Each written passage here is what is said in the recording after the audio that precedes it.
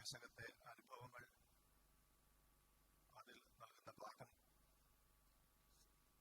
സമീപകാല പ്രതിസന്ധികൾ, ഭാവിയുടെ പ്രതീക്ഷകൾ, നാം സ്വീകരിക്കേണ്ട നയ സമീപനങ്ങൾ, ഇവയൊക്കെയും ചർച്ച ചെയ്യുന്നതിന് അനുഭവ സമ്പത്തുള്ള ഒരു പാനൽ നമ്മുടെ മുമ്പിലുണ്ട്. അത് പൂർവ്വകാല അനുഭവങ്ങൾ എന്ന് പറയുമ്പോൾ കഴിഞ്ഞ ഒരു ദശകം മാത്രമല്ല, സ്വാതന്ത്ര്യാനന്തര കേരളത്തിൽ സ്വയം പര്യാപ്തത എന്നത് മറ്റ് ഭക്ഷ്യവിഭവങ്ങൾക്ക് ഇല്ലാതിരുന്ന കാലത്തും ലഭ്യതയെന്നത് ഉറപ്പാക്കാൻ കഴിഞ്ഞ ഒരു മേഖല തന്നെയായിരുന്നു ക്ഷീര മേഖല. എന്നാൽ ഒരേ സമയം ഉത്പാദനം വർദ്ധിക്കുകയും അതോടൊപ്പം ഉപഭോഗവും മുമ്പോട്ട് പോവുകയും ചെയ്തപ്പോൾ സൃഷ്ടിക്കപ്പെടുന്ന പ്രതിസന്ധികൾ നാം സമീപകാലത്ത് കാണുന്നത്. ഈ വിഷയങ്ങൾ അതിന്റെ അർത്ഥ ഫലങ്ങൾ മനസ്സിലാക്കിക്കൊണ്ട് ചർച്ച ചെയ്യുവാൻ വേണ്ടിയാണ് ഇന്ന് ഈ പാനലിസ്റ്റുകളെ ക്ഷണിക്കുന്നത്. ഇതിൽ പങ്കെടുക്കുന്ന പാനലിസ്റ്റുകളെ പരിചയപ്പെടുത്തുന്നതിന് വേണ്ടി നമ്മുടെ റാപ്പോർട്ടിന് ശ്രീ ഡോക്ടർ തോമസിനെ ക്ഷണിക്കുന്നു. Thank you sir. കേരളത്തിലെ ക്ഷീരവികസനം കഴിഞ്ഞ ദശകത്തിൽ മുന്നോട്ടുള്ള പാത, പ്രശ്നങ്ങൾ, വെല്ലുവിളികൾ എന്നിവയെ സംബന്ധിച്ച് വിശദമായി ചർച്ച ചെയ്യുന്ന ഈ പാനൽ ചർച്ചയുടെ മോഡറേറ്റർ നമ്മുടെ ഏവരുടെയും പ്രിയങ്കരനായിട്ടുള്ള അധ്യാപകൻ professor doctor P Sudheer Babu സാറാണ്. Kerala veterinary and animal science സർവകലാശാലയിലെ ഡയറി എഞ്ചിനീയറിംഗ് വിഭാഗം പ്രൊഫസറാണ് doctor P Sudheer Babu. Academic, ഗവേഷണം, ഭരണ നിർവഹണം എന്നീ മേഖലകളിൽ 32 വർഷത്തെ അനുഭവ സമ്പത്ത് അദ്ദേഹത്തിനുണ്ട്. സർവകലാശാല registrar, dairy science faculty Dean എന്നീ പദവികളും അദ്ദേഹം വഹിച്ചിട്ടുണ്ട്. കേരള കാർഷിക സർവകലാശാലയിൽ നിന്ന് അഗ്രികൾച്ചർ എഞ്ചിനീയറിംഗിൽ ബിടെക്, നാഷണൽ ഡയറി റിസർച്ച് ഇൻസ്റ്റിറ്റ്യൂട്ടിൽ നിന്ന് ഡയറി എഞ്ചിനീയറിംഗിൽ എംടെക്, ഗാന്ധിഗ്രാം റൂറൽ ഇൻസ്റ്റിറ്റ്യൂട്ടിൽ നിന്ന് PhD എന്നിവ നേടിയിട്ടുണ്ട്. നെതർലാൻഡിലെ വാത്തിക്കാൻ സർവകലാശാലയിൽ നിന്ന് ഭക്ഷ്യസുരക്ഷാ ഭരണനിർവഹണത്തിൽ പരിശീലനം നേടിയിട്ടുണ്ട്. നബാർഡ് ധനസഹായത്തോടെയുള്ള ചെലവ് കുറഞ്ഞ മിനി മിൽക്ക് പ്രോസസിംഗ് സിസ്റ്റം ഉൾപ്പെടെ നിരവധി ഗവേഷണ പദ്ധതികൾക്ക് അദ്ദേഹം നേതൃത്വം നൽകിയിട്ടുണ്ട്. കേരള സർക്കാരിന്റെ വികേന്ദ്രീകൃത ആസൂത്രണ പരിപാടിയിൽ സജീവമായി പങ്കെടുക്കുന്ന അദ്ദേഹം കേരള സ്റ്റേറ്റ് പ്ലാനിംഗ് ബോർഡിന്റെ പെർസ്പെക്ടീവ് പ്ലാൻ 2030 തയ്യാറാക്കുന്നതിനുള്ള സാങ്കേതിക സമിതി അംഗമായിരുന്നു. 2023 Indian dairy association national fellowship നൽകി അദ്ദേഹത്തെ ആദരിച്ചു. നമ്മുടെ പ്രിയപ്പെട്ട മോഡറേറ്ററായ പ്രൊഫസർ ഡോക്ടർ സുധീർ ബാബു സാറിനെ ഈ പാനൽ ചർച്ചയിലേക്ക് ഹാർദവമായിട്ട് സ്വാഗതം ചെയ്യുന്നു.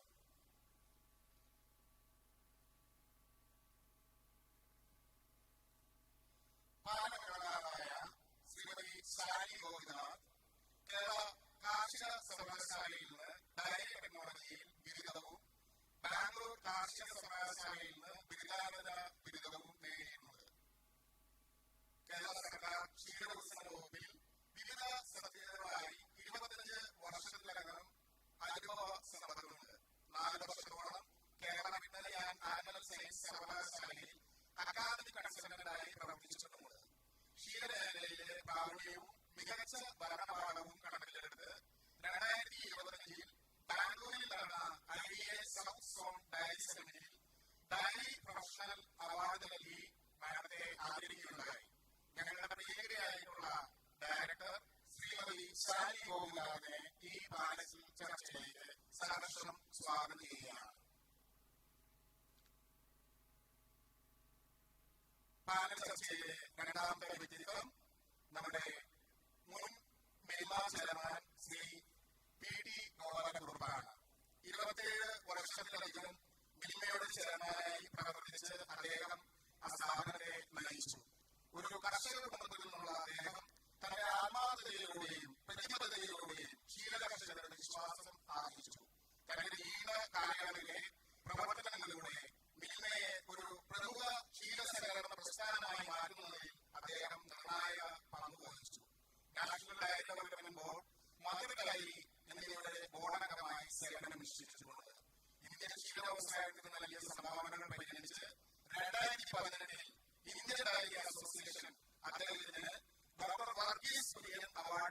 ആദരിക്കുകയുണ്ടായി. പ്രിയപ്പെട്ട മുൻ chairman Milma Shri P D Gopalkurup അവരുടെ സഹർഷം ഈ വേദിയിലേക്ക് സ്വാഗതം ചെയ്യുക. നമ്മുടെ പാനൽ ചർച്ചയിലെ മൂന്നാമത്തെ അംഗം Shri P Rajeev, managing director, Kerala livestock development board, Thiruvananthapuram. Annual reproduction and ഗൈനക്കോളജിയിൽ ബിരുദാനന്തര ബിരുദധാരിയായ അദ്ദേഹത്തിന് കേരള ലൈഫ് സ്റ്റോക്ക് ഡെവലപ്മെന്റ് ബോർഡിൽ 33 വർഷത്തിലധികം സേവന പാരമ്പര്യമുണ്ട്. നിലവിൽ KLB ബോർഡിലെ മാനേജിംഗ് ഡയറക്ടറായി അദ്ദേഹം പ്രവർത്തിക്കുകയാണ്. കന്നുകാലികളുടെ ബ്രീഡിംഗ് വാല്യൂ കണക്കാക്കുന്നതിനുള്ള ടെക്നിക്കൽ കമ്മിറ്റിയിലും ഗുജറാത്തിലെ തദ്ദേശീയ കന്നുകാലി ഇനങ്ങൾക്കായുള്ള സെന്റർ ഫോർ എക്സലൻസ് കമ്മിറ്റിയിലും അദ്ദേഹം അംഗമാണ്. അദ്ദേഹത്തിന് ഈ വേദിയിലേക്ക് സ്വാഗതം ചെയ്യുന്നു. ഈ പാനൽ ചർച്ചയിലെ മോഡലേറ്ററായ സുധീർ ബാബു സാറിനെ ഈ പാനൽ ചർച്ച നയിക്കുന്നതിന് വേണ്ടി സാദരം ക്ഷണിച്ചുകൊള്ളുകയാണ്. വിഷയാവതരണം ഒന്നാമത്തെ പാനലിസ്റ്റ് ശ്രീ ഷാലി ഗോപാലിനെ പ്രസംഗിക്കാനായി ക്ഷണിക്കുന്നു.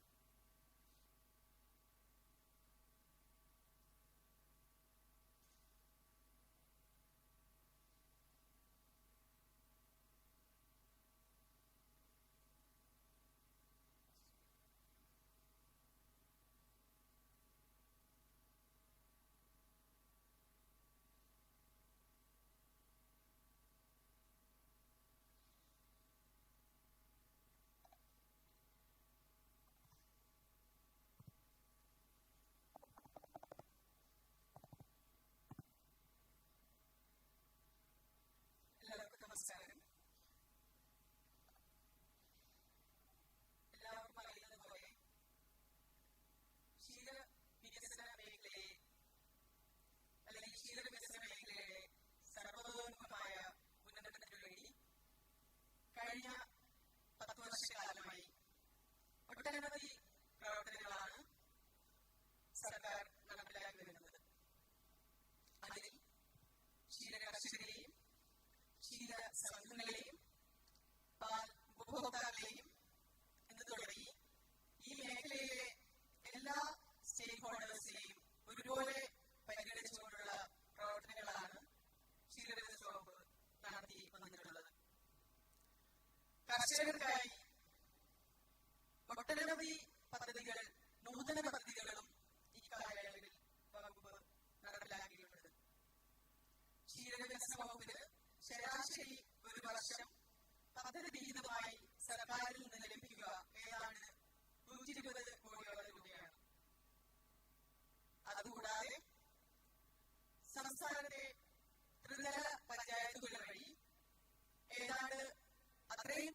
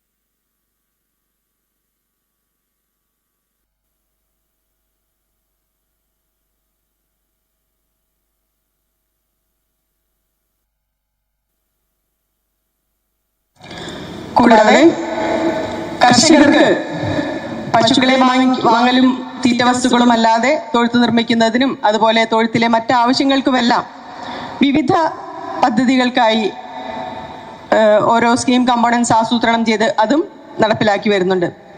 കർഷകർക്ക് വേണ്ടിയും ഇത്രയും പ്രവർത്തനങ്ങൾ ചെയ്യുന്നതോടൊപ്പം കർഷക പ്രസ്ഥാനത്തെ അല്ലെങ്കിൽ സംസ്ഥാനത്തെ സഹകരണ മേഖലയെ പിടിച്ചു നിർത്തുന്ന പ്രാഥമിക ക്ഷീരസംഘങ്ങൾക്കായും വിവിധ പദ്ധതി പ്രവർത്തനങ്ങൾ ക്ഷീരവികസന വകുപ്പ് നിലവിൽ ഏറ്റെടുത്ത് നടപ്പിലാക്കി വരുന്നുണ്ട്. സംഘങ്ങൾക്ക് കെട്ടിടം പണിയുന്നതിനും അല്ലെങ്കിൽ ഫാമേഴ്സ് ഫെസിലിറ്റേഷൻ സെന്റർ പണിയുന്നതിനും കാലിത്തീറ്റ സംഭരണ മുറികൾ സ്ഥാപിക്കുന്നതിനും FSSA ഗുണനിലവാര പ്രകാരമുള്ള ലാബുകൾ സ്ഥാപിക്കുന്നതിനും ഗുണനിലവാരം ഉള്ള പാൽ സംഭരിക്കുന്നതിന് വേണ്ട അടിസ്ഥാന സൗകര്യങ്ങൾ ഒരുക്കുന്നതിനും പാലിന്റെ ഗുണമേന്മ പരിശോധിക്കുന്നതിനുള്ള സൗകര്യങ്ങൾ നടപ്പിലാക്കുന്നതിനുമെല്ലാം ആവശ്യമായ പദ്ധതികൾ സംഘങ്ങൾക്കായി നടപ്പിൽ വരുത്തുന്നുണ്ട്. ഇതിനെല്ലാം ഉപരി ഇപ്പോൾ സംസ്ഥാനത്തെ ക്ഷീര സഹകരണ സംഘങ്ങൾക്കെല്ലാം ഒരു യൂണിഫൈഡ് സോഫ്റ്റ്വെയർ ഏതാണ്ട് അന്തിമഘട്ടത്തിലാണ്. നിലവിൽ പല സംഘങ്ങളിലും അല്ലെങ്കിൽ പല മേഖലകളിലും പലതരത്തിലുള്ള സോഫ്റ്റ്വെയർ ആണ് നടപ്പിലാക്കിക്കൊണ്ടിരിക്കുന്നത്. അതുകൊണ്ട് തന്നെ പാൽ വില നൽകുന്നതിലും എല്ലാം ഉള്ള വ്യത്യാസം പലയിടത്തും ഉണ്ടാവും. ഇതെല്ലാം പരിഹരിക്കുന്നതിനായി ഒരു ഏകീകൃത സോഫ്റ്റ്വെയർ ക്ഷീരശ്രീ അന്തിമഘട്ടത്തിലാണ്.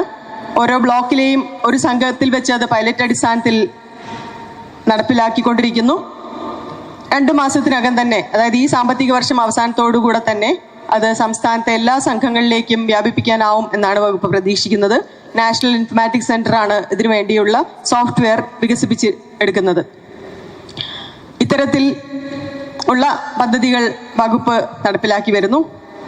ഇനി കോവിഡ് കാലത്ത് കർഷകർക്ക് നമുക്കറിയാം മൂവ്മെന്റ് റെസ്ട്രിക്ഷൻസ് എല്ലാ ഓഫീസുകളിലേക്കും എല്ലാം കടന്നു പോകുന്നതിനുള്ള ബുദ്ധിമുട്ടെല്ലാം ഉണ്ടായിരുന്നു. ആ സമയത്താണ് കർഷകർക്ക് ഓഫീസുകളിൽ എത്താതെ അല്ലെങ്കിൽ ക്ഷീരവികസന ഓഫീസുകളിൽ എത്താതെ തന്നെ വിവിധ പദ്ധതികളിലേക്ക് അപേക്ഷിക്കുന്നതിനും അതിനുള്ള ആനുകൂല്യം ലഭിക്കുന്നതിനുമുള്ള സൗകര്യം ഒരുക്കുന്നതിനായി വകുപ്പിന്റെ കർഷകർക്കുള്ള സേവനങ്ങളെല്ലാം തന്നെ ഓൺലൈൻ ആക്കുകയുണ്ടായി. ക്ഷീരശ്രീന്റെ ആദ്യത്തെ മോഡ്യൂളായിട്ട് ഗുണഭോക്താക്കൾക്ക് വേണ്ടിയുള്ള ഓൺലൈൻ സേവനങ്ങളാണ് നടപ്പിലാക്കിയത്. നിലവിൽ വകുപ്പിന്റെ എല്ലാ വ്യക്തിഗത ആനുകൂല്യങ്ങളും ക്ഷീരശ്രീ പോർട്ടൽ വഴിയാണ് ഗുണഭോക്താക്കൾക്ക് ലഭ്യമാകുന്നത്. അതുകൊണ്ട് തന്നെ ഗുണഭോക്തൃ തെരഞ്ഞെടുപ്പ് എളുപ്പവും കൂടുതൽ സുതാര്യവുമായി നടപ്പിലാക്കാനായിട്ട് വകുപ്പിന് സാധിക്കുന്നു. ഇത്തരത്തിൽ കാലത്തിനൊത്ത് കാലത്തിന്റെ ആവശ്യകതയ്ക്ക് അനുസരിച്ച് എന്തെല്ലാം പ്രവൃത്തികളാണോ ഈ മേഖലയിൽ നിന്നുള്ള സ്റ്റേക്ക് ഹോൾഡേഴ്സ് പ്രതീക്ഷിക്കുന്നത്, അത്തരത്തിൽ വൈവിധ്യങ്ങളായ പദ്ധതികൾ ആവിഷ്കരിച്ച് ക്ഷീരമേഖലയെ പിടിച്ചുയർത്താനും സ്വയം പര്യാപ്തതയിലേക്ക് നയിക്കാനുമുള്ള പദ്ധതികൾ ആവിഷ്കരിച്ച് വകുപ്പ് നടപ്പിലാക്കി വന്നിട്ടുണ്ട്.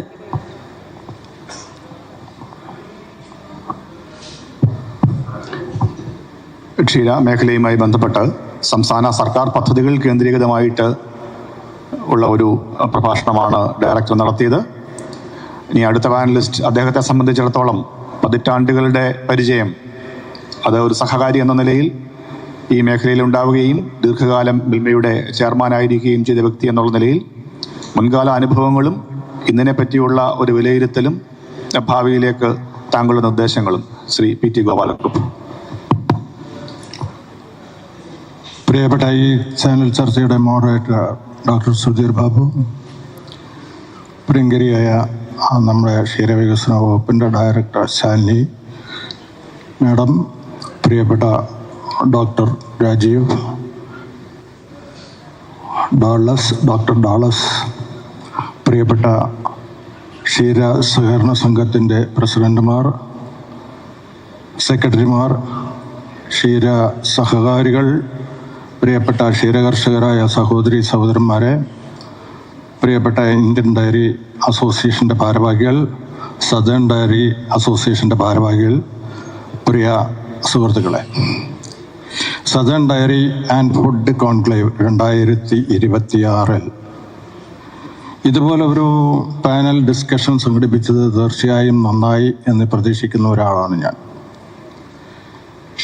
കഴിഞ്ഞ കാലങ്ങളിലെ ക്ഷീരമേഖലയുടെ വളർച്ചയും അതോടൊപ്പം ഉണ്ടായിട്ടുള്ള പ്രതിസന്ധികളെയും ഒക്കെ കുറിച്ച് സംസാരിക്കുമ്പോൾ എനിക്കറിയാം, ഞാൻ ഈ മലബാർ മേഖലാ യൂണിയൻ്റെ തുടക്കം മുതൽ ഇതിൻ്റെ ചീഫ് പ്രൊമോട്ടറായി 2018 വരെ ഈ മേഖലയിൽ സജീവമായി നിൽക്കുന്ന ഒരാളാണ്. അതുമാത്രമല്ല, ഇപ്പോൾ ഞാൻ സംഘത്തിൻ്റെ പ്രസിഡന്റ് കൂടിയാണ്. ക്ഷീരോത്പാദക സഹകരണ സംഘത്തിൻ്റെ പ്രസിഡന്റ് കൂടിയാണ്. നമുക്കറിയാം, ആദ്യ കാലഘട്ടത്തിൽ നമുക്ക് പാല് സംഭരണം, സംസ്കരണം, വിപണനം ഈ മേഖലകളിൽ വളരെ പ്രതിസന്ധി ഉണ്ടായിക്കൊണ്ടിരിക്കുന്ന ഒരു കാലഘട്ടത്തിൽ മലബാറിനെ സംബന്ധിച്ചാണെങ്കിൽ നോർത്ത് കേരള ഡയറി പ്രൊജക്റ്റ്, അതുപോലെ തന്നെ തെക്കൻ ജില്ലകളെ സംബന്ധിച്ചിടത്തോളം പറയുകയാണെങ്കിൽ ഓപ്പറേഷൻ ഫ്ലഡ് ബദ്ധമായിട്ടുള്ള പദ്ധതികൾ, ഇങ്ങനെ 3 മേഖലകളിൽ വിവിധ പദ്ധതികളിലൂടെ പാലിൻ്റെ സംഭരണത്തിലും അതുപോലെ തന്നെ സംസ്കരണത്തിലും വിപണനത്തിലും വലിയൊരു മാറ്റം ഉണ്ടാക്കിയെടുക്കാൻ കഴിഞ്ഞിട്ടുണ്ട്. ഒരുപാട് പ്രതിസന്ധികളെ ഈ കാലഘട്ടത്തിലൊക്കെ നേരിട്ടുണ്ട് എന്ന് നമുക്ക് എല്ലാവർക്കും അറിയാം. ഒരു ഘട്ടത്തിൽ പാലിന് വില കൊടുക്കാൻ പറ്റാത്ത സ്ഥിതിവിശേഷം ഉണ്ടായിട്ടുണ്ട്. കർഷകർ സംഭരിക്കുന്ന പാല് മുഴുവൻ സ്വീകരിക്കാൻ പറ്റാത്ത സ്ഥിതിവിശേഷം ഉണ്ടായിട്ടുണ്ട്. പാല് നമ്മൾ സംസ്കരിച്ച് പൗഡറാക്കുന്നതിനുള്ള തീരുമാനങ്ങൾ എടുക്കേണ്ടി വന്നിട്ടുണ്ട്. അതിനുള്ള സൗകര്യങ്ങൾ നമ്മുടെ കേരളത്തിൽ ഇല്ലാത്ത അവസ്ഥ വന്നിട്ടുണ്ട്. അതിൻ്റെയൊക്കെ അടിസ്ഥാനത്തിൽ ആലപ്പുഴയിൽ ഒരു പൗഡർ പ്ലാന്റ് ഉണ്ടായി. അത് ക്രമേണ അത് പാലൊന്നും ലഭ്യമല്ലാത്ത ഒരു സാഹചര്യത്തിൽ അത് നഷ്ടപ്പെടേണ്ട ഒരു സാഹചര്യം ഉണ്ടായി. പിന്നീട് ഇപ്പം മലപ്പുറം ജില്ലയിൽ നമുക്ക് സ്വന്തമായ ഒരു ഡയറി പ്ലാന്റ്, അതോടൊപ്പം തന്നെ ഒരു പൗഡർ പ്ലാന്റും നമുക്കുണ്ടായിട്ടുണ്ട്. പക്ഷേ ഈ കാലഘട്ടത്തിലൊക്കെ നമുക്ക് മനസ്സിലാകുന്ന ഒരു കാര്യം, പാല് എത്ര തന്നെ ഉണ്ടെങ്കിലും ഇപ്പോൾ സംഭരിക്കാനും സംസ്കരിക്കാനും വിപണനം നടത്താനും മൂല്യവർദ്ധിത ഉൽപ്പന്നങ്ങൾ ഉണ്ടാക്കി മാറ്റുന്നതിനുള്ള സംവിധാനം, ഈ സംവിധാനങ്ങളൊക്കെ നിലനിൽക്കുമ്പോൾ ഇത് തുടർന്നു കൊണ്ടുപോകുന്നതിന് ആവശ്യമായ പാല് നമ്മുടെ സംസ്ഥാനത്ത് ലഭ്യമാകുന്നില്ല എന്നുള്ള ശ്രദ്ധേയമായ ഒരു കാര്യമാണ്. ബഹുമാനപ്പെട്ട ഡയറക്ടർ ഇവിടെ സൂചിപ്പിച്ചു, പാലിൻ്റെ സ്വയം പര്യാപ്തതയിലേക്കുള്ള ഒരുപാട് പരിപാടികൾ കേരള ഗവൺമെൻറ്റിൻ്റെ ഭാഗത്തുനിന്ന് ഒരുപാട് നടപടിക്രമങ്ങൾ, അതോടൊപ്പം ക്ഷീരവികസന വകുപ്പിൻ്റെ പ്രവർത്തനങ്ങളൊക്കെ ഉണ്ടായിട്ടുണ്ട് എന്നുള്ളത് സത്യമാണ്. ഈ മേഖലയിൽ ഇത്രമാത്രം സൗകര്യങ്ങൾ കിട്ടുന്ന മറ്റൊരു മേഖല നമ്മുടെ സംസ്ഥാനത്തിൽ കാർഷിക മേഖലയില്ല. ഇതിന് എല്ലാ തരത്തിലുള്ള പ്രൊട്ടക്ഷനും നമുക്കുണ്ട് എന്നുള്ളത് ശരിയാണ്. സ്ഥിരമായ വിലയും സ്ഥിരമായ വിപണിയും ഒക്കെ ഉറപ്പുവരുത്തി നമുക്ക് മുന്നോട്ട് പോകാൻ കഴിയുന്നു. പക്ഷേ നമ്മുടെ ആവശ്യത്തിനുള്ള പാല് നമുക്ക് ലഭ്യമാകുന്നില്ല എന്നുള്ളത് ശ്രദ്ധേയമായ ഒരു കാര്യമാണ്. അത് എങ്ങനെ നമുക്ക് ആ സ്വയം പര്യാപ്തതയിലേക്ക് എത്താൻ പറ്റും എന്നുള്ള കാര്യത്തെ സംബന്ധിച്ച് കൂടുതൽ ചിന്തിക്കേണ്ട ഒരു കാര്യമാണ്. ഈ കഴിഞ്ഞ നമ്മൾ 10 വർഷത്തെ കാര്യങ്ങൾ നമ്മൾ പരിശോധിക്കുമ്പോൾ ഒരുപാട് പ്രതിസന്ധികളുടെ കാലഘട്ടമാണ് എന്ന് ഞാൻ നേരത്തെ സൂചിപ്പിച്ചു. അപ്പം നേരത്തെ മാഡം ഇവിടെ സൂചിപ്പിച്ചു, കോവിഡിൻ്റെ കാലഘട്ടത്തിലൊക്കെ തന്നെ കർഷകരെ സംബന്ധിച്ചിടത്തോളം വലിയ പ്രതിസന്ധി ഇല്ലാതെ മിൽമ ഇവിടെ ഉള്ള പാല് സംഭരിക്കുകയും സംസ്കരിക്കാൻ ബുദ്ധിമുട്ടുണ്ടാകുന്ന സാഹചര്യത്തിൽ അന്യ സംസ്ഥാനങ്ങളെ ആശ്രയിക്കുന്ന സ്ഥിതിവിശേഷം ഉണ്ടായിട്ടുണ്ട് എന്നത് യാഥാർത്ഥ്യമാണ്. ആ ഘട്ടത്തിൽ നമ്മുടെ പാല് സ്വീകരിക്കാത്ത അവസ്ഥകൾ പലപ്പോഴും ഉണ്ടായപ്പോഴാണ് സ്വന്തമായ പൗഡർ പ്ലാന്റ് എന്നുള്ള നിലയ്ക്ക് തന്നെ കേരള സർക്കാർ തന്നെ താല്പര്യമെടുത്തുകൊണ്ട്, മിൽമയും കൂടി താല്പര്യമെടുത്തുകൊണ്ട് നമ്മുടെ മൂർഖനാട് ഒരു പൗഡർ പ്ലാന്റ് നമുക്ക് യാഥാർത്ഥ്യമാക്കിയിട്ടുണ്ട്. പക്ഷേ ഞാനിത് പറയുമ്പോൾ നമുക്ക് ആവശ്യത്തിനുള്ള പാല് ഇനിയും നമുക്ക് ലഭ്യമാകേണ്ടതുണ്ട്. കർഷകരെ സംബന്ധിച്ചിടത്തോളം ഇപ്പോൾ ഞാനൊരു കർഷകനാണ്. കാർഷിക മേഖലയിൽ ഇപ്പോൾ ഉള്ള പ്രതിസന്ധി ഉൽപാദന ചെലവ് വളരെയേറെ കൂടിക്കൊണ്ട്, ശരിക്ക് സത്യസന്ധമായി പറയുകയാണെങ്കിൽ ഈ കൃഷി ലാഭകരമല്ല എന്നുള്ളതാണ് അതിൻ്റെ ഒരു മറ്റൊരു സ്ഥിതിവിശേഷം. ഇപ്പോൾ 1, 2, 3 പശുക്കൾ വളർത്തിയിട്ടുള്ള ആളുകളൊക്കെ ഈ മേഖലയിൽ നിന്ന് മാറിക്കൊണ്ടിരിക്കുകയാണ്. ഇപ്പോൾ നമ്മൾക്ക് ഇവിടെ നിലനിൽക്കുന്നത് തന്നെ, നമ്മുടെ സംഘമൊക്കെ പിടിച്ചു നിൽക്കുന്നത് തന്നെ അവിടെയും ഇവിടെയൊക്കെ 10 പശുക്കളും 20 പശുക്കളുമുള്ള ഫാമുകൾ ഉള്ളത് കൊണ്ടാണ്. അവരത് കൈകാര്യം ചെയ്യുന്നത് കൊണ്ടും വലിയ നഷ്ടമില്ലാതെ അവരത് കൈകാര്യം ചെയ്യുന്നത് കൊണ്ടാണ് ആ രീതിയിൽ നമ്മൾ പിടിച്ചിരിക്കുന്നത്. ഒരു ഘട്ടത്തിൽ നമ്മളെ ക്ഷീര കർഷകരെ, അതായത് 1, 2 പശുക്കളെ വളർത്തിയിരുന്ന ആളുകൾക്ക് അത് അവരെ പ്രോത്സാഹിപ്പിക്കുക, ഒരുപാട് പരിപാടികൾ നമ്മൾ ആസൂത്രണം ചെയ്തു വന്നിട്ടുണ്ട്. പക്ഷെ അത് മാത്രം പോരാ. ഇന്നുള്ള സാഹചര്യത്തിൽ ക്ഷീര സഹകരണ സംഘങ്ങൾക്ക് തന്നെ പിടിച്ചു നിൽക്കണമെങ്കിൽ അവരെ സംഘത്തിൽ പാല് സംഭരണം ഉണ്ടാകണം. എങ്കിൽ മാത്രമേ അവരുടെ ദൈനംദിന കാര്യങ്ങൾ നടന്നു പോവുകയുള്ളൂ. ആ സാഹചര്യത്തിലേക്ക് ഞാൻ പല സംഘ പ്രസിഡന്റുമാരുമായി സംസാരിച്ചപ്പോൾ പാലിൻ്റെ ഉൽപ്പാദനത്തിൽ കുറവുണ്ടായിക്കൊണ്ടിരിക്കുന്നു എന്നുള്ളതാണ് അറിയാൻ കഴിഞ്ഞിട്ടുള്ളത്. അപ്പോൾ ആ സാഹചര്യത്തിന് കാതലായ മാറ്റങ്ങൾ ഉണ്ടാക്കാൻ എന്ത് എന്നുള്ളതിനെ സംബന്ധിച്ച് കഴിഞ്ഞ 10 വർഷത്തെ അനുഭവത്തിൽ നിന്ന് നമ്മൾ എന്തൊക്കെ പഠിച്ചു, അതൊരു പ്രധാനമായ ഒരു കാര്യമാണ്. അത് ഒരു ഘട്ടത്തിൽ പാൽ സംഭരണം ഇല്ലാതിരുന്നപ്പോൾ നമ്മുടെ മിൽമയുടെ ആഭിമുഖ്യത്തിലും അതുപോലെ തന്നെ ഡയറി ഡിപ്പാർട്ട്മെന്റിന്റെ ഭാഗത്തുനിന്നും ഒക്കെ തന്നെ പാലുൽപാദന വർധനവിന് ആവശ്യമായ പ്രോത്സാഹനങ്ങൾ ധാരാളം ഉണ്ടായിട്ടുണ്ട്. അത് ഡിപ്പാർട്ട്മെന്റ് തലത്തിൽ തന്നെ പശുക്കളെ വാങ്ങാനും അത് കർഷകരെ പ്രോത്സാഹിപ്പിക്കാനും ഒക്കെ സംവിധാനങ്ങൾ ഉണ്ടായിട്ടുണ്ടെന്നുള്ളത് യാഥാർത്ഥ്യമാണ്. ഇന്നിപ്പോൾ ഈ സംവിധാനങ്ങളെ വളരെ കുറഞ്ഞിരിക്കുന്നു എന്നുള്ളതും ഒരു യാഥാർത്ഥ്യമാണ്. പണ്ട് ഇപ്പം നമുക്കറിയാം, ഈ കർഷകർക്ക് ലോൺ കൊടുക്കുന്ന കാര്യത്തിൽ ബാങ്കുകൾ വരെ വളരെയേറെ താല്പര്യം കാണിച്ചിരുന്നു. ഇപ്പോൾ ആ താല്പര്യം അത്രമാത്രം ഇല്ല. വലിയ ഫാമുകൾക്കൊക്കെ ലോൺ കൊടുക്കാനുള്ള താല്പര്യമാണ് ഈ ബാങ്കുകൾക്കൊക്കെ ഉള്ളത്. കാരണം അവരുടെ തിരിച്ചടവും മറ്റുള്ള കാര്യങ്ങളുമൊക്കെയാണ്. ഇപ്പോൾ സംഘം നേതൃത്വം നൽകി അത് കൊടുക്കാമെന്ന് പറഞ്ഞാൽ തന്നെ ഇപ്പോഴത്തെ പാലിൻ്റെ വരുമാനം കൊണ്ട് അവൻ്റെ തിരിച്ചടവ് യാഥാർത്ഥ്യമാകുന്നില്ല എന്നുള്ള ഒരു സത്യവും കൂടിയുണ്ട്. അപ്പം നമ്മൾ ഒരു കാര്യം കൂടി നമ്മൾ ചെയ്യേണ്ടതുള്ളത്, ഒരു ഘട്ടത്തിൽ നമ്മൾ ഉൽപ്പാദിപ്പിക്കുന്ന പാല് ഞാൻ വയനാട്ടുകാരനാണ്. അവിടെ ഒരു സമയത്ത് നമ്മൾ ഉൽപ്പാദിപ്പിക്കപ്പെടുന്ന പാല് സംഭരിക്കാൻ ആളില്ലാത്ത സ്ഥിതിയിൽ അത് ഒഴുക്കി കളഞ്ഞ ചരിത്രം നമ്മുടെ മുമ്പിലുണ്ട്. അത് ഒഴുക്കി കളയാന്ന് പറഞ്ഞു കഴിഞ്ഞാൽ പത്രങ്ങളിലൊക്കെ വാർത്ത വന്നിരുന്നു. തേനും പാലും ഒഴുകുന്ന നാട് വയനാട് എന്ന് പറഞ്ഞിട്ടൊക്കെ വന്നിരുന്നു. ആ ഒരു സാഹചര്യത്തിൽ നമ്മൾ എന്ത് ചെയ്യും എന്നതിനെ പറ്റി ആലോചിച്ചപ്പോഴാണ് നമ്മൾ ശരിക്കും പറഞ്ഞാൽ ഞാൻ നേരത്തെ സൂചിപ്പിച്ചു, സ്വിസ് ഡെവലപ്മെന്റ് കോർപ്പറേഷന്റെ സാമ്പത്തിക സഹായത്തോടു കൂടി ഇവിടെ നടപ്പാക്കിയിട്ടുള്ള സമഗ്ര ക്ഷീര വികസന പരിപാടി, അത് ഇവിടെ ഓരോ തലത്തിലും സംഘങ്ങളുടെ ആനന്ദ് പാറ്റേൺ കോപ്പറേറ്റീവ് സൊസൈറ്റീസ് രൂപീകരിക്കുക. അപ്പോൾ തെക്കൻ ജില്ലകളിൽ ഓപ്പറേഷൻ ഫ്ലഡ് പദ്ധതിയുടെ ഭാഗമായിട്ടാണ് അവിടെ രൂപീകരിച്ച് അതിൻ്റെ പ്രവർത്തനം ആരംഭിച്ചു. അവിടെ 2 മേഖലാ യൂണിയൻ നിലവിൽ വന്നു. തിരുവനന്തപുരം അതുപോലെ തന്നെ എറണാകുളം മേഖലാ യൂണിയൻ വന്നു. 1990 മലബാർ മേഖലാ യൂണിയൻ നിലവിൽ വന്നത്. ഈ മേഖലാ യൂണിയൻ നിലവിൽ വരുന്നതിന് മുമ്പ് 3 മിൽക്ക് യൂണിയൻസ് ഉണ്ടായിരുന്നു. ആ 3 മിൽക്ക് യൂണിയൻസ് അവരുടെ ആവശ്യത്തിനുള്ള പാല് സംഭരിച്ച് സംസ്കരിച്ച് വിപണനം നടത്തുക. അധികം വരുന്ന പാല് കർഷകരിൽ നിന്ന് സംഭരിക്കാത്ത സ്ഥിതിവിശേഷം ഉണ്ടായിരുന്നു. ആ സാഹചര്യത്തെയൊക്കെ മാറ്റി നിർത്തിക്കൊണ്ട് ഈ നേരത്തെ ഞാൻ സൂചിപ്പിച്ച മലബാറിന്റെ സമഗ്ര ക്ഷീര വികസനം ലക്ഷ്യമാക്കിയിട്ടുള്ള ഈ SDCയുടെ പദ്ധതി അത് ഇവിടെ നടപ്പാക്കുന്നതിന് അന്നത്തെ ക്ഷീരവികസന വകുപ്പ് മന്ത്രി ചന്ദ്രശേഖർ അദ്ദേഹം നേതൃത്വം നൽകിക്കൊണ്ട് ഈ വളരെ ആത്മാർത്ഥമായ ക്ഷീരവികസന വകുപ്പും അതുപോലെ തന്നെ ഒക്കെ ഇടപെട്ടുകൊണ്ട് വേണം മലബാർ മേഖലയിൽ ഇതിൻ്റെ ഒരു തുടക്കം കുറിച്ച്. ആ തുടക്കം കുറിച്ച അന്ന് മുതൽ പല പ്രതിസന്ധികളും ഉണ്ടായിട്ടുണ്ട്. കാരണം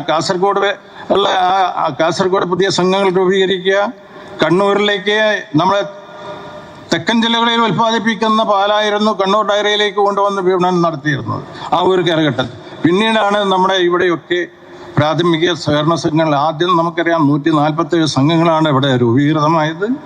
ആ സംഘങ്ങളുടെ ചീഫ് പ്രൊമോട്ടർ എന്നുള്ള നിലയ്ക്ക് ഞാൻ അതിൻ്റെ അകത്ത് വന്നു.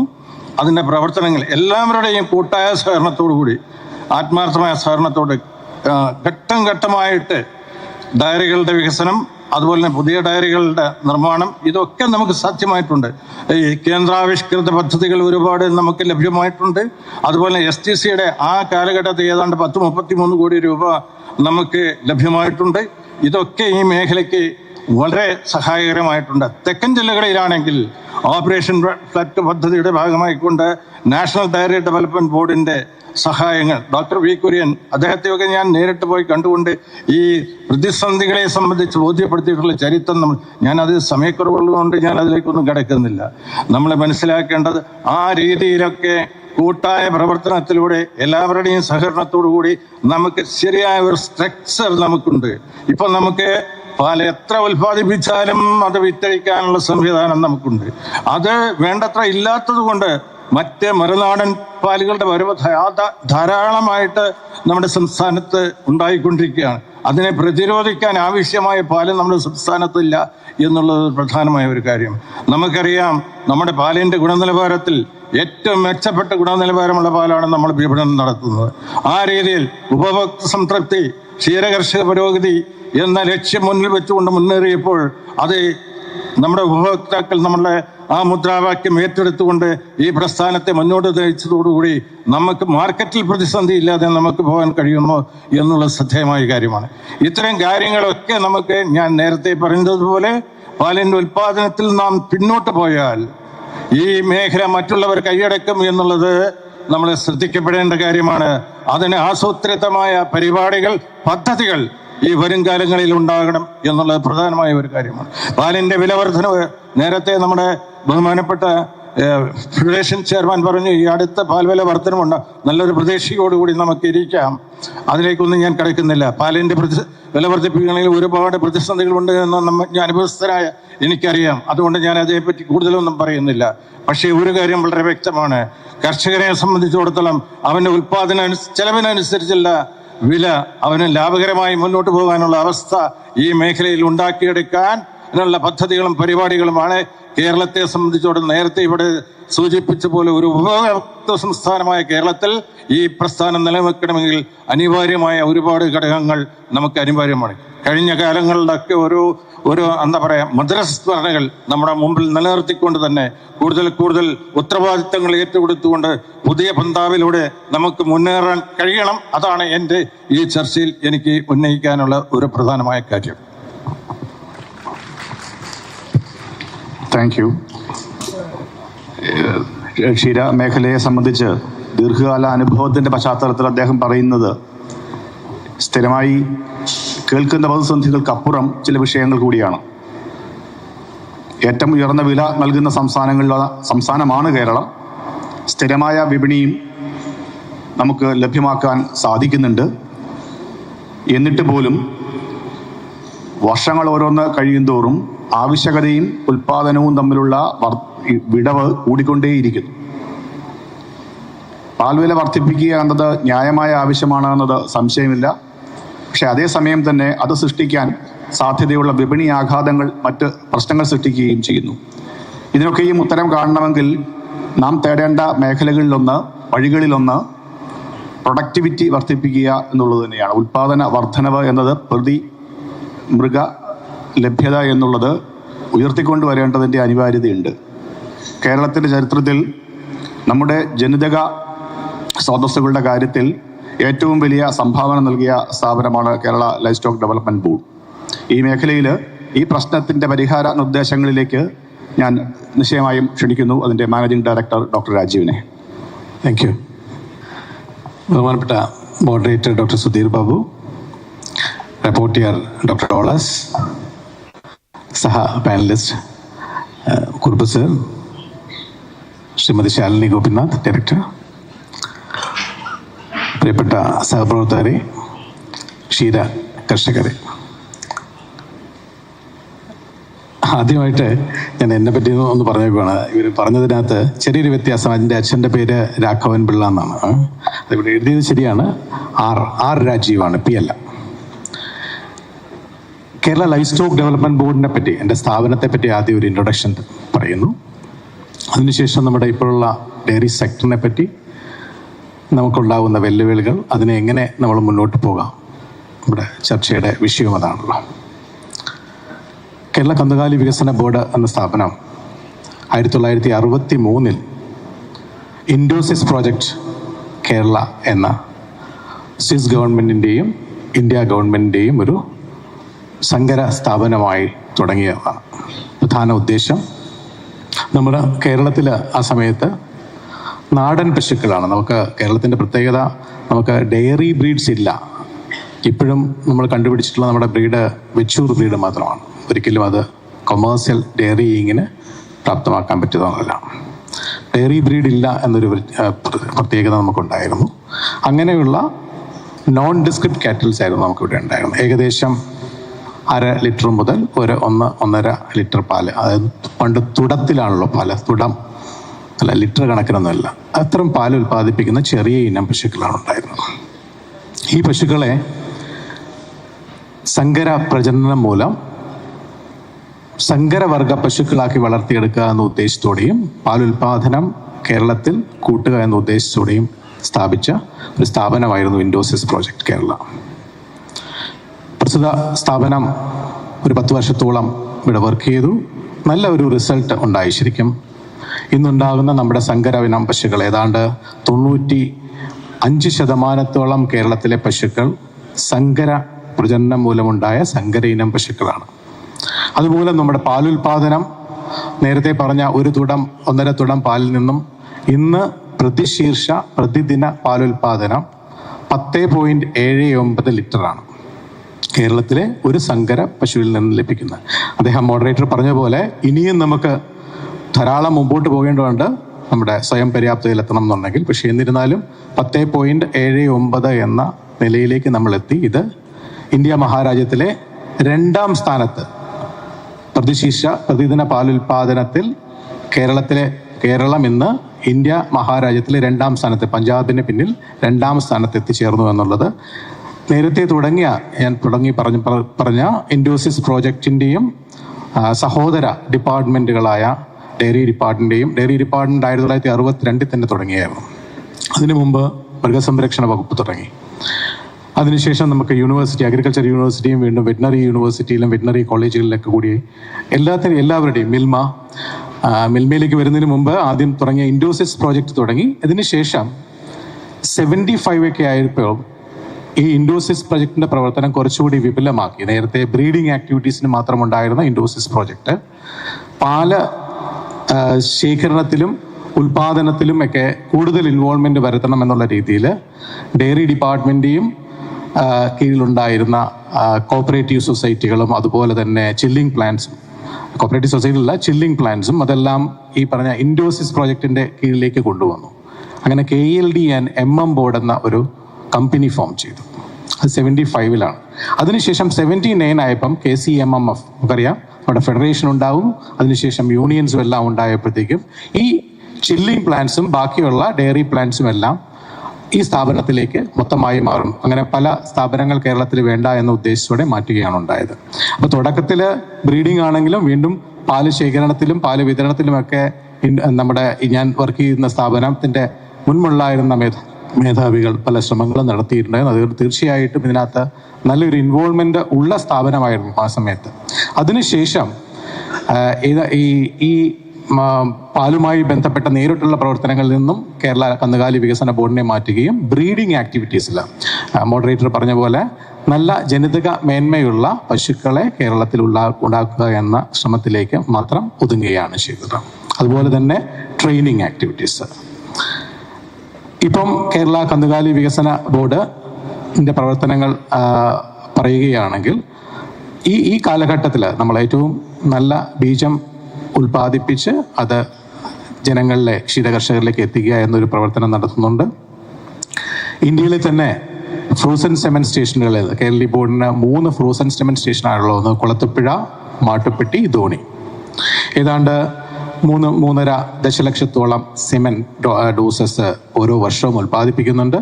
കേരളത്തിൽ ഏതാണ്ട് ഒരു 1.2 മില്യൺ ഡോസാണ് ചിലവാക്കുന്നത്. ബാക്കി നമുക്ക് ഇന്ത്യയിലെ മറ്റ് സ്റ്റേറ്റുകളിലേക്കാണ് എത്തിച്ചു കൊടുക്കുന്നത്.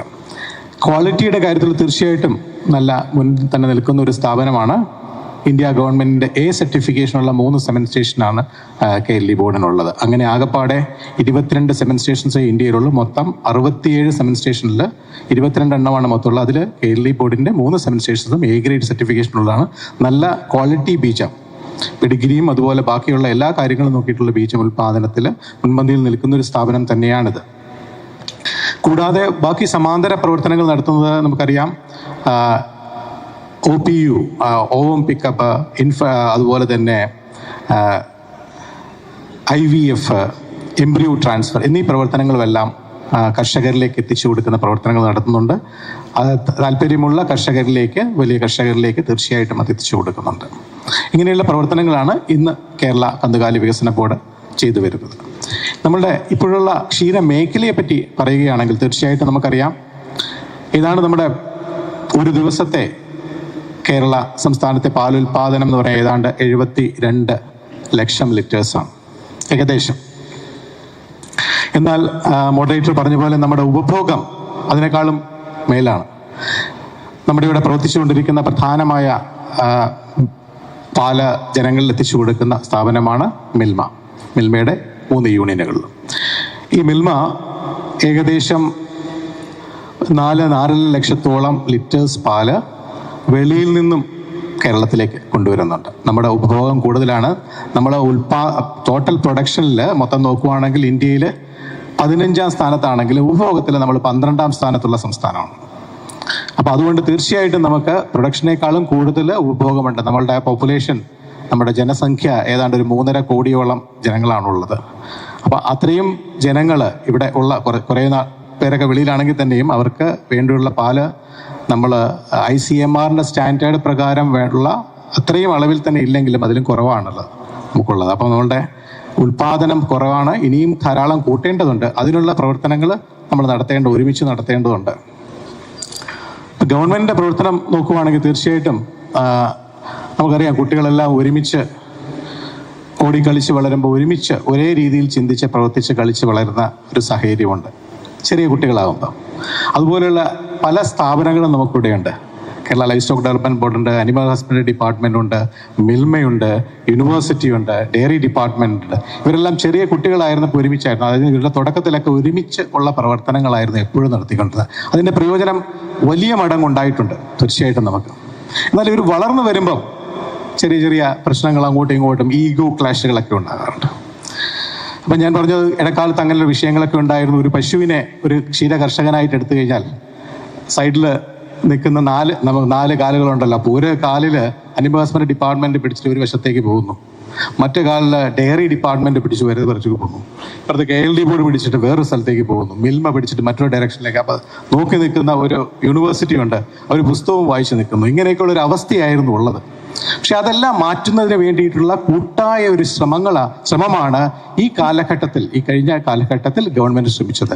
അങ്ങനെ ഒരുമിച്ച് നിന്ന് ആ ക്ഷീര കർഷകരെ പരിപാലിച്ച് അതിനാവശ്യമുള്ള എല്ലാം കൊടുത്ത് വളർത്തിയെടുത്തു വരുന്നതിന് വേണ്ടിയിട്ടുള്ള ഒരു വലിയൊരു ശ്രമം നമ്മുടെ സർക്കാരും വിവിധ ഏജൻസികളും ഒരുമിച്ച് പ്രവർത്തിച്ചു എന്നുള്ളതാണ് ഇപ്പോഴുള്ള ഒരു മുന്നേറ്റം നമുക്ക് ഉണ്ടാകുവാനുള്ള സാധ്യതയുണ്ടായത്. പാലുൽപാദനത്തിൽ തീർച്ചയായിട്ടും നമ്മൾ സ്വയം പര്യാപ്തതയിലെത്തിയിട്ടില്ല. ഇനിയും ധാരാളം മുമ്പോട്ട് പോകേണ്ടതായിട്ടുണ്ട്. അതിനു വേണ്ടിയിട്ടുള്ള എല്ലാ ശ്രമങ്ങളും നല്ല രീതിയിൽ തന്നെ മുൻപോട്ട് പോകും എന്ന് വീണ്ടും ഓർപ്പിച്ചുകൊണ്ട് താങ്ക് യു. ഈ അവതരണങ്ങൾ മൊത്തം കേട്ടുകൊണ്ടിരുന്ന ഒരാളെന്നുള്ള നിലയിൽ സ്വാഭാവികമായും ഈ ഏറ്റവും ആദ്യം പറഞ്ഞ കാര്യത്തിൽ നിന്ന് ആരംഭമിട്ടാൽ അത് 2 പേർ സൂചിപ്പിച്ചതിൻ്റെ ഒരു പൊതു രീതിയുമുണ്ട്. പരിമിത കർഷകർക്ക് വേണ്ടി, നാമമാത്ര കർഷകർക്ക് വേണ്ടി ഊന്നൽ നൽകുന്ന നിരവധി പദ്ധതികൾ സംസ്ഥാന സർക്കാരിൻ്റെതായിട്ടുണ്ട്. അത് ഉൽപാദനം നിലനിർത്തുന്ന കാര്യത്തിലാവട്ടെ, അല്ലെങ്കിൽ കേവല ദാരിദ്ര്യ നിർമ്മാർജ്ജനത്തിൻ്റെ കാര്യത്തിലാവട്ടെ, അതിന് അർത്ഥതലങ്ങളുമുണ്ട്. പക്ഷെ ഒരു വ്യവസായം എന്നുള്ള നിലയിൽ പലപ്പോഴും നേരിടുന്ന പ്രതിസന്ധി ആ തുച്ഛമായ അളവിലുള്ള പാലിൻ്റെ കൊണ്ട് തീരുന്നതല്ല. ശ്രീ PT ഗോപാലക്കുറുപ്പ് സൂചിപ്പിക്കുകയും ചെയ്തു. സമീപകാലത്ത് അങ്ങനെയുള്ളവർ പലരും വിട്ടൊഴിഞ്ഞു പോകുമ്പോൾ കുറേയെങ്കിലും സഹകരണ സംഘങ്ങൾ നിലനിൽക്കുന്നതിൻ്റെ അടിസ്ഥാന കാരണങ്ങളിലൊന്ന് ലാർജ് സ്കെയിൽ പ്രൊഡക്ഷൻ സാധ്യമാകുന്ന കുറച്ച് ഫാമുകൾ ഉണ്ട് എന്നുള്ളതാണ്. പക്ഷേ പദ്ധതികളെപ്പറ്റി നാം ഒരു താരതമ്യം ചെയ്യുമ്പോൾ സംസ്ഥാന സർക്കാർ മുമ്പോട്ട് വയ്ക്കുന്ന പദ്ധതികളിൽ കൂടുതലും നേരത്തെ സൂചിപ്പിച്ച പരിമിത കർഷകർക്ക് വേണ്ടിയുള്ളത് തന്നെയാണ്. അവർക്ക് നൽകേണ്ടതുമാണ്, സംശയമില്ല കാര്യത്തിൽ. നേരെ മറിച്ച് കേന്ദ്ര പദ്ധതികൾ ഒറ്റനോട്ടം നടത്തുകയാണെങ്കിൽ animal husbandry infrastructure development fund ഉൾപ്പെടെയുള്ളവയെല്ലാം വലിയ നിക്ഷേപം ആവശ്യമുള്ള വൻകിട പദ്ധതികൾക്ക് വേണ്ടി മാത്രമുള്ളതാണ്. ഇതിനിടയിൽ ഒരിടമുണ്ട്. ഇതിനിടയിൽ വളർന്നു വരേണ്ട ഒരു മീഡിയം സ്കെയിൽ പ്രൊഡക്ഷൻ യൂണിറ്റുകളുടെ ഒരു അനിവാര്യതയുണ്ട്. അതിനായുള്ള പദ്ധതികൾ മുമ്പോട്ട് വെക്കേണ്ടതല്ലേ, അത്തരമൊരു സാധ്യതയില്ലേ എന്നുള്ളതിനെപ്പറ്റി പാനലിസ്റ്റുകളുടെ അഭിപ്രായം പറഞ്ഞാൽ കൊള്ളാം.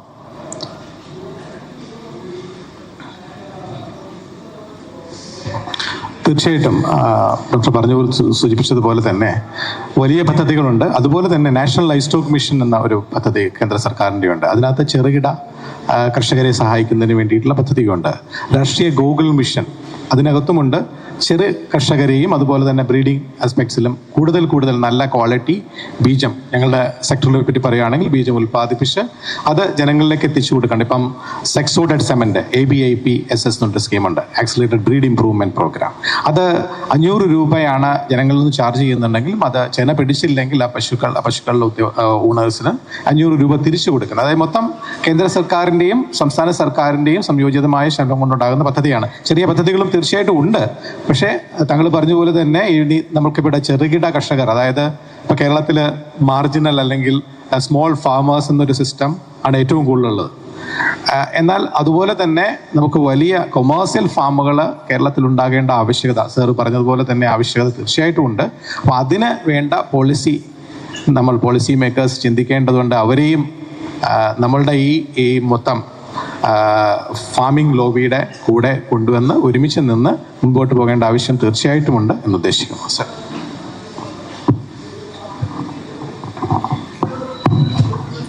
സാറ് പറഞ്ഞതുപോലെ ചെറുകിട കർഷകർക്കുള്ള പദ്ധതികളാണ് കൂടുതലായും ക്ഷീരവികസന വകുപ്പ് നടപ്പിലാക്കുന്നത് എങ്കിലും 10 പശുക്കൾക്കും 20 പശുക്കൾക്കും അതുപോലെ യുവ സംരംഭകർക്ക് ഇതിലേക്ക് കടന്നു വരുന്നതിൽ നമുക്കറിയാം കേരളത്തിൽ പൊതുവെ വൈറ്റ് കോളർ ജോബിനോടുള്ള ആഭിമുഖ്യം കൂടുതലാണ്. നമ്മുടെ വലിയ ഫാമുകളിലൊക്കെ പണിയെടുക്കുന്ന തൊഴിലാളികളെ നോക്കിയാലും എല്ലാം അന്യസംസ്ഥാന തൊഴിലാളികളാണ്. നമ്മുടെ പുതുതലമുറ ഇതിലേക്ക് കടന്നു വരുന്നത് വളരെ കുറവാണ്, ഉണ്ട് എന്നാൽ പോലും. അപ്പം അത്തരത്തിലുള്ള കർഷകർക്ക് വേണ്ടിയിട്ടായിട്ടുള്ള അത്തരത്തിൽ തലമുറയെ ആകർഷിക്കുന്നതിനുള്ള സ്മാർട്ട് യുവ എന്നുള്ള ഒരു സ്മാർട്ട് ഡയറി ഫാം 5 ലക്ഷം രൂപ വരെ ധനസഹായം നൽകിക്കൊണ്ടുള്ള പദ്ധതി തുടങ്ങി. പുൽകൃഷിയുടെ കാര്യത്തിലാണെങ്കിൽ തരിശു ഭൂമിയിൽ 1 ഹെക്ടർ സ്ഥലത്ത് പുൽകൃഷി ചെയ്യുന്നതിനുള്ള പദ്ധതി തുടങ്ങി സംരംഭകർക്കായുള്ള പദ്ധതികളും നിലവിൽ വകുപ്പ് നടപ്പിലാക്കി വരുന്നുണ്ട്. അതിലും നേരത്തെ ഞാൻ സൂചിപ്പിച്ചതുപോലെ വലിയ സംരംഭങ്ങൾക്കായി ബാങ്ക് ലോൺ എടുക്കുന്ന കർഷകർക്ക് പലിശ മുഴുവൻ തന്നെ സബ്സിഡി ആയിട്ട് കൊടുക്കുന്ന പദ്ധതി, ഇതെല്ലാം ചെറിയ ഉദാഹരണങ്ങളാണ്.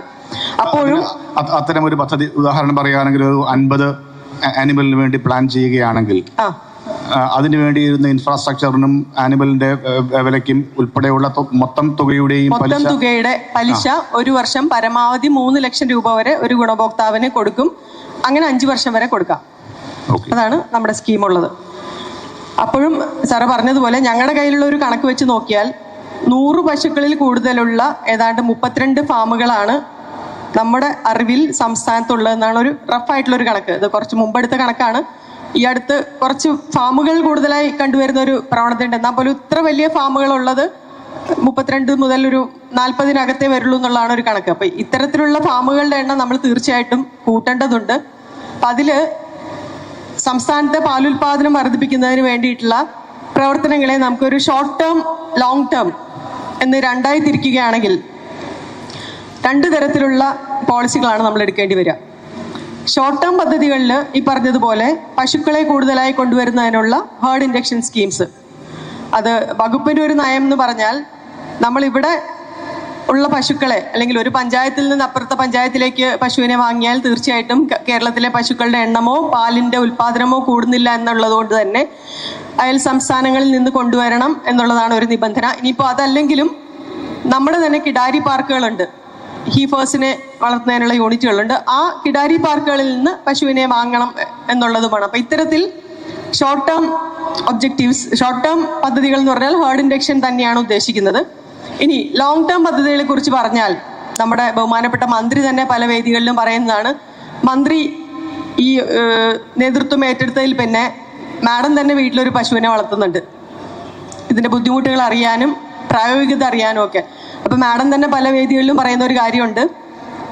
ആദ്യം കിട്ടിയിരുന്നത് 12-13 ലിറ്റർ ആയിരുന്നു. നല്ല പരിചരണത്തിലൂടെ, നല്ല മാനേജ്മെന്റിലൂടെ, നല്ല ഫീഡിങ്ങിലൂടെ അത് 22 ലിറ്റർ വരെ ആക്കാനായിട്ട് മാഡത്തിന് സാധിച്ചു എന്നുള്ളൊരു ഉദാഹരണം പല വേദികളിലും ബഹുമാനപ്പെട്ട മന്ത്രി തന്നെ പറയാറുണ്ട്. അതായത് ഫീഡിങ്ങും മാനേജ്മെന്റും അതുപോലെ ബ്രീഡിങ്ങിലും ഉള്ള എക്സ്റ്റൻഷൻ ആക്ടിവിറ്റീസ്, അതിലുള്ള കൂടുതലായിട്ടുള്ള ബോധവൽക്കരണവും കൃത്യമായി അത് കർഷകർ പാലിക്കുകയും ചെയ്താൽ ഒരു ലിറ്റർ ഒരു പശുവിൽ നിന്ന് ഒരു ദിവസം വർദ്ധിപ്പിക്കാനായാൽ തന്നെ നമ്മുടെ കറവയിലുള്ള പശുക്കളുടെ എണ്ണം ഏതാണ്ട് 6.5 ലക്ഷമാണെന്ന് കണക്കാക്കിയാൽ 6.5 ലക്ഷം ലിറ്റർ പാല് ഒരു ദിവസം സംസ്ഥാനത്ത് കൊടുക്കും, 1 ലിറ്റർ ആണെങ്കിൽ. അപ്പം അതിൽ ഈ പറഞ്ഞ 3 ഫാക്ടേഴ്സും ഒരുപോലെ ഇമ്പോർട്ടൻ്റ് ആണ്. ബ്രീഡിങ് ഇസ് ഇമ്പോർട്ടൻറ്റ്, അതുപോലെ ഫീഡിങ്ങും മാനേജ്മെൻറ്റും. അത്തരത്തിലുള്ള എക്സ്റ്റൻഷൻ ആക്ടിവിറ്റീസിലൂടെ തീർച്ചയായിട്ടും മാറ്റങ്ങൾ നമുക്ക് വരുത്താനായിട്ട് സാധിക്കും. അപ്പം അതിൽ ഈ ലോങ് ടേം പ്ലാനിങ്ങിൽ നേരത്തെ ഡോക്ടർ രാജീവ് പറഞ്ഞതുപോലെ ഈ മേഖലയിൽ പ്രവർത്തിക്കുന്ന എല്ലാ ഏജൻസികളും, അതായത് ക്ഷീരവികസന വകുപ്പ്, മൃഗസംരക്ഷണ വകുപ്പ്, ഈ ഒരു വേദിയിൽ എനിക്ക് തോന്നുന്നു മൃഗസംരക്ഷണ വകുപ്പ് കൂടി വേണ്ടതായിരുന്നു എന്നുള്ളത് ഒരു ഫീൽ ചെയ്യുന്നുണ്ട്. കാരണം മൃഗചികിത്സ സംബന്ധിച്ച് അവരാണ് ഏറ്റവും ആധികാരികമായി പറയാൻ സാധിക്കുക. വലിയൊരു പ്രശ്നം കർഷകർ നേരിടുന്നതും അത് തന്നെയാണ്. അപ്പോൾ മൃഗസംരക്ഷണ വകുപ്പ്, life stock development board, Milma, veterinary university പറയുന്ന സ്ഥാപനങ്ങളെല്ലാം ഏകോപിപ്പിച്ച് പ്രവർത്തിച്ചാൽ ഈ എക്സ്റ്റൻഷൻ ആക്ടിവിറ്റീസിലൂടെയുള്ള ഒരു ലോങ് ടേം പ്ലാനിങ്ങിന്റെ ഭാഗമായി ചെയ്യാൻ പറ്റുന്ന കാര്യങ്ങൾ നമുക്ക് കുറച്ചൊക്കെ നേടിയെടുക്കാനായിട്ട് സാധിക്കും. ഈ നേരത്തെ ഈ ഡിപ്പാർട്ട്മെന്റ് ചെയ്യുന്ന സ്കീംസ് പറഞ്ഞതോടൊപ്പം തന്നെ മിൽമയും ഈ മേഖലയിൽ കർഷകരെ സഹായിക്കുന്നതിന് ഇതുപോലെ തന്നെയുള്ള പദ്ധതികളുമായിട്ടുണ്ട്. ഇപ്പം മിൽമ ചെയർമാൻ ഇവിടെ ഇല്ലാത്തത് കൊണ്ട് ഞാൻ ആ ഒരു വിഷയം കൂടെ സംസാരിക്കാൻ ഉദ്ദേശിക്കുന്നു. കഴിഞ്ഞ ഒരു വർഷം ഏതാണ്ട് 300 കോടി രൂപയുടെ അടുത്ത് 3 മേഖലാ യൂണിയനും ഫെഡറേഷനും കൂടിയായി കർഷകർക്കുള്ള വിവിധ പദ്ധതികൾക്കായിട്ടും കാലിത്തീറ്റയുടെ സബ്സിഡി ആയിട്ടും എല്ലാം ഈ മേഖലയിൽ ചെലവാക്കിയിട്ടുണ്ട്. അപ്പോൾ പലതുള്ളി പെരുവെള്ളം എന്ന് പറഞ്ഞതുപോലെ വിവിധ ഏജൻസികൾ ഈ മേഖലയിലേക്ക് ഇടുന്ന എഫേർട്ട് നോക്കിയാൽ അതിനുള്ള ഫലം കാണേണ്ടതാണ്. തീർച്ചയായിട്ടും ഓൺട്രപ്രനർഷിപ്പ് ഓറിയന്റഡ് ആയിട്ടുള്ള ഒരു പ്രവർത്തനം നമ്മുടെ മേഖലയിൽ കൂടുതലായിട്ട് വരേണ്ടത് തന്നെയാണ്. പിന്നെ നമ്മൾ പലപ്പോഴും പറയും ഏറ്റവും കൂടുതൽ പാൽ വില നൽകുന്ന സംസ്ഥാനമാണ് കേരളം എന്നതിനോടൊപ്പം ചേർത്ത് വായിക്കേണ്ടതാണ് ഏറ്റവും കൂടുതൽ പാൽ ഉൽപാദനത്തിന് ചെലവ് ഉള്ള ഒരു സംസ്ഥാനം എന്നുള്ളത് കൂടിയാണ്. അപ്പോൾ കൂടുതൽ പാൽ വില നൽകുന്നു എന്നുള്ളത് നമുക്ക് അവിടെ ഒരു പോസിറ്റീവ് കാര്യമായിട്ട് പലപ്പോഴും എടുക്കാൻ പറ്റാത്തത് ഈ പറയുന്ന ഉൽപാദന ചെലവിലെ വർധനവ് തന്നെയാണ്. അപ്പോൾ നമ്മളെ സംബന്ധിച്ച് എനിക്ക് തോന്നുന്നു ഈ ഒരു ക്ഷീരമേഖലയിൽ നമ്മൾ നേരിടുന്ന വെല്ലുവിളികളിൽ ഏറ്റവും പ്രധാനം ഈ പറയുന്ന ഉയർന്ന ഉൽപാദന ചെലവാണ്. അതോടൊപ്പം ഭൂമിയുടെ ലഭ്യതക്കുറവ്. ഇപ്പൊ തീറ്റ കൃഷിയെല്ലാം ചെയ്യണമെങ്കിൽ ഭൂമിയുടെ ലഭ്യതക്കുറവ് ഒരു പ്രശ്നമാണ്. അപ്പൊ അത് അഡ്രസ് ചെയ്യാൻ വേണ്ടി ഇപ്പോൾ സംസ്ഥാന സർക്കാരിന്റെ നേതൃത്വത്തിൽ ഒരു ഫോർഡർ ടാസ്ക് ഫോഴ്സ് രൂപീകരിച്ച് പരമാവധി തീറ്റ പുൽകൃഷിക്ക് ഓരോ ജില്ലയിലും ലഭ്യമായ സ്ഥലങ്ങൾ കണ്ടുപിടിച്ച് ക്ഷീരവികസന വകുപ്പും പ്ലാനിംഗ് ബോർഡും KLD ബോർഡും കൂടെ ചേർന്ന് പരമാവധി പുൽകൃഷി വ്യാപിപ്പിക്കുന്നതിനുള്ള ഒരു ശ്രമം സംസ്ഥാന സർക്കാരിന്റെ ഭാഗത്തു നിന്ന് തന്നെ ഈ പദ്ധതി പ്രവർത്തനങ്ങൾക്കെല്ലാം അപ്പുറത്ത് ഇപ്പൊ നടന്നു വരുന്നുണ്ട്. പിന്നെ നേരത്തെ പറഞ്ഞൊരു വിഷയമാണ് ഗോപാലകുറുപ്പ് സാറ് സൂചിപ്പിച്ചു ബാങ്ക് ഇൻട്രസ്റ്റ് അല്ലെങ്കിൽ ബാങ്കുകൾക്ക് ലോൺ തരുന്നതിനുള്ള ഒരു വിമുഖത അദ്ദേഹം സൂചിപ്പിക്കുകയുണ്ടായി. ഈ വർഷം തന്നെ മിൽമ സംസ്ഥാനത്ത് കേരള ബാങ്കുമായിട്ട് സംയോജിച്ചുകൊണ്ട് കർഷകർക്ക് ക്ഷീരസംഘത്തിനെ കൂടെ ഒരു ട്രൈപാർട്ടൈറ്റ് എഗ്രിമെന്റിലൂടെ ആവശ്യമായ ബാങ്ക് ലോൺ നൽകുന്നതിനുള്ള പ്രവർത്തനം ഏറ്റെടുത്ത് നടപ്പിലാക്കി വരുന്നുണ്ട്. അതോടൊപ്പം കാര്യത്തിൽ ഒരു മുൻകാലങ്ങളിൽ ഒരു മൈക്രോ ഫൈനാൻസ് മോഡലിൽ സംഘങ്ങളെ കേന്ദ്രീകരിച്ചുകൊണ്ട് പണലഭ്യത ഉറപ്പാക്കുന്ന ഒരു പദ്ധതിയെ പറ്റിയുള്ള ചർച്ച പലപ്പോഴും കേട്ടിരുന്നു. അതിന് പിന്നീട് എന്തെങ്കിലും ഒരു പുരോഗതി ഉണ്ടായിട്ടുണ്ടോ? അല്ലെങ്കിൽ എന്തുകൊണ്ടാണ് അത്തരമൊരു നിർദ്ദേശം തന്നെ പരിഗണിക്കപ്പെടാതെ പോയത്? ആ ഒരു തരത്തിലുള്ള ഒരു ആക്ടിവിറ്റി വന്നിട്ടില്ല. പക്ഷേ ഇപ്പൊ ലേറ്റസ്റ്റ് ആയിട്ട് വന്നിട്ടുള്ളതാണ് ഞാൻ ഈ പറഞ്ഞ സർ മിൽമയും കേരള ബാങ്കുമായിട്ടൊരു എഗ്രിമെന്റ് വെച്ച് സംഘങ്ങൾ മുഖേന തന്നെയാണ് അത് ചെയ്യുന്നത്. ബാങ്കുകളും സംഘവും മിൽമയും കൂടെ ഉൾപ്പെട്ടുകൊണ്ടുള്ള ഒരു പദ്ധതിയായിട്ടാണ് അത് ചെയ്യുന്നത്. പിന്നെ ഡിപ്പാർട്ട്മെന്റിന്റെ ഇൻട്രസ്റ്റ് സബ്വെൻഷൻ സ്കീമിലും നമ്മുടെ ഉദ്യോഗസ്ഥർ തന്നെ നേരിട്ട് ഇടപെട്ടുകൊണ്ട് കർഷകർക്ക് ലോൺ ലഭ്യമാക്കുന്നതിനുള്ള ഒരു നടപടിയും ചെയ്യുന്നുണ്ട്. അത്തരത്തിൽ ഉള്ളൊരു പരിശ്രമം വകുപ്പിന്റെയും മിൽമയുടെയും എല്ലാം ഭാഗത്തു നിന്ന് വരുന്നുണ്ട്. പിന്നെ നേരത്തെ ഇതെല്ലാം ചെയ്താലും ഇനിയുള്ള തലമുറ ഇതിനകത്തേക്ക് വന്നില്ലെങ്കിൽ ഇനി ഇത് ആര് ഏറ്റെടുക്കും അല്ലെങ്കിൽ എങ്ങനെ ഇത് മുന്നോട്ട് പോകും എന്നുള്ള ഒരു ചോദ്യചിഹ്നം തന്നെയാണ്. തീർച്ചയായിട്ടും യുവതലമുറയെ ഇതിലേക്ക് കൊണ്ടുവരിക എന്നുള്ളൊരു ഉത്തരവാദിത്വം കൂടി നമ്മൾ ഏറ്റെടുക്കേണ്ടതുണ്ട്. കുറെ സ്ഥലത്തൊക്കെ ബിടെക് കഴിഞ്ഞവരും അഗ്രികൾച്ചർ കഴിഞ്ഞവരും ഈവൻ ഡയറി ടെക്നോളജി കഴിഞ്ഞവർ വരെ ഓൺട്രപ്രണർഷിപ്പ് ഏറ്റെടുത്ത് നടത്തുന്നതുണ്ട്. എന്നാലും അതെല്ലാം പരിമിതമാണ്. ഇതെല്ലാം ഒരു വലിയ സ്കെയിലിലേക്ക് അല്ലെങ്കിൽ കുറച്ചുകൂടെ ആൾക്കാരെ ഇതിലേക്ക് കൊണ്ടുവന്നില്ലെങ്കിൽ ഇതൊരു ബുദ്ധിമുട്ടായി വരും എന്നുള്ളതാണ് എനിക്ക് ഇതിനകത്ത് പറയാനുള്ളത്. പിന്നെ ഒറ്റ കാര്യം കൂടി, ഇപ്പൊ ക്വാളിറ്റി സംബന്ധിച്ച് പറയുകയാണെങ്കിൽ ഇപ്പോൾ അന്യ സംസ്ഥാനത്ത് നിന്ന് പാല് സംസ്ഥാനത്തേക്ക് വാങ്ങുന്ന കാര്യം പറഞ്ഞു. അതായത് മിൽമ ഏതാണ്ട് 4-5 ലക്ഷത്തോളം ലിറ്റർ പാൽ ഒരു ദിവസം മിൽമയുടെ ആവശ്യങ്ങൾക്ക് വേണ്ടി സംസ്ഥാനത്തെ ആവശ്യങ്ങൾക്ക് വേണ്ടി കൊണ്ടുവരുമ്പോഴും ക്ഷീരവികസന വകുപ്പിന് 3 ചെക്ക് പോസ്റ്റുകളാണുള്ളത്: പാറശാല, മീനാക്ഷിപുരം, ആര്യങ്കാവ്. ഈ ചെക്ക് പോസ്റ്റുകളിൽ കൂടി മാത്രം ദിവസം 6.5 ലക്ഷത്തോളം ലിറ്റർ പാല് വേറെ വരുന്നുണ്ട്. അത് കൂടാതെ മറ്റ് ചെറുവഴികളിലൂടെ വരുന്നതും വേറെ. അപ്പോഴും നമ്മുടെ പാലിൻ്റെ ആവശ്യകത പലപ്പോഴും നമ്മുടെ കണക്കുകൾക്ക് അപ്പുറത്താണ് എന്നുള്ളതാണ് അതെല്ലാം സൂചിപ്പിക്കുന്നത്. അപ്പോഴും ഈ പാലിൻ്റെ ഗുണനിലവാരവും കൂടി നമ്മൾ ഒരു വിഷയമാക്കി എടുക്കേണ്ടതുണ്ടെന്നാണ് എൻ്റെ ഒരു അഭിപ്രായം. കാരണം മുമ്പ് milk and milk products order നിലവിലുണ്ടായിരുന്ന സമയത്ത് ക്ഷീരവികസന വകുപ്പാണ് പാലിൻ്റെ ഗുണനിലവാരം പരിശോധിക്കുന്നതിനും അതിൽ നടപടിയെടുക്കുന്നതിനുമെല്ലാം അധികാരമുണ്ടായിരുന്നത്. എന്നാൽ ഭക്ഷ്യസുരക്ഷാ നിയമം വന്നപ്പോൾ ഭക്ഷ്യസുരക്ഷാ വകുപ്പാണ് ഇതിൽ നടപടിയെടുക്കേണ്ടത്.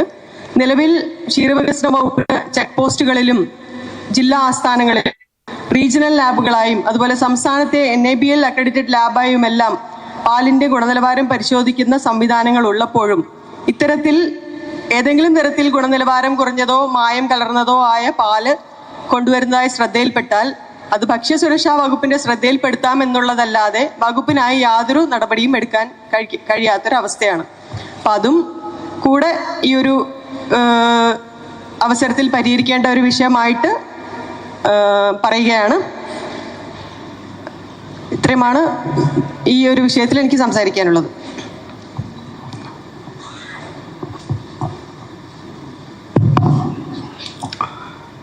നമ്മുടെ പാലുൽപാദനവുമായി ബന്ധപ്പെട്ട കാര്യങ്ങൾ സംസാരിക്കുമ്പോൾ മാഡം ഇവിടെ സംസാരിച്ചു, ക്ഷീരവികസന വകുപ്പ് ഒരുപാട് കാര്യങ്ങൾ ചെയ്യുന്നുണ്ട്, സത്യമാണത്. അങ്ങനെ ചെയ്യുമ്പോൾ അത് വേണ്ടത്ര നമ്മുടെ യഥേഷ്ടം ലഭ്യമാകുന്നില്ല എന്നുള്ളത് ഒരു ശ്രദ്ധേയമായ ഒരു കാര്യം.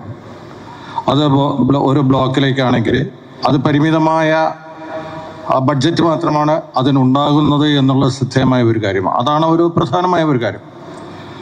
രണ്ടാമത് ക്ഷീര സഹകരണ സംഘങ്ങളെ സംബന്ധിച്ചിടത്തോളം താല്പര്യമുള്ള കർഷകരുണ്ട്.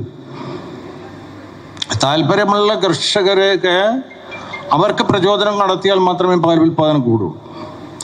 ഇപ്പോൾ പല പദ്ധതികളും പല പരിപാടികളും ഒക്കെ വരുമ്പോൾ പല ലോൺ സൗകര്യം മറ്റുള്ള ഇതൊക്കെ ആകുമ്പോൾ ആളുകളുടെ പൈസയുടെ ആവശ്യത്തിനൊക്കെ പല, പക്ഷേ താല്പര്യമുള്ള ആളുകൾ ഇതിൻ്റെ അകത്ത് നിലനിന്ന് പോയെങ്കിൽ മാത്രമേ. അപ്പോൾ അതിനനുസരിച്ച് സംഘം തലത്തിൽ അത് ഒരു എന്താ പറയുക ഒരു തെരഞ്ഞെടുപ്പ് നടത്തി അത് എങ്ങനെ ബാങ്കുകളുമായിട്ട് നമുക്ക് സഹകരിപ്പിച്ച് അതിന് എന്ത് സബ്സിഡി അല്ലെങ്കിൽ എന്തെല്ലാം സഹായങ്ങൾ നമുക്ക് കൊടുക്കാൻ പറ്റും എന്നുള്ളത് ഒരു പ്രത്യേകമായ ചിന്തിക്കേണ്ട ഒരു കാര്യമാണ്. മറ്റൊന്നിപ്പോൾ മാഡം ഇവിടെ പറഞ്ഞു, ഞങ്ങളുടെയൊക്കെ ഈ തലമുറ ഇവിടെ അവസാനിക്കുന്നതോട് കൂടിയിട്ട് ഇപ്പം നിങ്ങളിവിടെ പരിശോധിച്ച് കഴിഞ്ഞാൽ എത്ര ആളുകളുണ്ട്, ചെറുപ്പക്കാരായിട്ടുള്ള ആളുകളുണ്ടെന്നുള്ളത് നമുക്ക് നോക്കിയാൽ മനസ്സിലാവും. അപ്പോൾ ആ ഒരു ഘട്ടത്തിൽ നിന്ന് മറ്റൊരുമാരെ പുതിയ ഒരു ഇതിലേക്ക് വരണമെങ്കിൽ അവരെ ആ നിലയിൽ നിലനിർത്തിക്കൊണ്ട് പോകണമെങ്കിൽ കൂടുതൽ സൗകര്യങ്ങൾ നമുക്ക് ലഭ്യമാകേണ്ടതുണ്ട്. ഇവിടെയുള്ള ഒരു പ്രശ്നം എന്ന് പറയുന്നത്, നേരത്തെ ഇവിടെ പറഞ്ഞു, ഏറ്റവും ഉയർന്ന വില നമ്മളാണ് കൊടുക്കുന്നത്. ഏറ്റവും കൂടുതൽ ഉൽപ്പാദന ചെലവുള്ള മേഖലയും നമ്മുടെ സംസ്ഥാനമാണ്. മറ്റ് സംസ്ഥാനങ്ങളുമായിട്ട് മത്സരിക്കേണ്ട, മറ്റ് പാലുകളുമായിട്ട് മത്സരിക്കേണ്ട സ്ഥിതിയുണ്ട്. അപ്പോൾ ഇത്തരം കാര്യങ്ങളൊക്കെ കോർത്തിണക്കി വരുമ്പോൾ സർക്കാരിൻ്റെ കേന്ദ്രാവിഷ്കൃത പദ്ധതി നേരത്തെ ഇവിടെ സൂചിപ്പിച്ചു, അതനുസരിച്ചുള്ള പരിപാടികൾ, അതുപോലെ സംസ്ഥാന ഗവൺമെന്റിന് കൊടുക്കാൻ പറ്റുന്ന മിൽമ ഒരുപാട് കാര്യങ്ങൾ ചെയ്തുകൊണ്ടിരിക്കുന്നുണ്ട്. ഇപ്പോൾ ഉൽപ്പാദന ചെലവ് കുറയ്ക്കുന്നതിനാവശ്യമായ കാലിത്തീറ്റയ്ക്ക് സബ്സിഡി, മറ്റുള്ള പുല്ല്, ഇത്തരം കാര്യങ്ങളൊക്കെ നമ്മൾ ചെയ്തുകൊണ്ടിരിക്കുന്നുണ്ട്. പക്ഷേ എന്നിരുന്നാൽ പോലും നമ്മുടെ പശുക്കളുടെ എണ്ണത്തിൽ കുറവ് വരുന്നു, പാൽ ഉൽപ്പാദനത്തിൽ കുറവ് വരുന്നു. ഇതൊക്കെ നമ്മൾ ശ്രദ്ധിക്കേണ്ട ഒരു കാര്യമാണ്. അപ്പോൾ പാൽ ഉൽപ്പാദനത്തിൽ ഒരു ഘട്ടത്തിൽ നമ്മൾ സ്വയം പര്യാപ്തതയിലേക്ക് എത്തി എന്ന് നമ്മൾ ചിന്തിച്ച ഒരു സമയം ഉണ്ടായിരുന്നു. അതിൽ നിന്ന് നമ്മൾ താഴോട്ട് പോയിക്കൊണ്ടിരിക്കുക. ഇപ്പം നമ്മുടെ മാഡം ഇവിടെ പറഞ്ഞു, മിൽമ തന്നെ 4 ലക്ഷത്തിലധികം ലിറ്റർ പാല് പ്രതിദിനം മറ്റ് സംസ്ഥാനങ്ങളിൽ നിന്ന് കൊണ്ടുവരുന്നു. അത് കൂടാതെ തന്നെ നമ്മുടെ സംസ്ഥാനത്തേക്ക് മറ്റ് സ്വകാര്യ സംരംഭകർ എത്രമാത്രം പാല് കൊണ്ടുവരുന്നു എന്നുള്ളതിൻ്റെ കണക്ക് എനിക്കറിയില്ല. പക്ഷെ അതുകൂടി പരിശോധിക്കുമ്പോൾ ഏതാണ്ട് വലിയൊരു ശതമാനം പാല് നമ്മുടെ സംസ്ഥാനത്തേക്ക് ഒഴുകി വരുന്നു എന്നുള്ളതാണ്. അപ്പോൾ ഇവിടെ ഇതിന് ശാശ്വതമായ ഒരു പരിഹാരം നമ്മൾ ഈ മേഖലയിൽ ഉണ്ടാക്കിയിട്ടില്ലേ. വരും കാലങ്ങളിൽ ഇത് നമ്മൾ ഒരു എന്താ പറയുക സ്വപ്നമായി മാത്രം നിലനിൽക്കുന്ന സ്ഥിതിയിലേക്ക് വരും. അതിൽ നിന്നും മാറ്റം വരുത്തുന്നുണ്ട്. അത്യുൽപാദന ശേഷിയുള്ള പശുക്കളെ സങ്കരയിനം പശുക്കളുടെ സംഖ്യാബലത്തിലൊക്കെ നമ്മൾ വളരെ മുന്നോട്ട് പോയി. ഇപ്പം ശരാശരി പാലുൽപാദനം നേരത്തെ ഇവിടെ ഡോക്ടർ പറഞ്ഞു ഒരു ശരാശരി 10 ലിറ്ററിന് മുകളിലാണെന്ന് പറഞ്ഞു. നമ്മൾ അന്ന് തുടങ്ങിയതെന്ന് പറയുന്നത് 4 ലിറ്ററിൽ താഴെയായിരുന്നു. അതിൽ നിന്ന് ഇപ്പോൾ ഏതാണ്ട് 10 ലിറ്ററിലേക്ക് എത്തി എന്ന് പറയുന്നത് അത് അഭിമാനകരമായ നേട്ടമാണ്. മറ്റുള്ള ഒരുപാട് കാര്യങ്ങളൊക്കെ മൃഗസംരക്ഷണ വകുപ്പിലൂടെയും അതുപോലെ തന്നെ KLD ബോർഡിലൂടെ, മിൽമയിലൂടെ ഈ ഏജൻസികളിലൂടെയൊക്കെ നമുക്ക് സാധ്യമാകുമ്പോൾ നമ്മുടെ മുമ്പിലുള്ള ചോദ്യചിഹ്നം ഇതാണ്: വരും കാലങ്ങളിൽ ആര് ഇത് മുന്നോട്ട് കൊണ്ടുപോകും? ആരുടെയൊക്കെ സഹായങ്ങൾ ഈ മേഖലയിൽ ലഭ്യമായാൽ വരും തലമുറ നമുക്ക് ഇതിനെ പിടിച്ചു നിർത്താൻ ഉണ്ടാകും. ഇല്ലെങ്കിൽ നമ്മുടെ നെൽകൃഷിക്കൊക്കെ സംഭവിച്ച മാതിരിയിലുള്ള കാര്യങ്ങൾ ഉണ്ടാകും എന്നുള്ളതാണ് എനിക്ക് പറയാനുള്ളത്. വളരെ പ്രസക്തമായ ഒരു ചോദ്യം ഉന്നയിച്ചുകൊണ്ടാണ് അദ്ദേഹം അത് സംഭാഷണം അവസാനിപ്പിക്കുന്നത്. കേവലം ഒരു നിരീക്ഷണം പറഞ്ഞാൽ തന്നെ വ്യവസായ വകുപ്പ് സംഘടിപ്പിക്കുന്ന സംരംഭകത്വ പരിശീലന പരിപാടികളിലൊക്കെ ഞാൻ ഇടയ്ക്ക് പങ്കെടുക്കാറുണ്ട്. അവിടെ പോയിരിക്കുമ്പോൾ കാണുന്ന ഓഡിയൻസ് എല്ലാവരും താരതമ്യേന പ്രായം കുറഞ്ഞവരാണെങ്കിൽ നമ്മുടെ ക്ഷീരമേഖലയുമായി ബന്ധപ്പെട്ട് ഇത്തരമൊരു പരിപാടിയിൽ പങ്കെടുക്കുന്ന ആൾക്കാരുടെ പ്രായം എടുത്തു നോക്കിയാൽ തന്നെ അദ്ദേഹം പറഞ്ഞതിൻ്റെ ഒരു വസ്തുത നമുക്ക് മനസ്സിലാവും. കടന്നു പോകുന്ന ഒരു തലമുറ കൊണ്ടു നടക്കുന്ന ഒരു ജീവിത മാർഗം എന്നുള്ളത് വരും കാലങ്ങളിൽ അത് മാറി വരണമെങ്കിൽ സംശയം ഒട്ടും തന്നെ വേണ്ട. കേവലം ഉപജീവനത്തിന് വേണ്ടിയിട്ടുള്ള ഒരു കാർഷിക പരിപാടി എന്നതിൽ നിന്ന് മാറിയിട്ട് സംരംഭകത്വ സ്വഭാവമുള്ള ഒന്ന്, അത് കേവല മുതൽ മുടക്ക് കൂടുതൽ ആവശ്യപ്പെടുന്ന ഒന്ന്, അതോടൊപ്പം തന്നെ ഉൽപ്പന്ന നിർമ്മാണം ഉൾപ്പെടെയുള്ള വൈവിധ്യവൽക്കരണങ്ങൾ ചേർത്ത് നിർത്തുന്ന ഒന്ന്, ആ നിലയിൽ മാത്രമായിരിക്കും വരാൻ പോകുന്ന കാലത്ത് ഇത്തരം ഒന്നിൻ്റെ സ്ഥായിയായ വികസനം നമുക്ക് കാണുവാനാവുക.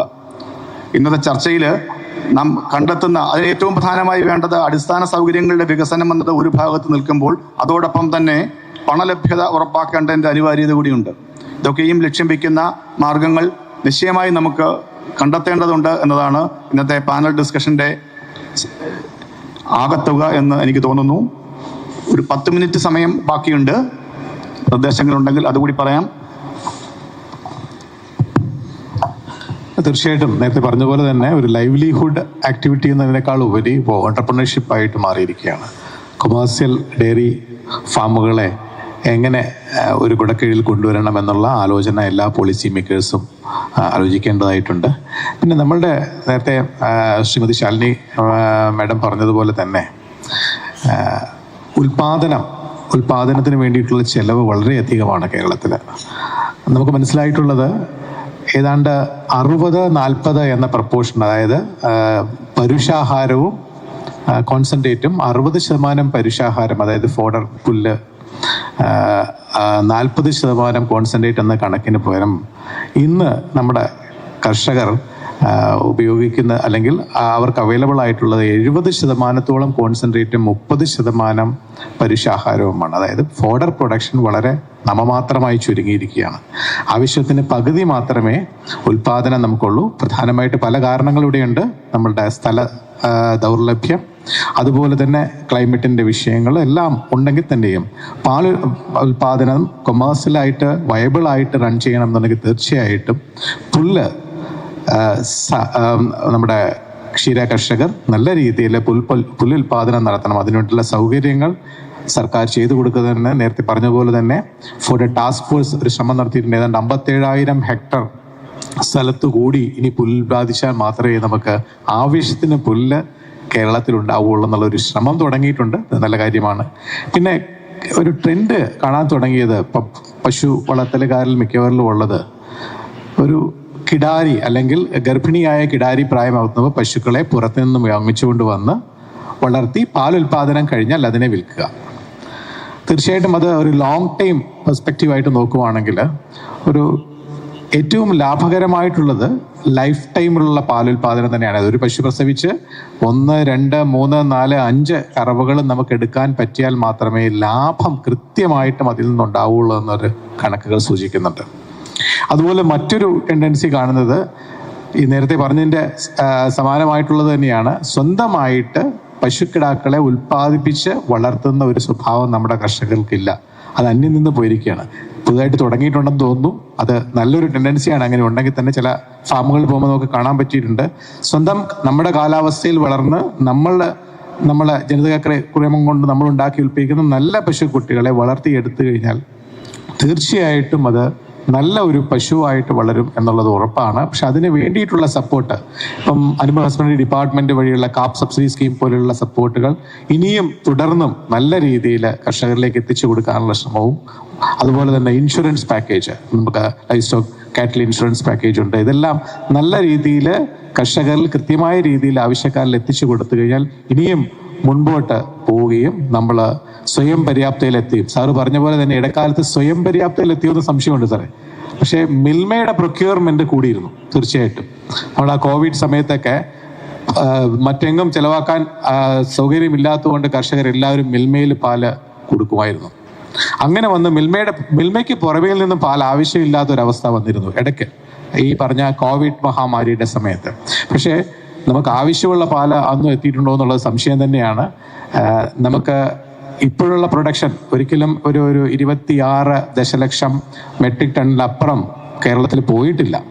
നമ്മുടെ ജനസംഖ്യ നോക്കുവാണെങ്കിൽ എന്തായാലും ആവശ്യത്തിനുള്ള പാലില്ല. ഇപ്പോഴും 197 ഗ്രാമാണ് നമുക്കുള്ള പ്രതിദിന അവൈലബിലിറ്റി ആയിട്ടുള്ളത്, പാല് കുടിക്കാനായിട്ടുള്ള അവൈലബിൾ ആയിട്ടുള്ളത്. എന്നാൽ ICMRന്റെ കണക്ക് പ്രകാരം 300 ഗ്രാമാണ് ആവശ്യമുള്ളത്. അപ്പോൾ ആ ഒരു ഉൽപാദനശേഷിയിലേക്ക് നമ്മൾ എത്തിയാൽ തന്നെ പറ്റുള്ളൂ.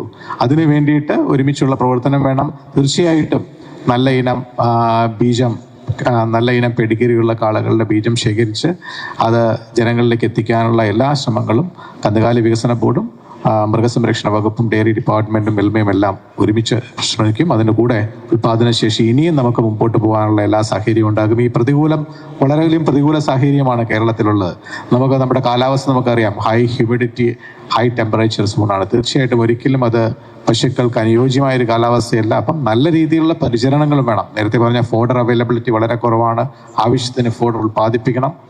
ഇതെല്ലാം ഉണ്ട്. സമീകൃതമായ ശ്രീമതി ശാലിനി പറഞ്ഞ പോലെ തന്നെ മിനിസ്റ്ററുടെ പശു 13 ലിറ്റർ ആയിരുന്നു പ്രൊഡക്ഷൻ ഉണ്ടായിരുന്നത്. എന്നാൽ അടുത്ത പ്രസവം വന്നപ്പോൾ നല്ലൊരു പരിചരണം, മന്ത്രിയുടെ വീട്ടിലുള്ള പരിചരണം വളരെ നന്നായിരുന്നു. അപ്പോൾ ബ്രീഡിംഗ് ഒരു ഭാഗം നല്ലതാണ്. അതിന് ജനിതക മൂല്യമുള്ള പശുക്കളെ തന്നെയാണ് നമുക്കുള്ളത്. പക്ഷെ അതിൻ്റെ എക്സ്പ്ലോയിറ്റ് ചെയ്യണം എന്നുണ്ടെങ്കിൽ നല്ല രീതിയിലുള്ള ഫീഡിങ് ആൻഡ് മാനേജ്മെന്റ് തീർച്ചയായിട്ടും വേണം.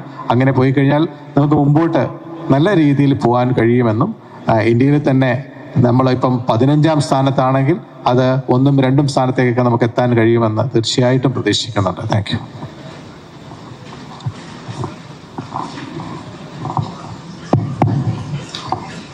സംസ്ഥാനത്ത് ഇപ്പോൾ കൃത്യമായിട്ടുള്ള ഒരു പാലുൽപാദനം ഏതാണ്ട് കാറ്റിൽ സെൻസസിന്റെ ബേസിസിൽ നമ്മൾ കാൽക്കുലേറ്റ് ചെയ്യുന്നുണ്ട്. എങ്കിലും അതിലെത്ര സംഘത്തിൽ പോകുന്നു, എത്ര അല്ലാതെ ചെലവഴിക്കുന്നു, സ്വയം അല്ലെങ്കിൽ കർഷകരുടെ അല്ലെങ്കിൽ വീടുകളിലേക്കുള്ള ഉപഭോഗം എത്ര എന്നുള്ളത് സംബന്ധിച്ചൊന്നും കൃത്യമായൊരു കണക്കുകൾ ഇപ്പോഴും നമുക്കില്ല.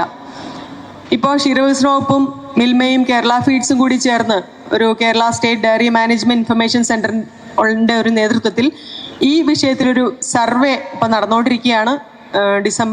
ജനുവരി 10 തീർക്കേണ്ടതായിരുന്നു. ഇലക്ഷനൊക്കെ വന്നുകൊണ്ട് കുറച്ചൊരു ഡിലേ അതിനകത്ത് വന്നിട്ടുണ്ട്. അപ്പം അതുകൂടെ വരുമ്പോഴത്തേക്കും ഈ ഒരു കാര്യത്തിലൊരു ഏകദേശം ഒരു ചിത്രം നമുക്ക് ലഭ്യമാവും. അപ്പം ഇതൊരു ചിന്തിക്കാനൊരു കാര്യം, ഇപ്പം ഈ അടുത്ത് തന്നെ നോക്കിയാൽ നമ്മളിപ്പോൾ കാറ്റിൽ സെൻസസിന്റെ ഒരു റിസൾട്ട് ഔദ്യോഗികമായിട്ട് പുറത്തുവിട്ടിട്ടില്ല. എങ്കിലും കന്നുകാലികളുടെ എണ്ണത്തിൽ കുറവ് വന്നിട്ടുണ്ടെന്നാണ് കണക്കുകൾ സൂചിപ്പിക്കുന്നതെന്ന് പറയുന്നു. ഔദ്യോഗിക കണക്കുകൾ ഇപ്പോഴും പുറത്തുവിട്ടിട്ടില്ല. ഈ പറഞ്ഞ രീതിയിൽ ഉൽപാദന ചെലവ് അധികമാണ്, പുതുതലമുറയ്ക്ക് വിമുഖതയുണ്ടെന്നൊക്കെ പറയുമ്പോഴും കഴിഞ്ഞ വർഷത്തെ ക്ഷീരസഹകരണ സംഘങ്ങളിൽ കൂടെയുള്ള ശരാശരി പാൽ സംഭരണം ഏതാണ്ട് 17 ലക്ഷം ലിറ്റർ ആയിരുന്നെങ്കിൽ ഒരു ദിവസം, ഈ വർഷം നാളിതുവരെയുള്ള ഒരു ശരാശരി എടുക്കുമ്പോൾ അത് 18.5 ലക്ഷം ലിറ്ററായി കൂടിയിട്ടുണ്ട്. അതായത് പ്രതിദിനം 1.5 ലക്ഷം ലിറ്ററിന്റെ വർധനവ് സംഘത്തിൽ കൂടി. ശരാശരിയല്ല, കഴിഞ്ഞ 2-3 മാസങ്ങളിലായിട്ട് കാണുന്നത് 18 ലക്ഷത്തോളമാണ്. അപ്പോൾ ഇത്രയും ഒരു നെഗറ്റീവ് ഫാക്ടേഴ്സ് അല്ലെങ്കിൽ പല വെല്ലുവിളികളും ഉണ്ടെങ്കിലും സംഘങ്ങൾ മുഖേനയുള്ള പാൽ സംഭരണത്തിൽ വർധനവാണ് ഇപ്പോൾ കണ്ടിട്ടുള്ളത്. കാരണങ്ങൾ പലതാവാം. ക്ഷീരവികസന വകുപ്പും മിൽമയും സംഘത്തിൽ പാലൊഴിക്കുന്ന കർഷകർക്ക് ആനുകൂല്യങ്ങൾ നൽകുന്നത് കൊണ്ട് പുറത്ത് പാല് കൊടുത്തിരുന്ന ആൾക്കാരിൽ കുറച്ച് ശതമാനം പേരെങ്കിലും കൂടുതലായി സംഘങ്ങളിൽ പാലൊഴിച്ചതാവാം, അല്ലെങ്കിൽ പുറത്ത് കൊടുത്തിരുന്ന പാലിന്റെ ഒരു വിഹിതം കൂടി സംഘത്തിൽ വന്നതാവാം. അപ്പം ഏതായാലും ഇതിലെല്ലാം ഒരു വ്യക്തമായൊരു ചിത്രം നമ്മുടെ സർവേ കഴിയുമ്പോൾ കിട്ടുമെന്നാണ് പ്രതീക്ഷിക്കുന്നത്. നേരത്തെ ഡോക്ടർ രാജീവ് സൂചിപ്പിച്ച ഇൻഷുറൻസിന്റെ കാര്യം പറഞ്ഞപ്പോഴാണ് നിലവില് കുറഞ്ഞ നിരക്കിൽ കന്നുകാലി ഇൻഷുറൻസ് നൽകാനായിട്ട് കർഷകർക്ക് നൽകാനായിട്ട് ഒരു പദ്ധതിയും നമുക്കില്ല. മൃഗസംരക്ഷണ വകുപ്പിൻ്റെ പദ്ധതിയാണെങ്കിൽ വളരെ പരിമിതമാണ്. വളരെ ഒരു ചെറിയ വിഭാഗത്തിന് മാത്രമേ അതുവഴി അതില്ലെങ്കിൽ അതിൻ്റെ ആനുകൂല്യം ലഭിക്കുന്നുള്ളൂ. എന്തായാലും കന്നുകാലികൾക്കുള്ള ഇൻഷുറൻസ് പദ്ധതിയും അതുപോലെ ജനിക്കുന്ന കന്നുകുട്ടികളുടെ ആരോഗ്യം സംരക്ഷിക്കുന്നതിനുള്ള SLBP പദ്ധതിയുമെല്ലാം കാലത്തിൻ്റെ ആവശ്യകതകളാണ്. അതിലേക്കെല്ലാം നമ്മുടെ വകുപ്പുകളും ഏജൻസികളും ശ്രദ്ധിക്കേണ്ടതുണ്ട്. കർഷകരെ സംബന്ധിച്ച് പറഞ്ഞാൽ കേരളത്തിൽ ക്ഷീരകർഷകർക്ക് കേരളത്തിൽ നിന്നല്ല ഇന്ത്യയിൽ തന്നെ ക്ഷീരകർഷകർക്ക് പെൻഷൻ നൽകുന്ന ഒരേ ഒരു സംസ്ഥാനമാണ് കേരളം. കേരള ക്ഷീരകർഷക ക്ഷേമനിധി ബോർഡിലൂടെ ഇപ്പോൾ പ്രതിമാസം 2000 രൂപയാണ് ക്ഷീരകർഷകർക്ക് പെൻഷൻ നൽകുന്നത്. അതുപോലെ ക്ഷീരകർഷകരുടെ ആരോഗ്യ ഇൻഷുറൻസും മെഡിക്കൽ ഇൻഷുറൻസ് 2 ലക്ഷം രൂപ വരെ ക്ലെയിം കിട്ടുന്ന മെഡിക്കൽ ഇൻഷുറൻസും ക്ഷേമനിധി വഴി നടപ്പാക്കി വരുന്നുണ്ട്. കന്നുകാലികൾക്കുള്ള ഇൻഷുറൻസ് നടപ്പിലാക്കി വന്നിരുന്നു. എന്നാൽ കന്നുകാലി ഇൻഷുറൻസ് വകുപ്പിന്റെ ഒരു പർവ്യൂവിൽ വരുന്ന കാര്യമല്ലാത്തത് കൊണ്ട് അത് അതിൽ നിന്ന് എടുത്ത് മാറ്റുകയാണുണ്ടായത്. തീർച്ചയായിട്ടും കന്നുകാലിയുടെ ഇൻഷുറൻസ് ഒരു കുറഞ്ഞ പ്രീമിയം നിരക്കിൽ നടപ്പിലാക്കിയില്ലെങ്കിൽ അത് ഈ മേഖലയ്ക്ക് ഒരു തിരിച്ചടിയായി വരും എന്നുള്ളത് തന്നെയാണ് പറയാനുള്ളത്. കാരണം പല അസുഖങ്ങൾ കൊണ്ട് പലപ്പോഴും കാറ്റിൽ ഡെത്ത് റിപ്പോർട്ട് ചെയ്യുന്ന സാഹചര്യങ്ങളുണ്ട്. നമ്മുടെ ആളുകൾ ഇത്ര ഉയർന്ന പ്രീമിയം നൽകിക്കൊണ്ട് എല്ലാ പശുക്കളെയും എല്ലാ ഉരുക്കളെയും ഇൻഷുർ ചെയ്യുമെന്നുള്ളത് നമുക്ക് പ്രതീക്ഷിക്കാനും സാധിക്കുകയില്ല. അപ്പം അതിനൊരു സഹായം എന്ന രീതിയിൽ ഇൻഷുറൻസ് പദ്ധതി നിലവിൽ വരേണ്ടതും ഒരു അത്യാവശ്യം തന്നെയാണ്. ഓക്കെ, അപ്പോൾ വളരെ വിശദമായ ചർച്ച വിവിധ മേഖലകളെ തൊട്ടുകൊണ്ട് നാം നടത്തുകയുണ്ടായി. ചുരുക്കി പറയുമ്പോൾ ഈ സ്വയം പര്യാപ്തത എന്നത് ഒരു മരീചികയായി നിൽക്കുന്നതായി കാണേണ്ടതില്ല എന്നാണ് എനിക്ക് പലപ്പോഴും തോന്നുന്നത്. അങ്ങനെ തന്നെ നിൽക്കട്ടെ എന്നതിലും പ്രശ്നമില്ല. നേരെ അപ്പോഴും ലക്ഷ്യം വെക്കേണ്ടത് ഒന്ന് മാത്രമാണ്, ഉൽപാദനം ക്രമാനുഗതമായി വർദ്ധിക്കുന്നതിന് വേണ്ടിയിട്ടുള്ള നടപടികൾ തുടർച്ചയായി തന്നെ ഉണ്ടാവേണ്ടതുണ്ട്. ജനസംഖ്യ വർദ്ധിക്കുന്നതനുസരിച്ച് പ്രതിശീർഷ ഉപഭോഗം വർദ്ധിക്കുന്നതനുസരിച്ച് പാലിൻ്റെ ആവശ്യകത കൂടിക്കൊണ്ടേയിരിക്കും. ഇത് ഏത് കാലത്തും പറയാറുള്ളതാണ്. പ്രത്യേകിച്ച് പ്ലാനിങ്ങിൻ്റെ കാര്യത്തിൽ ഭൂമിയുടെ ലഭ്യത എന്നത് നിശ്ചിതമായിടത്തോളം കാലം സാങ്കേതിക വിദ്യ ഭേദപ്പെടുത്തിക്കൊണ്ട് ഉൽപാദന വർധനവ് ലഭ്യമാക്കുക എന്നുള്ളത് മാത്രമാണ് ജനതയെ ഊട്ടാനുള്ള ഒരേ ഒരു മാർഗമെന്ന് ഹരിത വിപ്ലവത്തിൻ്റെ ആമുഖ ഭാഷണങ്ങളിൽ ജവഹർലാൽ നെഹ്റു തന്നെ സൂചിപ്പിച്ച കാര്യങ്ങളിലൊന്നാണ്. അതേ കാര്യം കേരളത്തിൻ്റെ പാലിൻ്റെ കാര്യത്തിലും ബാധകം തന്നെയാണ്. അതുകൊണ്ട് സ്വയം പര്യാപ്തത എത്തുന്നില്ല എന്നത് ആത്മനിന്ദയോട് കൂടി കാണേണ്ട ഒരു വിഷയമായിട്ട് എനിക്ക് തോന്നുന്നില്ല. പക്ഷെ അതേസമയം തന്നെ ഉൽപാദന വർധനവ് പ്രായോഗികമായി നാട്ടിലുണ്ടായിക്കൊണ്ടേയിരിക്കണം. അതിനു വേണ്ടിയിട്ടുള്ള സാങ്കേതിക പിന്തുണ നൽകേണ്ടതുണ്ട്, സാമ്പത്തിക പിൻബലം നൽകേണ്ടതുണ്ട്. അതിന് ഇത്തരം ചർച്ചകൾ വഴിവെക്കട്ടെ എന്ന് ആഗ്രഹിക്കുന്നു. പങ്കെടുത്ത എല്ലാവർക്കും നന്ദി, നമസ്കാരം.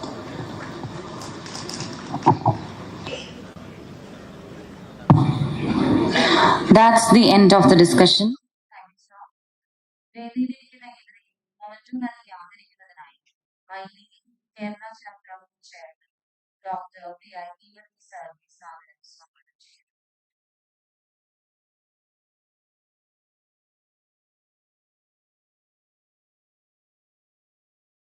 I would humbly invite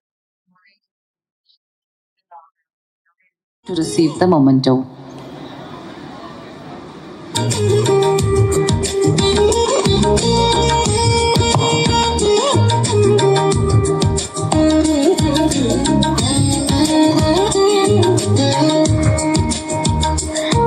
Indeed, with great pleasure, I request Srimati Shalini Gopinath, Director, Department of Dairy Development, to receive the memento.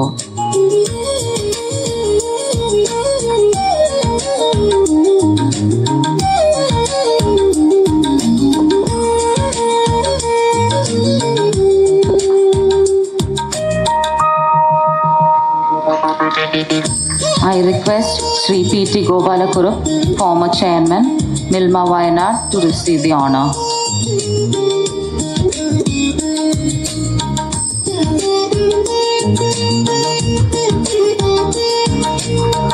I may humbly request Dr. R. Rajiv, Managing Director, KLDB, to receive the memento.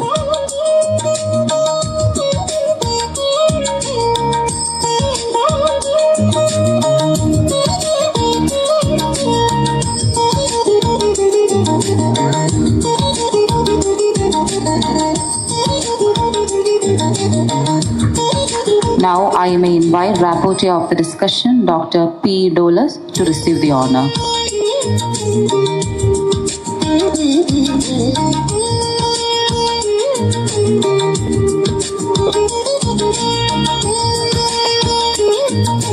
Now we are concluding this panel session here.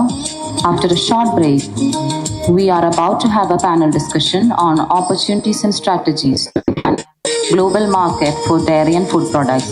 I humbly request everyone to join us back at 12 p.m. Thank you.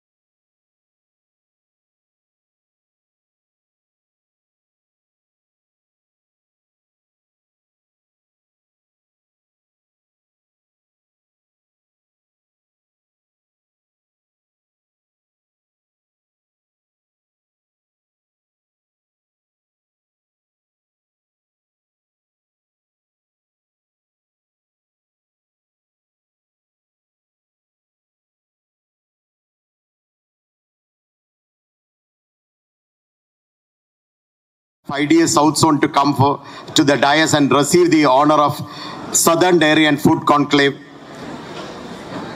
Dr. N.K.S. Gowda.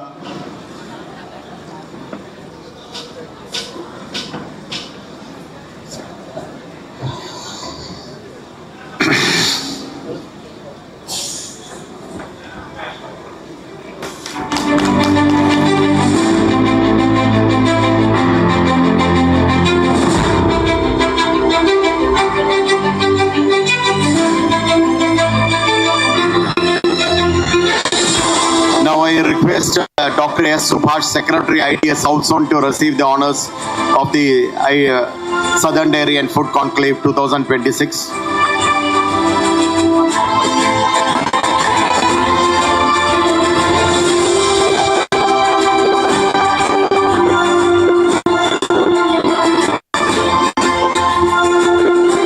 May I request Dr. K.S. Roy, Treasurer IDA South Zone, to come to the dais and receive the honors of the Sdfc.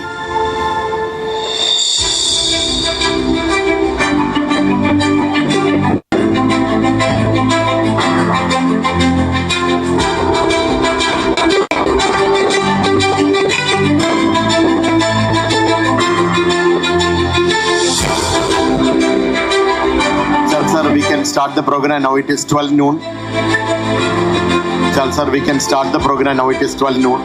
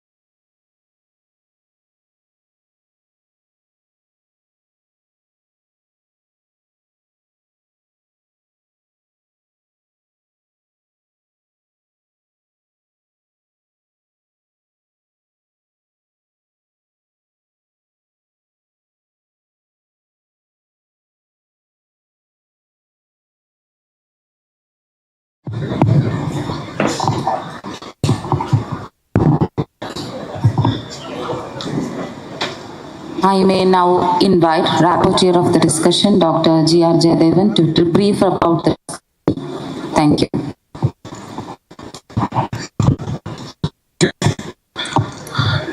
A very warm good morning to all of you. It's really, I'm really fortunate to be on this dais for delivering my assigned responsibility. Now today we will have the second panel discussion themed opportunities and strategies to enhance global market for dairy and food products. We have a very rich members in the dais to transact upon this topic. Now, the chairman of the session is Dr. G. Sridhar, who is the Professor, Marketing Management, IIM Calicut. He did his first doctoral degree in consumer behavior from Calicut University, and he also completed his second doctoral thesis in the area of product management in rural markets from the Institute of Rural Management, Irma Anand. Dr. G. Sridhar has over 2 decades of experience in both industry and academia. His primary research and training interests are sales and rural marketing. He is currently working on how sales force can be effectively engaged and improving the productivity. At IIM Calicut, he was a former dean, executive education, and he had a very stunning leadership roles in the institute. We welcome you, sir, to the panel discussion.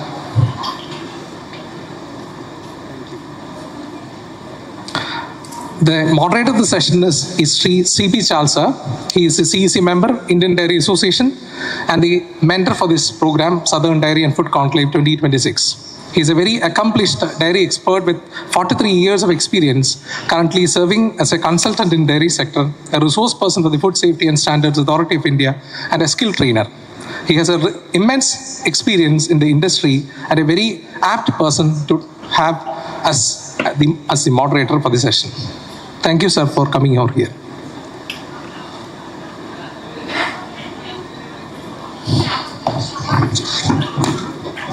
We have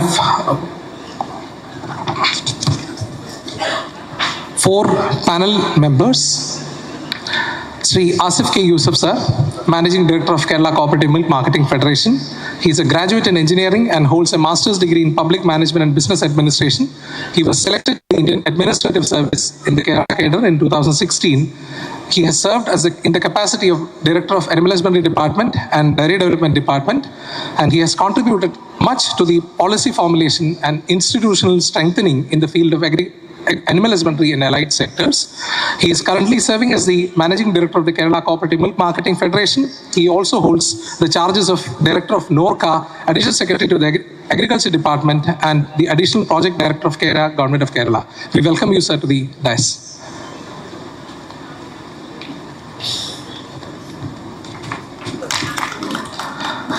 Now we have Sri B.V.K. Reddy, sir, who is the Chief Executive Officer of Dodla Dairy Limited, a major Indian dairy company. He is also a graduate in dairy technology. He holds degrees from Cornell University and the Indian School of Business. With over 30 years of experience in the dairy industry, he has been overseeing the growth and focusing on the global best practices and innovations happening in the industry. Sri B.V.K. Reddy, sir, is instrumental in building Dodla's efficient operational backbone, expanding processing capacities to the African countries as well. We are really honored to be here, sir. We welcome you to this discussion.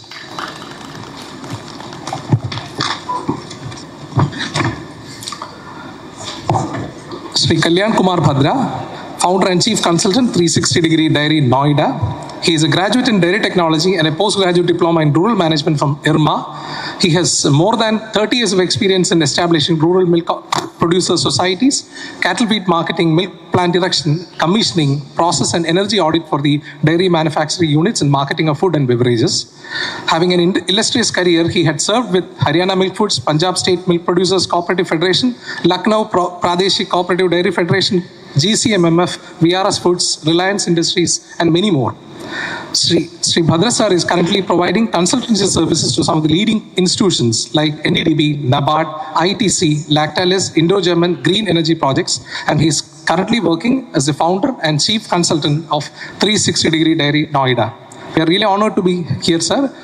Welcome you to this panel discussion.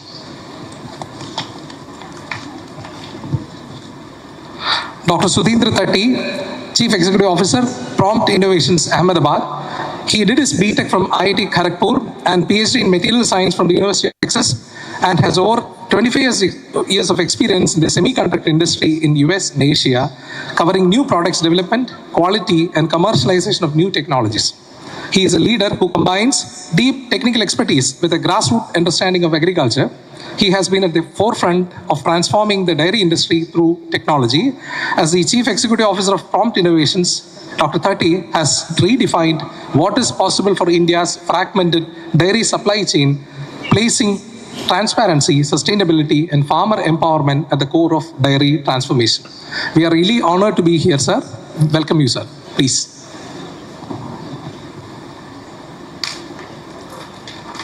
Now I am handing over the session to our chairman, Dr. Sridhar. Okay, good afternoon everyone, especially the panelists. On the dais, there is a collective experience of close to around 200 years or 150 plus. So if I open my mouth about dairy, it would be very bad on my part. But I don't know why I was honored. It's a blessing that which probably Dr. Kurian who started this movement long back, where I had the opportunity to meet him, talk to him. And just because when somebody called me about this event, I did not say anything. I just said yes. Specifically onto this topic of exports, much of the exports of dairy and food products has been, specifically the dairy, has been more strategic and very selective. Problems could be from internal, which is the policy, pricing, and so forth, to the technology, that which we are probably not as big in technology as some foreign dairies are. There are challenges, but there are seriously good opportunities. The diaspora is very big outside the country. We can probably even capture much of the markets which are emerging for the dairy sector. So I look forward to this interesting panel discussion with some of the best experts in front of me, and of course ably led by Charles sir. Over to you, Charles sir, for you to moderate. Thank you, Chairman. I thank the SDFC 2026 for giving us an opportunity, particularly Dr. Rajendra Kumar, who is the chairman of the technical session committee. The topic chosen is it's a contemporary issue, and it is relevant to the current situation. When you look at the global dairy market, it is a multi-billion-dollar industry. It's valued around 990 billion in 2024, expected to exceed 1,506 billion by 2030. How it is just growing? Reason is rising health awareness, population growth, demand for protein-rich foods, particularly with Asia Pacific leading in consumption. But there is one small issue here, or it's a major issue, is that export market is for mainly commodities like skim milk powder, whole milk powder, butter oil, butter, etc. And it is not for retail network. So before us, there are challenges and there are opportunities. First, we will look at the opportunities because our products are valued in the international market, because there are products which we produce those are not manufactured by other countries. Especially if you look at ghee is one which other countries are not manufacturing and we are manufacturing. I know there are cooperatives and privates, they are just having their presence in the markets. Similarly, when you look at the other one is paneer. Paneer, though the export, the foreign countries call it as a soft cheese, but they don't even consider really as a soft cheese. So paneer is another. So what we have to do is we have to put our brands in the Western countries, for which visibility of brand in other countries is important. Similarly, there are milk deficit countries adjacent to our country, like Gulf countries, Sri Lanka, Malaysia, Singapore.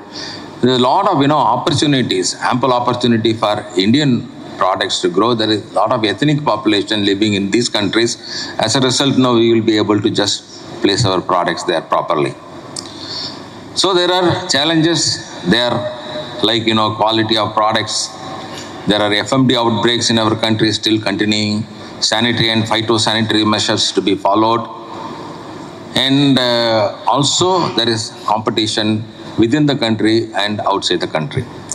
So with this small introduction, I will just place before the panel members, because we have a lot of, the experience there in front of me is, I think, around 120 years.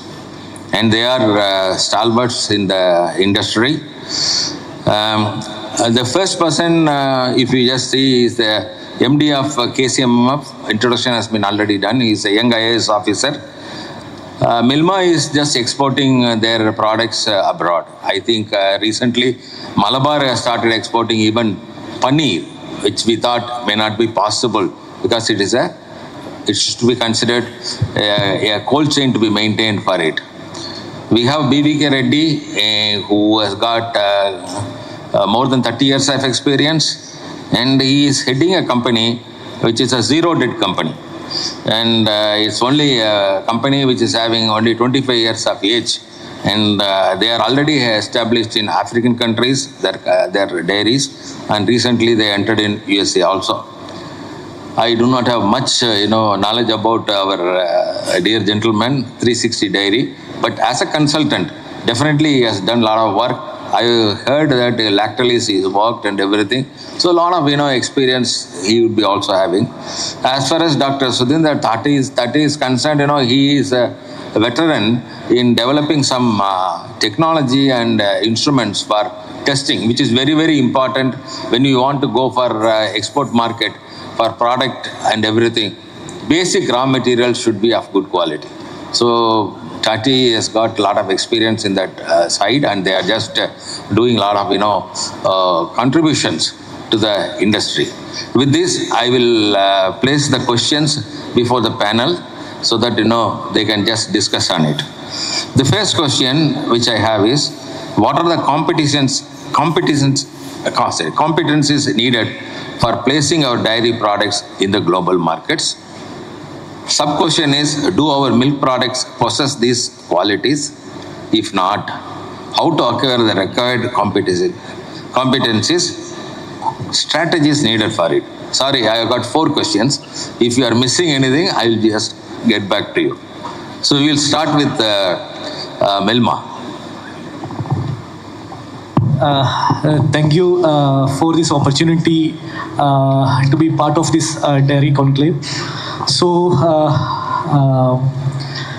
being part of Milma for the last 3 years, we have been focusing on export market very much. The main factor why we were focusing is that we have got a lot of Malayali diaspora outside. So one of the important factor I think is driving export market in India is the diaspora presence. So I don't want to be pessimistic, but I want to be little realistic on this thing. Our dairy products are not at all price competitive while comparing to other countries. For example, they are doing mass production where we are doing a production by masses. So on a price scale, our milk, if we take liquid milk, it will be around 10 to 15 rupees higher in cost. So we are not at par on price with milk from New Zealand or Australia or other developed countries. So at commodities, we won't be able to compete. compete.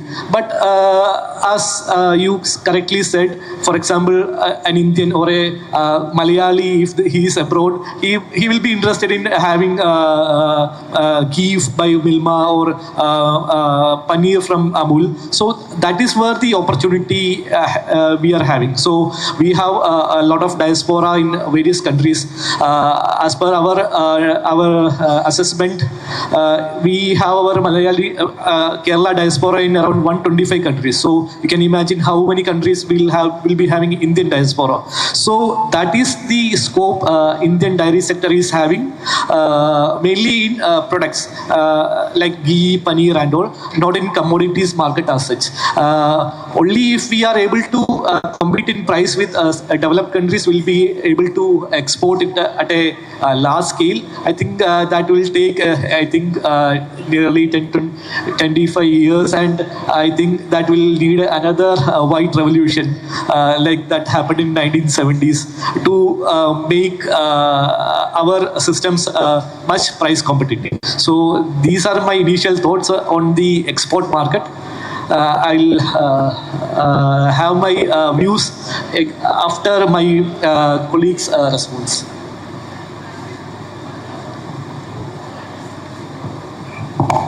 I think he has just talked the price competitiveness of our commodities. However, I think there is scope as per the MD is concerned. There is scope for all our ethnic products in the countries. But there are certain questions. Price competitiveness is one side. This competence is needed for placing of dairy products in the global market.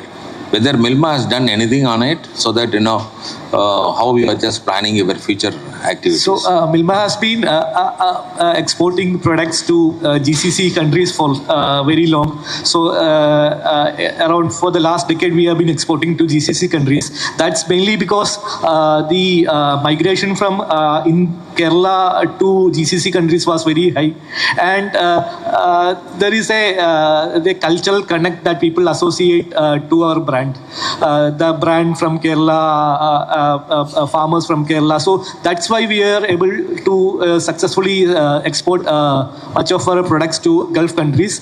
Now we have started exporting to other countries. Even last month we exported products to Australia. That also to eastern parts of Australia, where our diaspora is very high. So I see a direct connection between the diaspora and the export opportunities. I don't see a generic opportunity in export market in Kerala or from India as such for now. But Kerala, Milma has been doing a lot of export we have been doing export to Maldives, Mauritius. We have been looking at opportunities at Sri Lanka and European countries also we were planning, but the presence of aflatoxin, FMD, prevalence and all, these are little issues that we'll have to overcome if we want to export to such developed countries. Thank you. I think over to Mr. Reddy.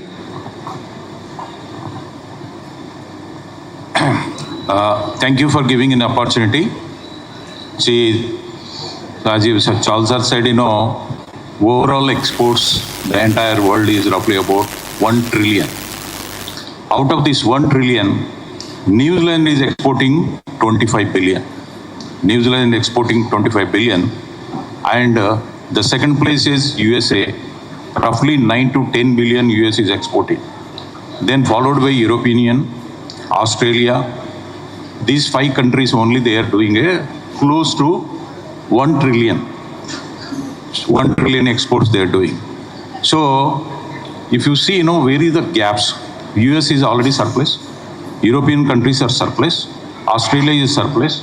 New Zealand is in surplus. So the gaps are, if you see in Southeast Asia, even today, Vietnam has become self-sufficient. Thailand is slowly becoming a self-sufficient.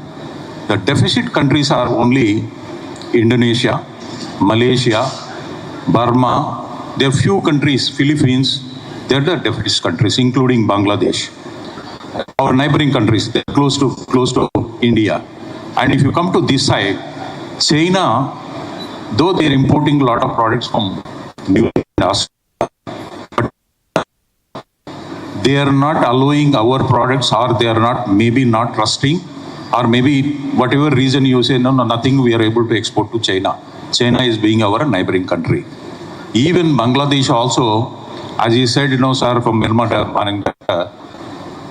the price factor also is one of the main important. But overall, if you see the overall our Indian exports in the last 2-3 years, it is a less than. Hardly so far we have not exceeded more than 500 million. 10 years, not even 1 billion. 1 billion, 1 trillion entire world. So the focus is here. Why should we see export? See, maybe it is required. Export, I am also doing, Dodla also doing some exports, Milma also doing some exports, Hudson Dairy also doing exports. Mostly we are catering to we are catering only Indian diaspora. So how much you cater? See, if you take entire US, 50 to 60 lakh population. If you take entire Gulf, you take close to 30 lakhs population.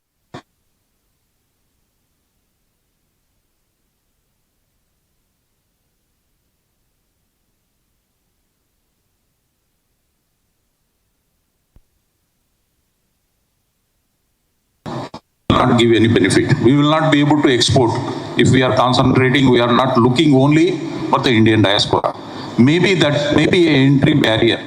Maybe, you can aim, see, keeping mind in that, Indian diaspora, sending some products, you may make some entry, you will try to understand legal requirements, all that. But by and large, so that is not, in a longer run, 2047, see our data, what's Indian Dairy Association or NDDB, or Indian, this says, our production now it is going to become almost 600 million metric tons, more than 600 million metric tons. Today, we are at only 247, if I am right, what numbers are saying.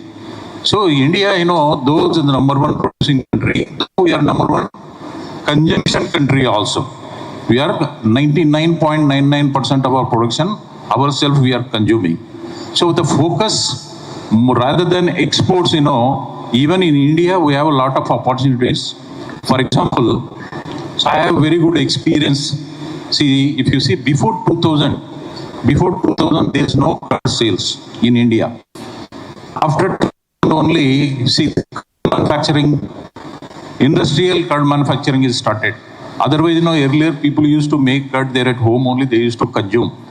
But today, that market has become very big. Almost, 25 to 30% of the total market share is now fermented products. So because of urbanization, because the wife and husband working, people they don't have patience to wait 4 hours, 5 hours. So they after 4.5 hours, particular time they have to see and keep it in the refrigerator after curd is set. So people are not interested. They want to just buy it, ready-made. So that has given a lot of boost to the dairy industry. That has become one of the value-added product to the dairy industry. Now after that, COVID. During COVID, everybody talked about protein. Everybody talked about, the entire world talked about protein. So in India, a lot of protein deficiency. Now, after COVID, all the dairies are making very good paneer. All the dairies are making very good paneer. Now people have started, let's see, especially in South India, there is no habit of eating paneer. I have seen practically people coming from north, any friend or somebody, rarely you will find few restaurants only in a paneer. Now there is no restaurant where you will not find a paneer. So paneer is adding a lot of value. This is also one of the value-added product to the dairy portfolio after curd. So paneer is becoming a boom now. Every dairy, whether it is a private or cooperative dairy, everybody is making paneer, and paneer is going everybody knows Milky Mist, how much paneer is making. And other than Milky Mist also, all major dairies are selling very good quantity of paneer. So this is very, very important. See, this has gotten one advantage to the dairy industry. Like that, in future, see, health products, dietary products, may in India itself, we may have a lot of requirement. That, we have to come out and see to that, see one or two products, if you are able to make it, because since our population is huge, so we have a lot of scope to consume within the country itself, as far as India is concerned. See, exports, challenges, if you see export, gap is, even if you take Gulf countries, there are 2-3 countries except Yemen, few countries only they're running short. UAE has become a hub. Normally what they're doing, they're importing from European Union, they're repacking, rebranding, and then they're exporting to Africa. They're exporting to Africa. Even in Gulf countries also, a lot of countries, they're becoming self-sufficient. So going forward, it is not that easy, that, doing export. Because, for doing export, 2-3 issues or challenges are there. One is, first, you should have a surplus. Whatever exports, what we are doing all these days, once in 3 years, whenever you get some surplus, that particularly only people are trying to sell some butter, some SMP. Not consistent. Nobody believes you. Nobody believes you. I've seen a lot of dairies, the 2 years back, India was a surplus. Everybody was in a huge pile stock. Then they were trying to sell butter, powder, and even then, for the lower price, requesting the government to give some subsidy to export, all that. But, this is not a consistent. You want to be in a export line in a long term. So we have to have that consistency also. Whoever you are appointing a distributor or anybody else outside the country, you have to give an assurance that, 365 days or years together, you should be able to supply that product so that you can able to create a market outside. So rest things, there are a lot of issues are there, quality issues are there, standard issues are there, infrastructure issues are there. In spite of that, before that itself, we have other issues. We will not be able to compete the price. So why we are not able to? Why we are not able to give it to Bangladesh? Mostly 90%, 98% Bangladesh imports. But our share in Bangladesh is very small. Indonesia, Malaysia, neighboring countries, our share is very small because, the other countries were able to give for a better price, better quality. Better price for the better quality. So challenges are there in India, but, keeping, everything in mind, what is happening, global activity, we will able to compete in the price. Infra we have to correct in the farming side, in the processing side. We need to have all automation plants very hygienically. Our Indian standards should be able to compete with international standards. That is processing side. And anyhow, our procurement side, this 3-farm family, 3-farm procurement style, we have to move so that, your quality we will be able to improve, our infra has to improve, our cold chain has to improve. And then, third is, product innovation. So we can't only depend, the same products what we're doing, since ages. Maybe, product innovation is required so that, it will be helpful for exporting or for Indian consumption also. And fourth, market strategy, market policy. So somebody, some dairy wants to export, you have to keep it up that promise. Otherwise, you will lose the client from outside. So the continuity will not be there. It is only just, coming and going. We will not have a fruitful long-term association with any country or any supplier or any distributor. That's what I feel. With this, I will conclude. Thank you, Shyam. Thank you, Reddy. I think you answered all the questions. I've got 2 more questions to be asked. You answered all the questions. Okay.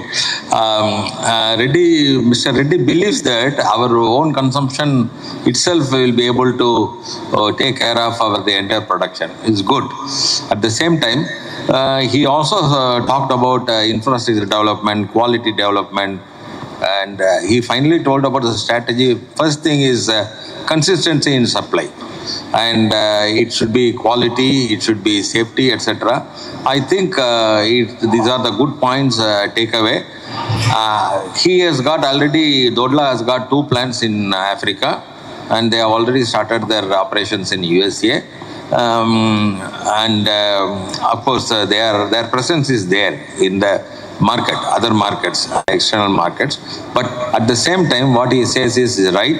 The Gulf country demand is slowly diminishing, and we will be finding it difficult in coming days to do it. Second is price competitiveness is also very important, because even I had experience with Bangladesh and other countries, and they will ask rock bottom price, and we will not be able to even meet our cost of production.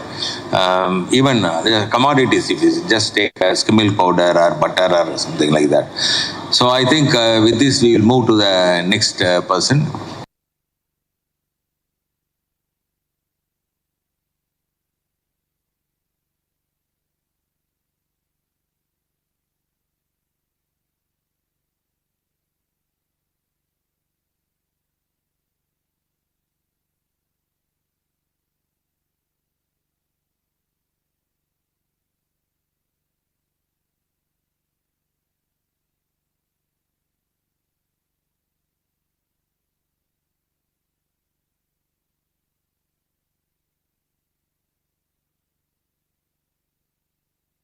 Then that plant has been revamped, everything.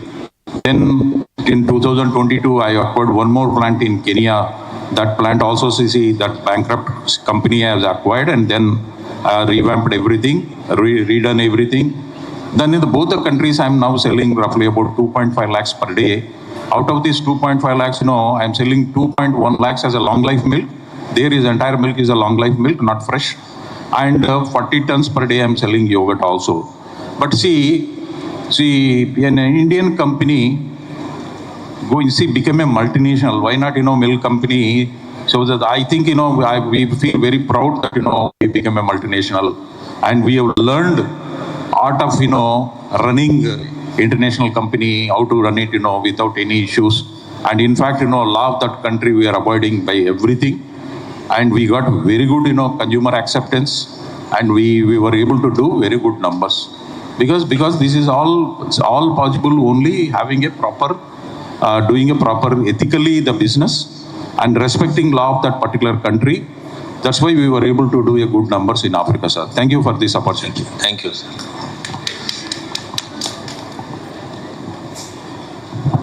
Yes, sir. Question remains the same. Competition is needed for making our dairy products in the global market. First of all, thank you very much. It's a privilege to be in the dais with all those great and stalwarts of dairy industries.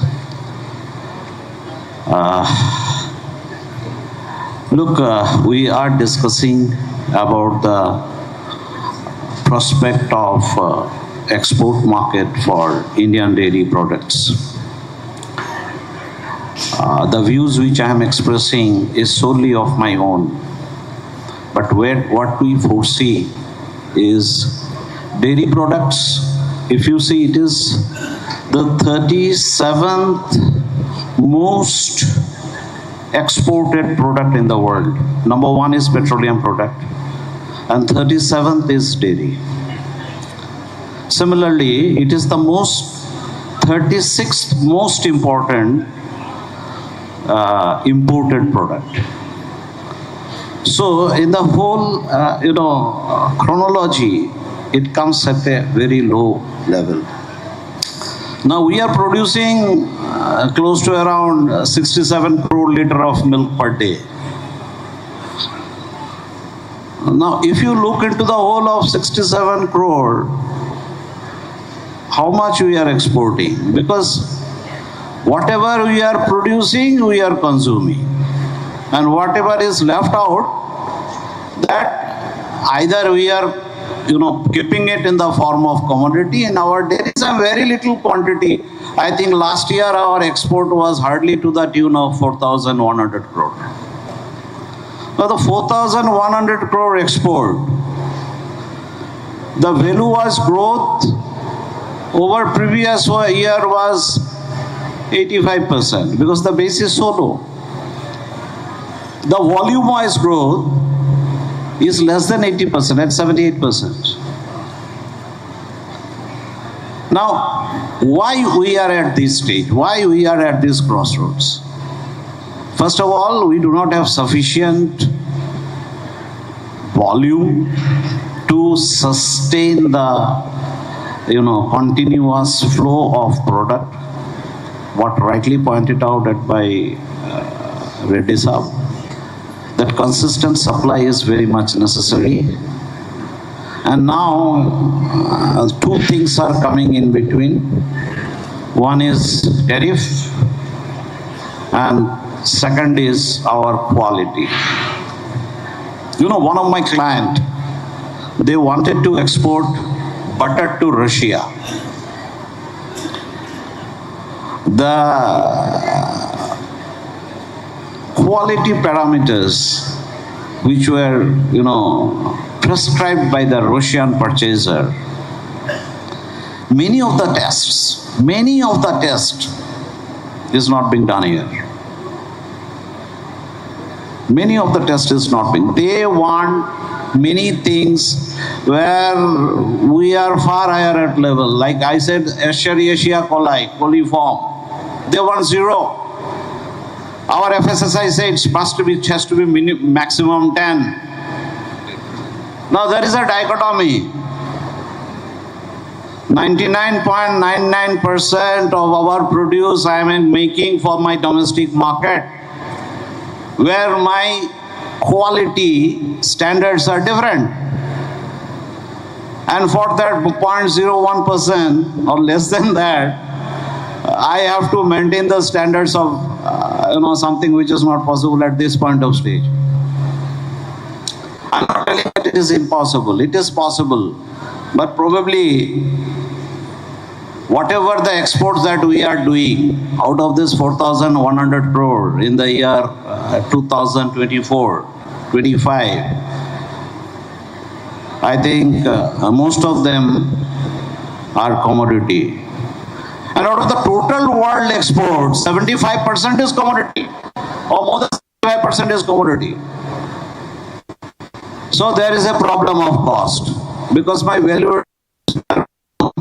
Now Germany exports the highest quantity of cheese in the world, and they make money out of that. But I am not able to make money in selling SMP or selling WMP or selling butter or selling ghee. So question is this, how to sustain that? My problem is that I am unable to create an international brand bearing 1 or 2, wherein I am just putting my whole effort into commodity marketing. So if I want to sustain that whole export, I need to go into consumer marketing. So it is not only consumer or commodity marketing, consumer marketing has to come. Thereby I can make sufficient value addition, and thereby I can also make a little bit of progress towards sustainable supply.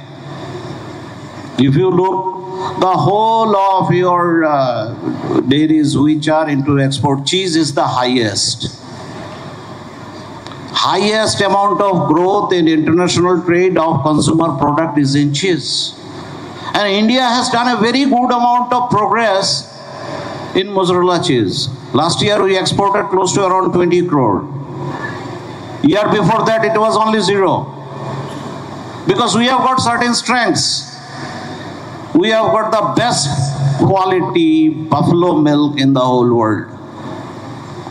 But we are not working on our strengths. We are following the other countries, that what the commodity they are selling, we are not working on that. We are not working on our strength. Like mozzarella cheese is one of the things which is expanding very fast. The market is also growing at a very high level. And we have started very recently.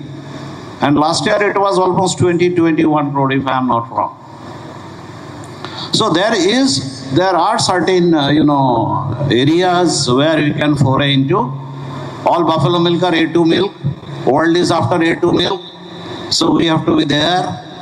Mozzarella cheese is one of the areas where we can go very nicely and very strongly, because we are the largest producer of buffalo milk in the world. And then butter and ghee, of course, what Indian population outside India, they will look for that. The indigenous sweets, it is again one of the area where people can go.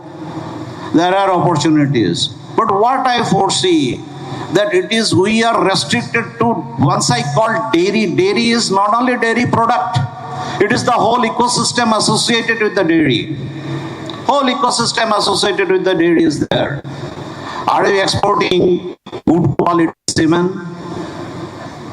Is there any exporting good quality milking machines across the world, like Africa? And then whatever dairy equipments, we have got one of the best possible Ayurvedic solution for animal diseases. When the world is moving towards antibiotic treatment, worldwide mastitis is very common. Now in this mastitis, the whole world is towards antibiotic, but we do not. When we go for standards, it is antibiotic free. The butter which you want in Russia has to be antibiotic free. So the Ayurvedic solution, the homeopathic solution, treatment, the ethno-veterinarian solution for diseases will lead us to, strengthen our core, and thereby we can work out to increase the whole ecosystem surrounding the dairy, not only dairy products. We can go for breeding, we can go for equipments, we can go for animal treatment, and we can go for dairy products. If you look into the dairy equipment suppliers, they are in the hands of very few players in the whole world. Our export to dairy equipment, for dairy equipment, is very less. So there is an area where we can work it out, because in this forum, it is not only dairy product per se, it is the whole ecosystem which is associated with the dairy. That's what I have tried to say. Thank you very much. Thank you. Thank you, sir, for your valuable input. You just talked about opportunity for products like ghee, indigenous sweets, mozzarella cheese, and how buffalo milk can be used for value-added products so that it can be just exported. And you also rightly pointed out that we should enter into the consumer market rather than the commodity market. It's a good suggestion you have given that how we can go for ethno-veterinary medicines for treating the animals, because this antibiotic residue is becoming a very tricky issue nowadays. Even cooperatives and private dairies, they are all facing this problem continuously. And in order to just combat this situation, they have to go for either ethno-veterinary or like Malabar Union is developing something on homeopathy also.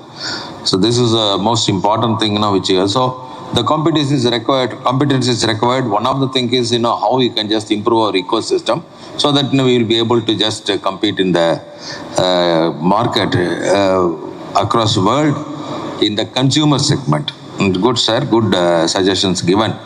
Over to Dr. Tati, because whenever we talk about any product, the basic raw material is very, very important.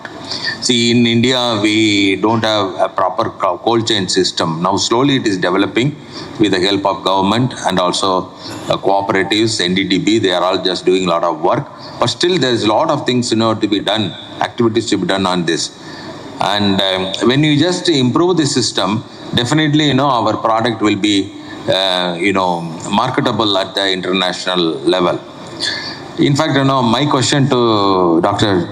Tati is that how best the Indian procurement system can be improved, because they have come out with some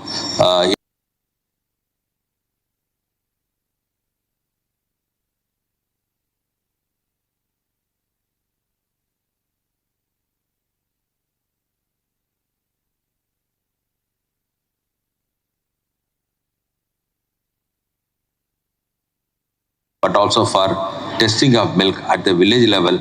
So that, sir, you take 8 minutes and within, please complete.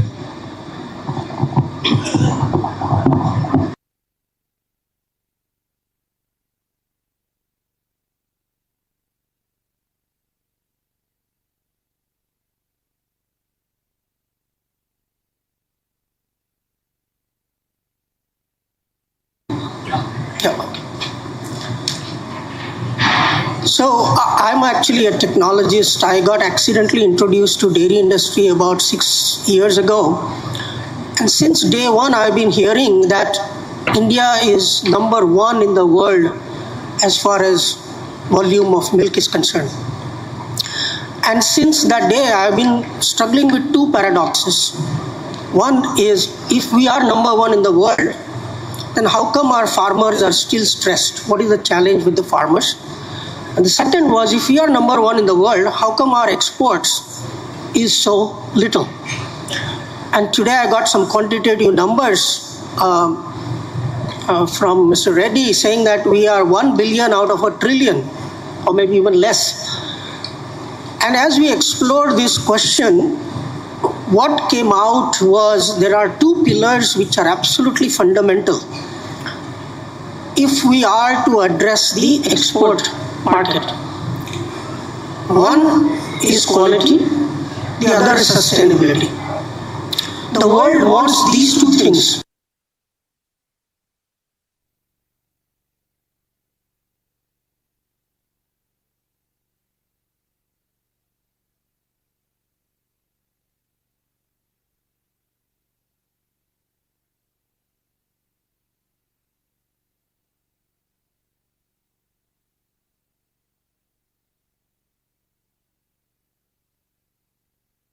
End-to-end cold chain chilling solutions. Because unlike the Western countries, as was mentioned, we are not mass producers, we are production by the masses. And so our challenge is small volumes, reach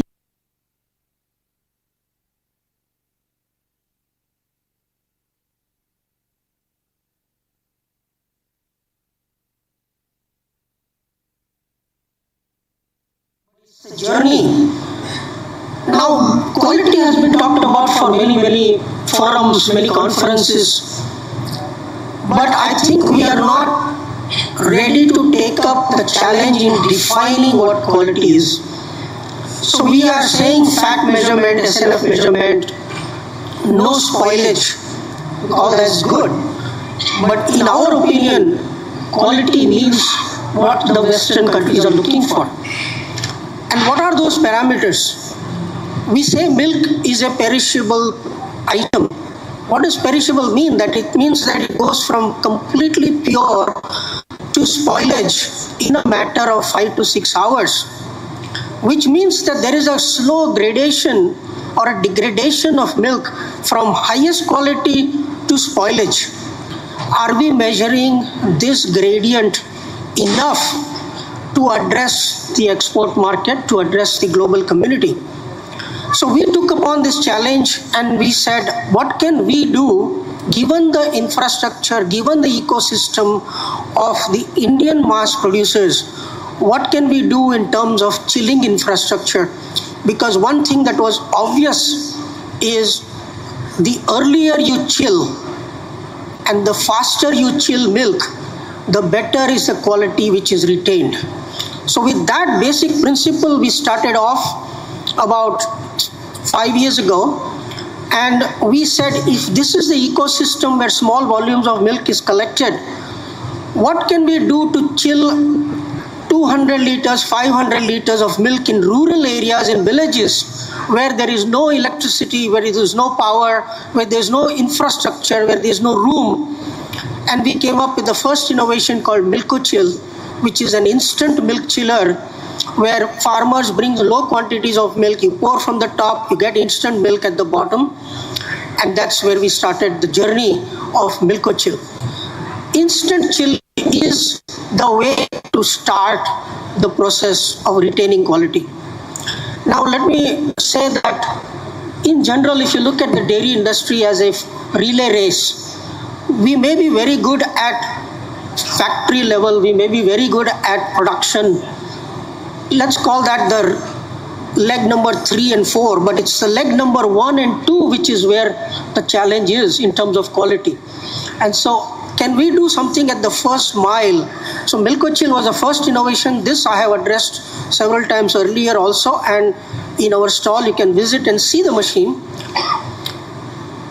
This year now we are launching another innovation called a fast or a rapid bulk milk cooler based on a similar thermal storage technology. The current BMCs are also a legacy.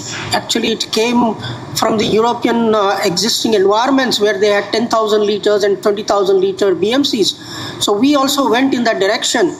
But we do not realize that if you take the entire statistics of 2 lakh collection centers, more than 85% of them are small collection centers, less than 500 liters. To address the challenge of existing BMCs, they require power, they require diesel genset, which is expensive. So in order to address the challenge here, we have developed a thermal storage based BMC, where when there is electricity, you will charge the thermal storage, and then you will use that energy to chill the BMC. The beauty here is that instead of 3 hours that it takes to chill milk, we will be able to do in half the time, because our refrigerant is now coming from the thermal storage, which already starts off at a lower temperature. Secondly, we can retrofit existing machines, existing BMCs, in order to do the chilling and provide them the add-on benefit of saving energy through diesel and so forth. I want to just pause here and say that we are working with a leading private dairy in South India right now. The amount of focus that they have given on the quality aspects, which is beyond just MBRT, is just very impressive. What we realize is that it's the bacterial count. Can we measure bacterial count? Can we measure antibiotics? Can we measure these parameters? Which, as was mentioned, we are not able to meet the Russian standards. How can we meet the global standards is by addressing the bacterial count at these kinds of procurement centers. Can we have the right equipment for testing antibiotics, aflatoxins, and so forth? So it's not just the lactose bacteria that is causing the acidity and the spoilage.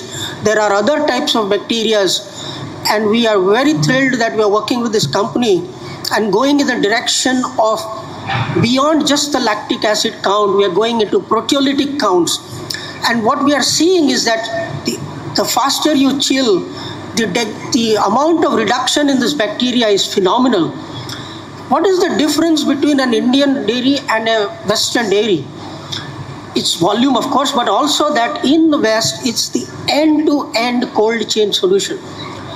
Can we provide end-to-end cold chain solutions in the Indian context, in the Indian infrastructure? And that's what we are doing now at Prompt Innovations. We started off with Milk-O-Chill for very small quantities of milk. We are now moving towards the 1,000 and 2,000 liter BMCs with the thermal storage. And we are also coming up with insulated milk cans so that once the milk is chilled, we can continue on into making sure that the milk never sees about 10 degrees temperature. So that's as far as the technology solutions are concerned. So if we can provide end-to-end cold chain solutions in the Indian context, that will be Prompt's contribution to improvement in the quality of the dairy industry, which I believe is the primary requirement for improving the quality. You mentioned about exports, and so I wanted to share some of our experiences with countries in Africa. With the help of grants from Gates Foundation and some of our partners, we are now able to create solar-powered independent energy hubs, which have not only the Milk-O-Chills, but any other equipment of measurements. And this is all solar-powered in remote areas of Africa. And we are successfully now moving in that direction because there is no legacy. We are starting on ground zero. There is a fresh ground for us. And we are very happy that we are starting in Africa. In Kenya also, along with a grant, we are doing quite a few cooperatives where we have demonstrated the use of solar-powered chilling solutions from start to finish, and which is helping them to improve the quality, improve the livelihoods. So our vision basically is, can we help to create an end-to-end cold chain solution in India, starting from very small collection centers to insulated cans, to electric transports which are carrying these milk at cold temperature. Take it to the BMC. The milk should never see above 10 degrees centigrade temperature. Once you do that, your proteolytic counts, your bacterial count, your all types of bacteria are going to be much lower levels. We have demonstrated the impact of good quality milk on good quality products. So I think this is our contribution. We believe that we can help to enable the infrastructure and make sure that the products are sold not only to the Indian diaspora but to the world globally with our high quality products. And our dream is not to be known as number one in the world just for quantity, but sooner or later we should be known as a very good player in terms of quality as well. So thank you so much. Thank you. Thank you, Dr. Sudhindra. Actually, you mentioned very clearly about thermal storage, rapid chilling, and it's heartening to note that you are just developing a BMC of 1,000 and 2,000 liters capacity. It's what the industry needs now. It's not 500 or 200 liters. It's going to be very expensive. I think this will support the Indian dairy industry in a befitting manner in the future to export their, not commodities, that retail products. I think I will move to the next question. Opportunities and challenges you already discussed, so I don't want to just again go to that further. Now, can you narrate a few experience you have faced or you are facing while placing your dairy commodities or dairy products in the global market? This is your own experience. Now we are asking only your experience sharing. Let's start with Repeat the question. See, you are now exporting products, right? It's being sold there. What are the experience, some experience, good experience, bad experience? I think some time back someone was talking about how to strategize placing your products there. You know about Gulf Food Exhibition, many people are participating. I have seen many private dairies. Very rarely I see cooperatives participating in that. It's going to be, it's very expensive. And also when you just go to the Gulf countries, you will find that, because I was also involved in this kind of activity. So during certain time, they will ask for some kind of, sales promotion activities, a lot of things, so that you will be able to just anchor your product in a better manner. And there are problems, when you send your ghee to especially Gulf countries. They say free fat acid level should be less than 0.4. So this is the biggest challenge we have been facing. And you test here 0.35, when it reaches here it will become 0.45. Then again they say they reject. When you reject it, you cannot get the stock back because the municipal authorities will never permit you. But disposing of also is the biggest problem. So every time you find it difficult how to just manage this kind of So this kind of experience, I just shared one of my experiences. You must have got some good experiences and bad experiences. Yes. Okay. So thanks for that question, sir. So for Milma, we are mainly focusing on the GCC countries, and we recently had introduced payasam. Payasam is a traditional sweet dish of Kerala, palad payasam. So we had ready to drink, we had made that. So it was made in association with Tata products. So packaging was done by them. So in dairy, the most important part is the quality and the packaging. So if we need more shelf life, we need better packaging. So we had a good product, and we exported it to GCC countries. And as I told earlier, the Kerala people, the Malayali, find that cultural association with the product. And during the last Onam, Onam is a big festival of Kerala, and we had a big celebration in the GCC countries, mainly in Dubai and all, and where Lulu supermarket chain was one of our big partners. So we had supplied our ready-to-drink payasam in all of the event for the Honor Sadhya, and also it was very enriching, very good experience. But saying all these things, I think the fancy thing around export is very much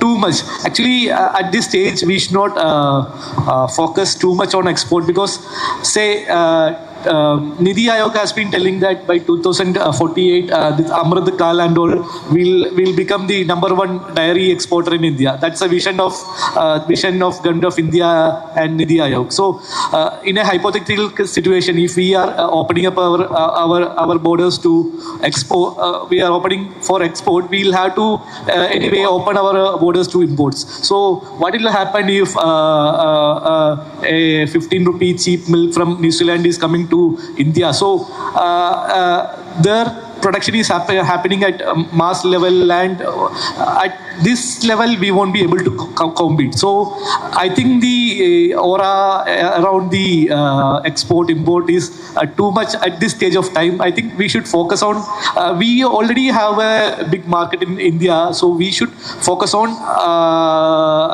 properly catering to the new markets, maybe building new products. As Sir was telling, the protein segment is increasing, the probiotic segment is increasing.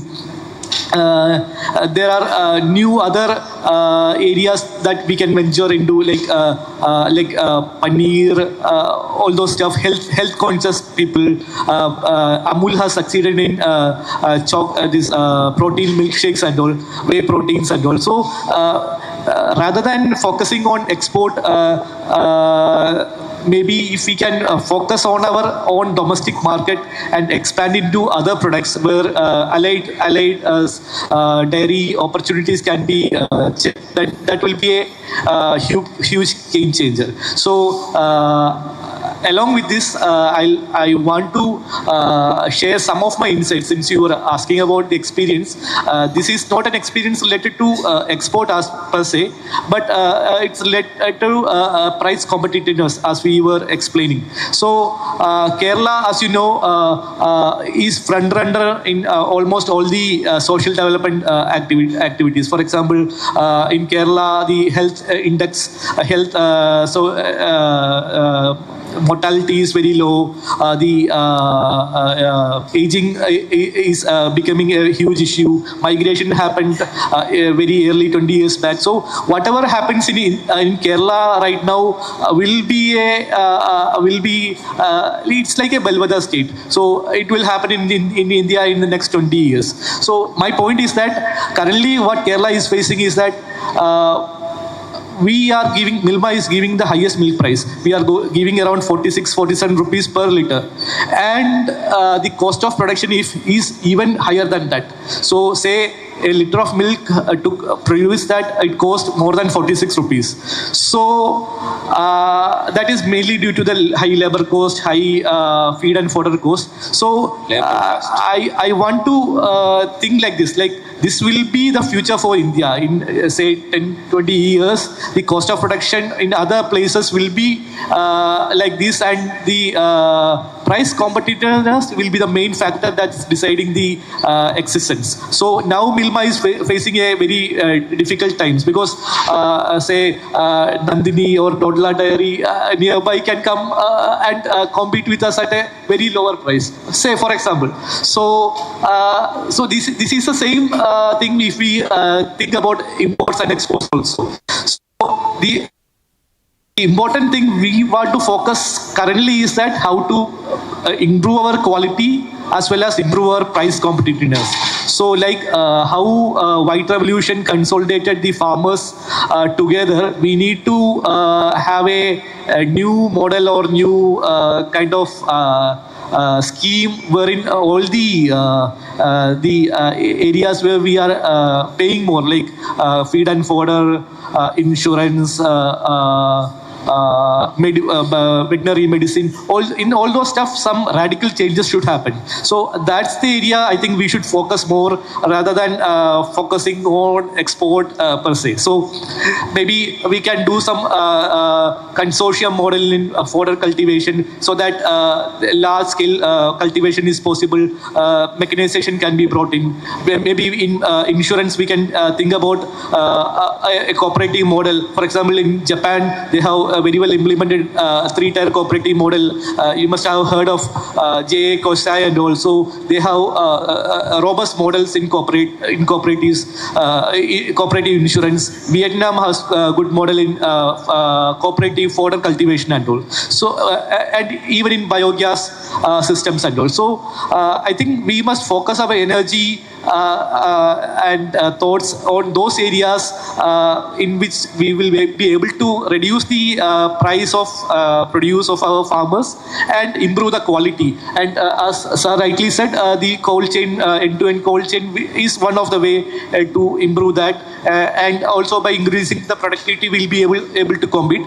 But more than exports, I think these three are the important areas: increasing productivity, decreasing the cost of production for farmers, improving the farmer income by means of allied activities like biogas, and all are the next way forward for the dairy sector. So I just deviated from your question, but I think these are the main areas we should focus. Thank you. Thank you, thank you.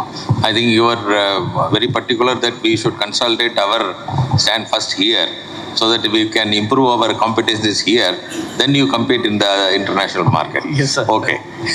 At the same time, you would like to continue with the available, market, share you have in the international market with the available product, without giving much, importance to that, so that, your importance in the local should not get, diverted or diminished. I think that's also a good stand. Okay, over to Mr. Reddy. Sir, here, slightly I will deviate, see, deviation should not be to slight that deviation. extent. No, you can just because we are talking about what Germany is doing, what America is doing, what New Zealand is doing. What we are doing, still in India we have a lot of mess. See, if you go to another country, there is only one farm. Here we have private dairy, we have cooperative dairy. There is no clarity. See, private dairy don't get any subsidy, government dairy will get a subsidy. So how are you going to compete? See, ourselves, there is no clarity. First of all, as a sector, see, up to 1992, buying and selling was only one brand or one dairy. So when competition has come, so first 10-15 years, there was a lot of struggle. You are private dairy, you are not up to the mark. The government of India has given me permission. Why are you asking so many questions? Still, slightly now people are considering that, you are doing some job. Or otherwise, they are looking like an enemy. That, that the government dairy is doing a very great things and the private dairies are not doing. Why private dairy was not doing? Why government has given a permission? Government of India, when they permitted to the private, initially there are a lot of turbulence. A lot of people knowingly, unknowingly ventured into this sector. A lot of people have failed, closed the dairies. But the dairies which have survived now, you see in our South India. Today the private dairy you took Hudson, what is the turnover top line is doing? He is handling 40 lakhs, 10,000 crores. What is Heritage is doing? 4,000 plus crores. What is Rodla is doing? More than 4,000 crores turnover. So see, it took a time to emerge. Number one, this issue was there always, private, cooperative, only, subsidy or ever, whatever, incentives. The government is only giving to cooperative and the private is been neglected. Even then, a lot of privatives have survived and come up to a stage now, as per the NDDP data, as per the all, intellectual data says now 50-50. 50% of Indian production is handled by the private dairies, and 50% of the production is handled by the cooperative dairies within 25, 23, 20, 30 years. So 92 to today we have completed 26, we have entered. Close roughly about, private dairies, they have entered only 32 to 33 years back. But they occupied now 50% of the market share, Indian market share now. Processing, handling. That is one aspect. Another other aspect, we are talking about quality. I'll say quality when it will come, I don't have a sufficient food. I'm feeling hungry. First, I have to fill it up my stomach. Whatever is available. I don't see the protein, vitamins. I don't see whether carbohydrate, whatever it may be. First, whatever is available, first I will take it everything. Then once, my stomach is full, then if I'm getting enough food regularly, then I'll think of, whether I should have a laddu or either should have a biryani, either way should have a protein food, whether I should have a vitamin food. All this, it will develop automatically once you have enough stuff. Now India just emerging that. Even in the milk production, you are just becoming self-sufficient. When you become self-sufficient, automatically now you see last 10 years. For example, my own dairy, I will tell you, we used to get milk, we used to make only farmers payment only by cash. Okay? Because no bank in rural area, no connectivity. Last 10 years, what happened today? I'm collecting milk in 5 states, 1,40,000 farmers. All the payment is made sitting at corporate office Hyderabad online. This is possible only because of not me, because entire ecosystem is developed. Your entire ecosystem, each and every village we have a connectivity now. Sir said, I have a 10,000 milk analyzers. I spent more than 100 crores only for doing a digitization in the villages. See, to eliminate a middleman in the village, to do a digitization, I spent more than 100 crores. But that is yielding the result. It's a win-win situation. But before 2014, it was not possible because there is no connectivity in the village. Even if I do digitize now, I was not able to get my data. There is no point. So things are changing. Definitely now India has become a self-sufficient. So when it became a self-sufficient, technology has developed. Today, now I can say very proudly, a lot of our Indian dairy manufacturers have one of the best world-class plants. Correct. We have now upgraded to automation. Without, manual intervention, we are processing now. So because, there you can spend the money buy. But whereas only in the processing, only in the procurement side, as you know very well that, we 3 cow per family, and then now very fragmented system of our procurement. See, there also a lot of things are changing. If you see in Amul, each and every village they have a bulk cooler. Each and every, it was not there 10 years back, 20 years back. Am I right, sir? So today, even in South India, you see, now, more than 150 villages, I placed village-wise bulk cooler. Village-wise bulk cooler. So, if you take, for example, I don't know, statistics, people says, Hudson has placed more than 1,000 bulk coolers. Each and every village-wise, now cooling system we are creating. So, since once we got, now, my stomach is, I'm not feeling hungry. I have enough food. So, now I'm thinking beyond. Now I'm thinking how to get a protein, how to get a vitamin, how to get a laddu, better quality food and all. We are migrating definitely. So India, it will change. Now all this fast is fast, but going forward, I think, see the technological developments, product innovation, all that, it will happen. And we will able to export also very soon, meeting all the international standards. People are gearing up. People have that kind of knowledge and capacity and strength. That's what I feel, sir. Thank you. Thank you. I think finally encouraging note has come that you will be able to export. Yes. Yeah, that's a very encouraging note that we will be able to export. It is correct. Look, 3 things it comes into our mind when it comes as an obstacles to our export. First thing is, which people look forward for, is traceability. Traceability. That is something probably, that is the need of the hour we need to establish in the whole back-end operation. Second part is your phytosanitary standards.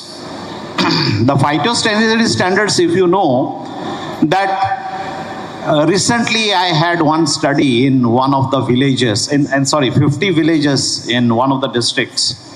in India, Uttar Pradesh. 66% of the animal tested, of 5,100 animals, were found to be having subclinical mastitis. And this all milk is going to the dairies. So those phytosin, because the extent to which the somatic cell count is being measured in the dairy is very less. If you look forward for 10 dairies, maybe one highly automated dairy or very advanced dairy may be going for checking on a regular basis the somatic cell count in milk. So this ultimately impacts the phytosanitary standards of our milk. And adding to that is the rampant use of antibiotic. So antibiotic is being used because we do not have veterinary doctors, sir. In the real ground, we have only paravets. The veterinary doctors, they are very limited. Numbers are very limited. And the usage of antibiotic is without any antimicrobial resistance test. So I give number 1 antibiotic, it is not getting cured, I start giving number 2 antibiotic. And ultimately, those antibiotic traces are getting deposited in the body of the animal, which is impacting further the fertility of the animal as well as the productivity of the animal. So the moment an animal is diagnosed with subclinical mastitis, his production comes down. It is not visible that the animal is suffering from mastitis, but the productivity comes down. So the cost goes up. And then adding to that is the further qualitative aspects of the milk. So one is traceability, one is your phytosanitary standard, and third thing which may arise probably is the carbon footprint, which is likewise associated with the productivity of the animal. And productivity is also, related with the fertility of the animal. Whether the animal is giving 1 calf per year or not, if that is not happening, that means the productive life cycles of the animal goes for a toss. So these are the 3 aspects probably we need to look into, and these challenges we need to overcome. Thank you very much, sir. Thank you, sir. Over to Dr. Ted. I think by hearing all these experts, how the industry can just respond in order to improve the village level infrastructure to improve our quality standards. Right. So one of our observations and frustrations that we have encountered is that ultimately it's the economics that's going to drive any change, right?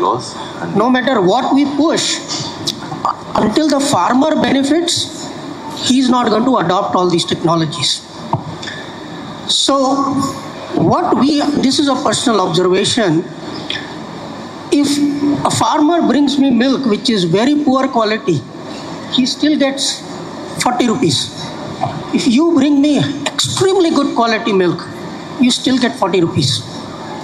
Where is the incentive for a farmer to improve the quality? And this I say it very consciously because in India we are facing resistance to adoption to some technologies because they are saying, if I improve, what's the point? I'm still getting the same money as anybody else. However, my experience in Kenya has been that there is a company which is paying premium based on the quality. So if my milk has no antibiotics and my milk has low bacterial count, I get 15-20 shillings extra compared to the person who is not doing the quality. I think in our we need to move towards incentivizing quality, because right now we are only talking about quality, but there is no measurement of quality and there is incentivization of quality. So in my opinion, that fundamental needs to be done. That is done. We are seeing that this particular vendor in Kenya, he is selling his products at 2x the price. Not 20%, not 30%. He's selling at the price.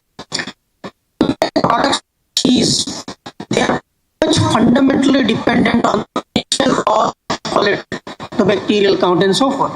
So what can we do to make sure that farmers are also educated and incentivized? That is one thing that we believe that it's the economics that is at the heart of all these things.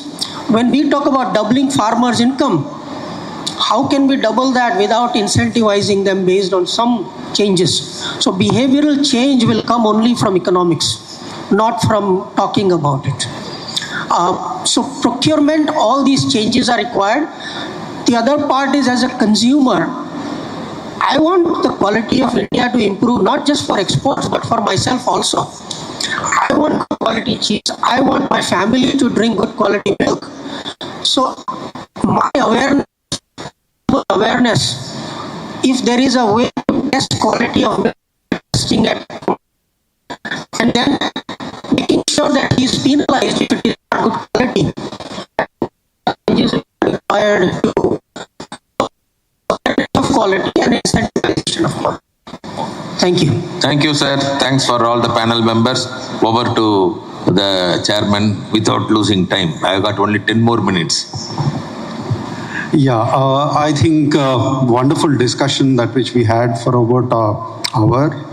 All I could do is summate this into a very important lesson I learned in my life, which is in the form of an analogy.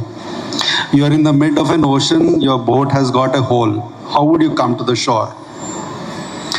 Water is seeping in, you need to still come to the shore. The only way you can do is you can throw the water out and start rowing. You have to do both. The same kind of a paradox is observed here with some panelists saying, let's focus only on domestic, and some probably arguing for exports also, and in here and there, mid of it. It's easy for me to summarize, but the practitioners being practitioners, they are probably at the forefront of the problems. I could visualize 4 major issues that which are there. The first one, which I have seen in my own viewpoint, is the fragmented procurement market. There is a huge amount of fragmentation right from procurement through the distribution. A reason why the economies of scale is not happening is also because of that. It's not that we are not good at technology, it is also because of second one. The second important point is, if you just look back, what are the great business models we have evolved to revenue generation? Probably a contribution from our side has been partly 1 or 2, apart from what Amul and other companies have done.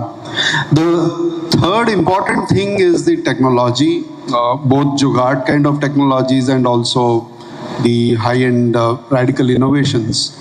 Other than converting buffalo milk into powder, what is the significant revolutionary changes that which we have brought in dairy? I don't know, at least as a layman, not much from the dairy sector, I have not really heard. I think the fourth important point is the entrepreneurial orientation of us in terms of being proactive to what the policy changes may happen over the next few years, and if should we have to allow the other countries to invade us, how do we react? Are some of the questions that which we are left. But I think there is a significant hope. We have at least 4 great P's with us. One is in terms of the plant, which is in terms of technologies that which we can have. We have products also. It is not that we don't have any significant thing. As of now, our policies have been saving us, and hopefully they'll keep saving.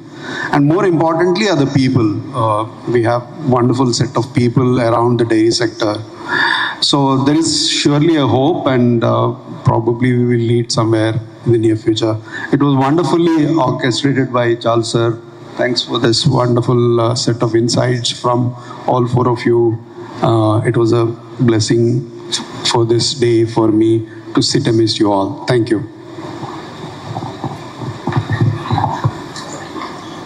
Now the session for the memento distribution. So here we come to the end of the panel discussion. Thank you all.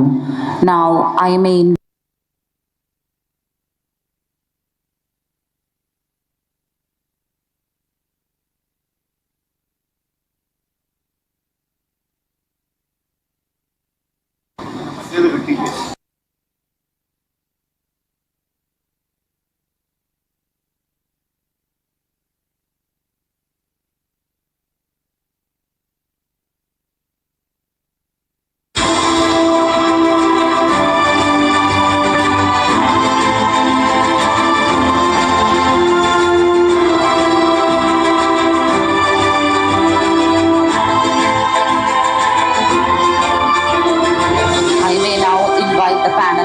to receive the memento. To begin with, I would like to invite Sri Asif K. Yusuf, IAS, MD, KCMMF, to receive the token of love.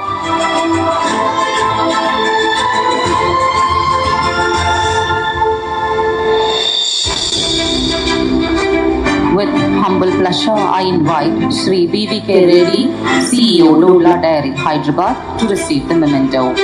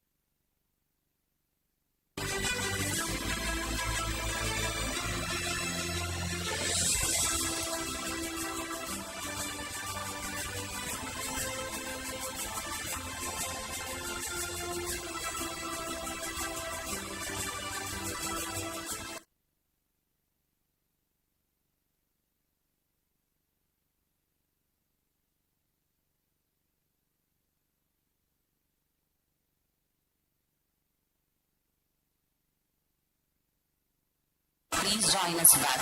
Thank you, one and all.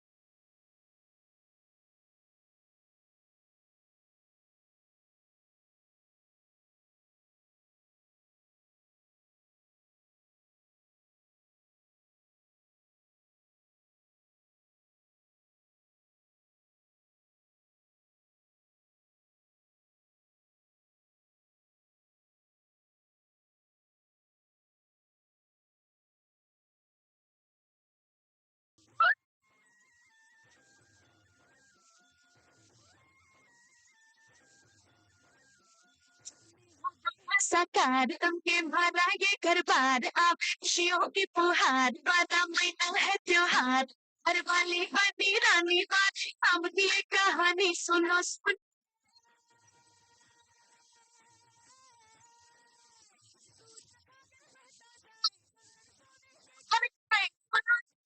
शहर में हरे घर झांझर लक्ष्मी के बाजे झांझर लक्ष्मी के बाजे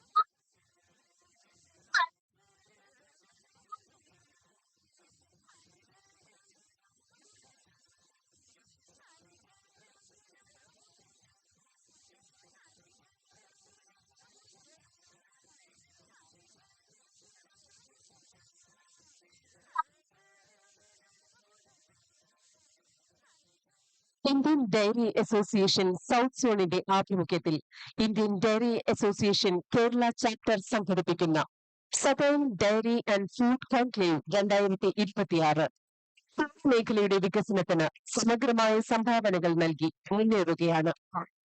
ഇന്ത്യയിലെ 4 ദക്ഷിണേന്ത്യൻ സംസ്ഥാനങ്ങളിലെ മന്ത്രിമാരെ ഉൾക്കൊള്ളിച്ചുകൊണ്ടും ക്ഷീരമേഖലയിലെ പ്രഗത്ഭരായ വ്യക്തിത്വങ്ങളെ ഉൾക്കൊള്ളിച്ചുകൊണ്ടും വളരെ മികവാർന്ന രീതിയിൽ സംഘടിപ്പിച്ച ഈ കോൺക്ലേവ് ഡോക്ടർ വർഗീസ് കുര്യന്റെ ജന്മസ്ഥലമായ കോഴിക്കോട് വെച്ച് നടത്താൻ സാധിച്ചതിൽ ഞങ്ങൾക്ക് വലിയ ചാരിതാർത്ഥ്യമുണ്ട്.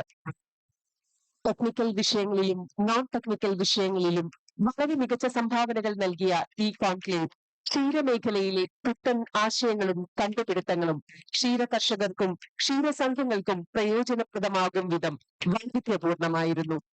Southern dairy and food conclave 2026 സമാപന ചടങ്ങിൽ എത്തിച്ചേർന്നിട്ടുള്ള ഏവരെയും ഹാർദമായി സ്വാഗതം ചെയ്യുന്നു.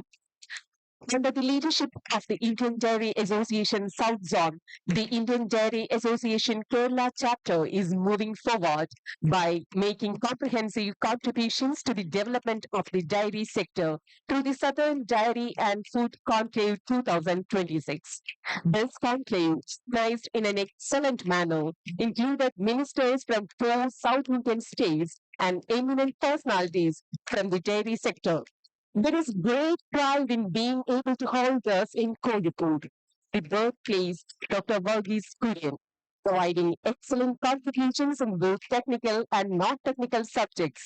These 3 days were distinct enough in a way that the new ideas in the dairy sector presented at this conclave will be beneficial to dairy farmers and dairy cooperatives. A warm welcome is extended to everyone who has gathered for the valedictory function of this prestigious Southern Dairy and Food Conclave 2026. Bharat Ratna ആചാര്യ വിനോബ ഭാവെ രചിച്ച സർവമത പ്രാർത്ഥനയ്ക്കായി ഏവരും എഴുന്നേറ്റ് നിൽക്കണമെന്ന് വിനീതമായി അഭ്യർത്ഥിക്കുന്നു. We humbly request everyone to stand up for the prayer written by Bharat Ratna Acharya Vinoba Bhave.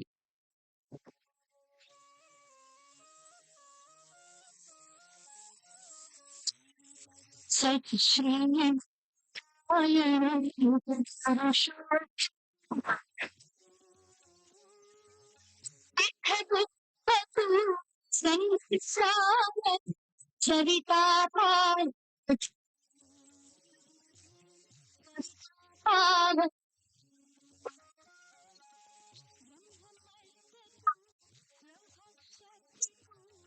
Shubhi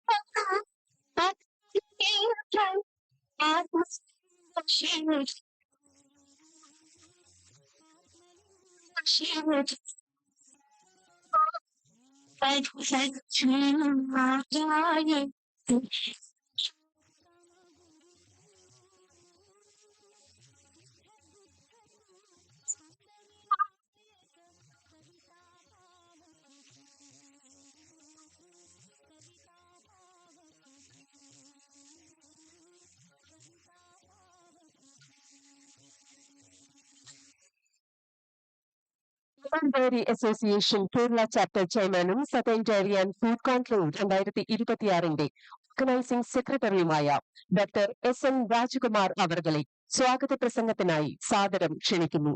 V respectfully invite doctor N Rajkumar, Chairman of the Indian Dairy Association Kerala Chapter and Organizing Secretary of the Southern Dairy and Food Conclave 2026 to deliver the welcome speech. Respected dignitaries on the dais, esteemed office bearers of the Indian Dairy Association, distinguished guests, awardees, delegates, ladies and gentlemen. Good afternoon to one and all. A very warm and respectful welcome to one and all to the valedictory function and certificate and award distribution ceremony of the Southern Dairy and Food Conclave 2026. It gives me immense pleasure and honor to welcome this August gathering, marking the successful completion of 3 days of meaningful deliberations, knowledge sharing, and professional interactions in the dairy and food sectors. In the outset, I extend my heartfelt welcome to our chief guest, Dr. Manish Shah, Chairman, National Dairy Development Board. Sir, your visionary leadership and unwavering commitment in strengthening India's dairy sector through innovations, sustainability, and farmer empowerment have been guiding light for all of us. We are deeply honored by your gracious presence today, sir.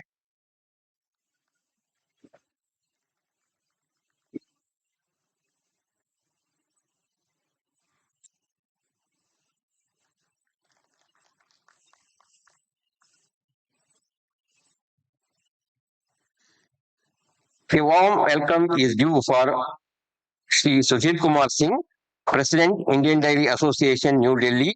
Sir, we appreciate your efforts in unifying dairy professionals across the nation. Welcome you, sir.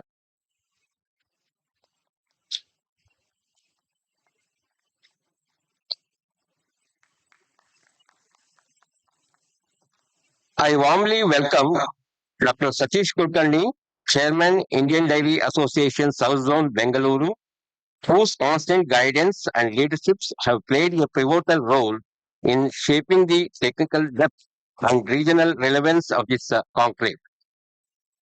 Welcome. Yes. I extend a warm welcome to Sri K.S. Mani, Chairman, Kerala Cooperative Milk Marketing Federation and Chairman of Southern Dairy and Food Conclave 2026, whose visionary leadership and unwavering support have been the cornerstone of Sdfc 2026.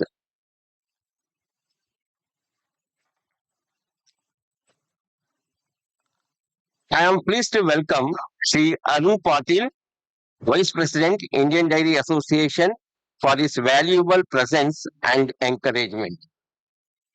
Arun Patil, sir, welcome once again.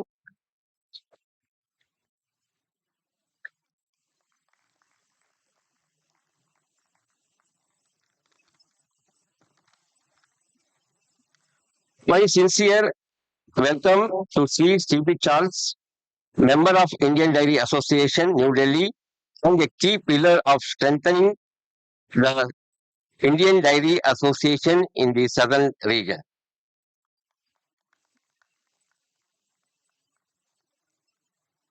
A special word of welcome to Sri Ajit Kumar K, Deputy Commissioner, whose presence adds great value to today's proceedings.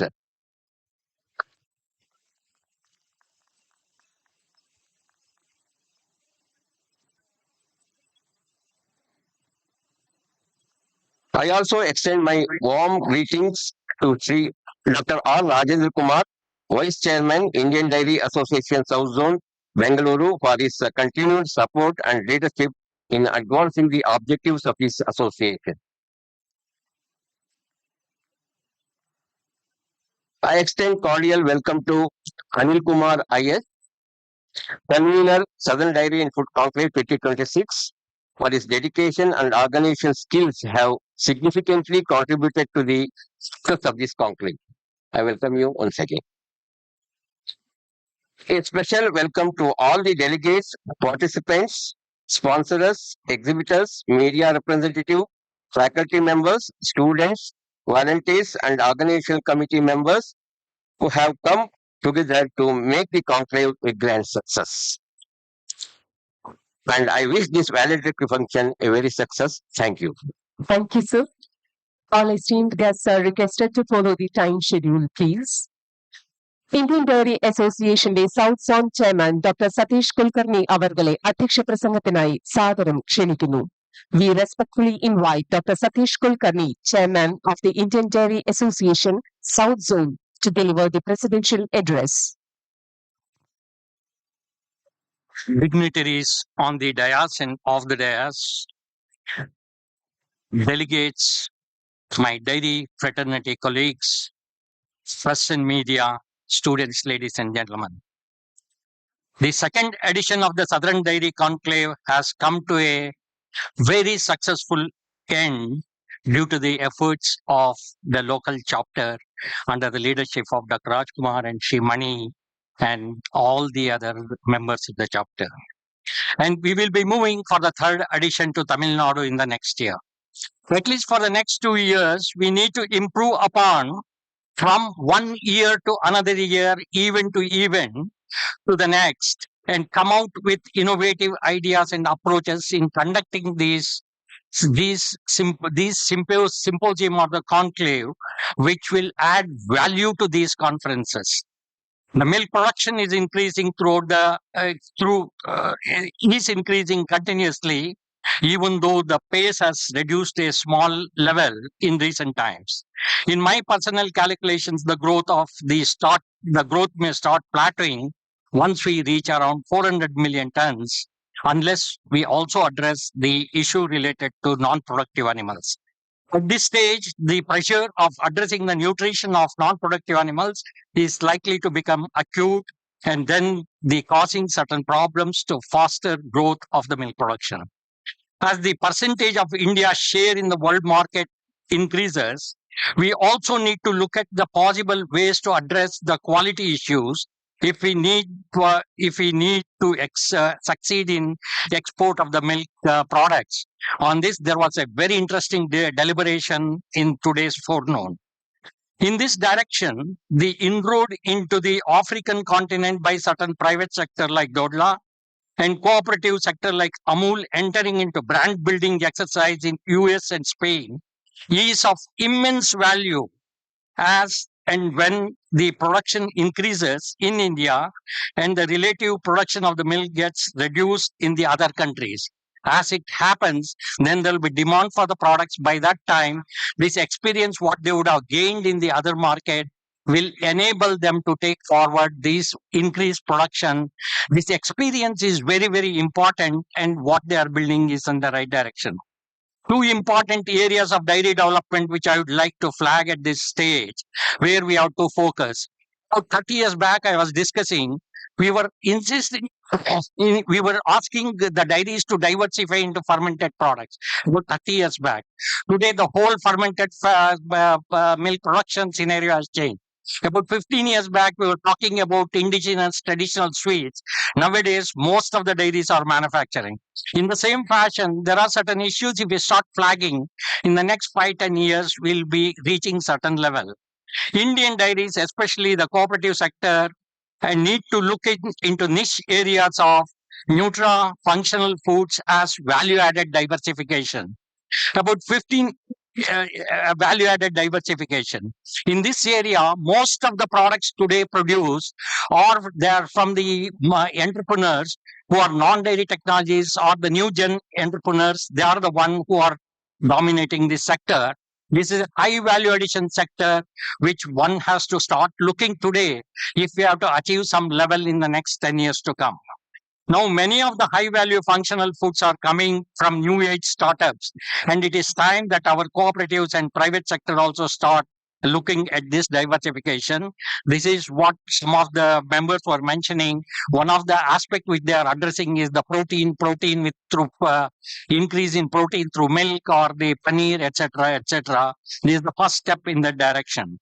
Another area of concern is relating to weak regulatory status, which in my opinion needs to be addressed on priority basis. If we have to succeed in the international market, first is we have to be thorough with our regulatory practices, and the existing rules and regulations are to be followed thoroughly, and that experience is going to help in future. In the next conclave, we will make efforts to list out the areas requiring attention and then to invite the speakers accordingly for upgrading the skills of the dairy professionals who will be participating in this function. I once again compliment K.S. Mani and his team, Dr. Rajkumar and his team, and able mentorship role played by Mr. Charles in successfully conducting the second edition of this dairy conclave. With these few words, without taking much of your time, I end my talk and thank you all for your patient hearing. Thank you very much. Thank you, sir. Second dairy and food conclave 2026 സമാപന ചടങ്ങിന്റെ ഔപചാരികമായ ഉദ്ഘാടനം വേദിയിലും സദസ്സിലുമുള്ള ബഹുമാന്യരെ, രണ്ടാമത്തെ SDFC southern diary submit വളരെ വിജയകരമായി ഇവിടെ പൂർത്തീകരിച്ചിരിക്കുകയാണ്. അടുത്ത വർഷത്തെ സദേൺ ഡയറി ഫുഡ് സബ്മിറ്റ് നടക്കാനിരിക്കുന്നത് തമിഴ്നാട്ടിൽ വെച്ചാണ്. പാലുൽപാദന വർധനവിനും നവീനമായ ആശയങ്ങൾ ഈ മേഖലയിലേക്ക് കടന്നു വരുന്നതിനും വേണ്ടിയിട്ടുള്ള വിവിധങ്ങളായ സിമ്പോസിയങ്ങളും സെമിനാറുകളും ഈ പരിപാടിയിൽ നടക്കുകയുണ്ടായി. ഇന്ത്യയുടെ പാലുൽപാദനം 400 മില്യൺ മെട്രിക് ടണ്ണിലേക്ക് അടുത്ത് തന്നെ ഉയർന്നു വരുന്ന രീതിയിലേക്കുള്ള പ്രവർത്തനങ്ങൾ രാജ്യത്ത് നടന്നുകൊണ്ടിരിക്കുകയാണ്. ഓരോ വർഷവും നമ്മുടെ രാജ്യത്തെ പാലുൽപാദനം വർദ്ധിച്ചുകൊണ്ടിരിക്കുകയാണ്.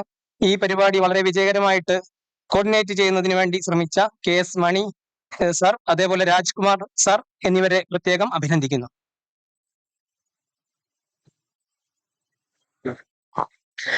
Southern dairy and food conclave 2026 സമാപന ചടങ്ങിന്റെ ഔപചാരികമായ ഉദ്ഘാടനം ഭദ്രദീപം കൊളുത്തി നിർവഹിക്കുന്നതിനായി ദേശീയ ക്ഷീര വികസന ബോർഡിന്റെ ആദരണീയനായ chairman doctor Meenesh C. Shah അവർകളെ ബഹുമാന പുരസ്സരം ക്ഷണിക്കുന്നു.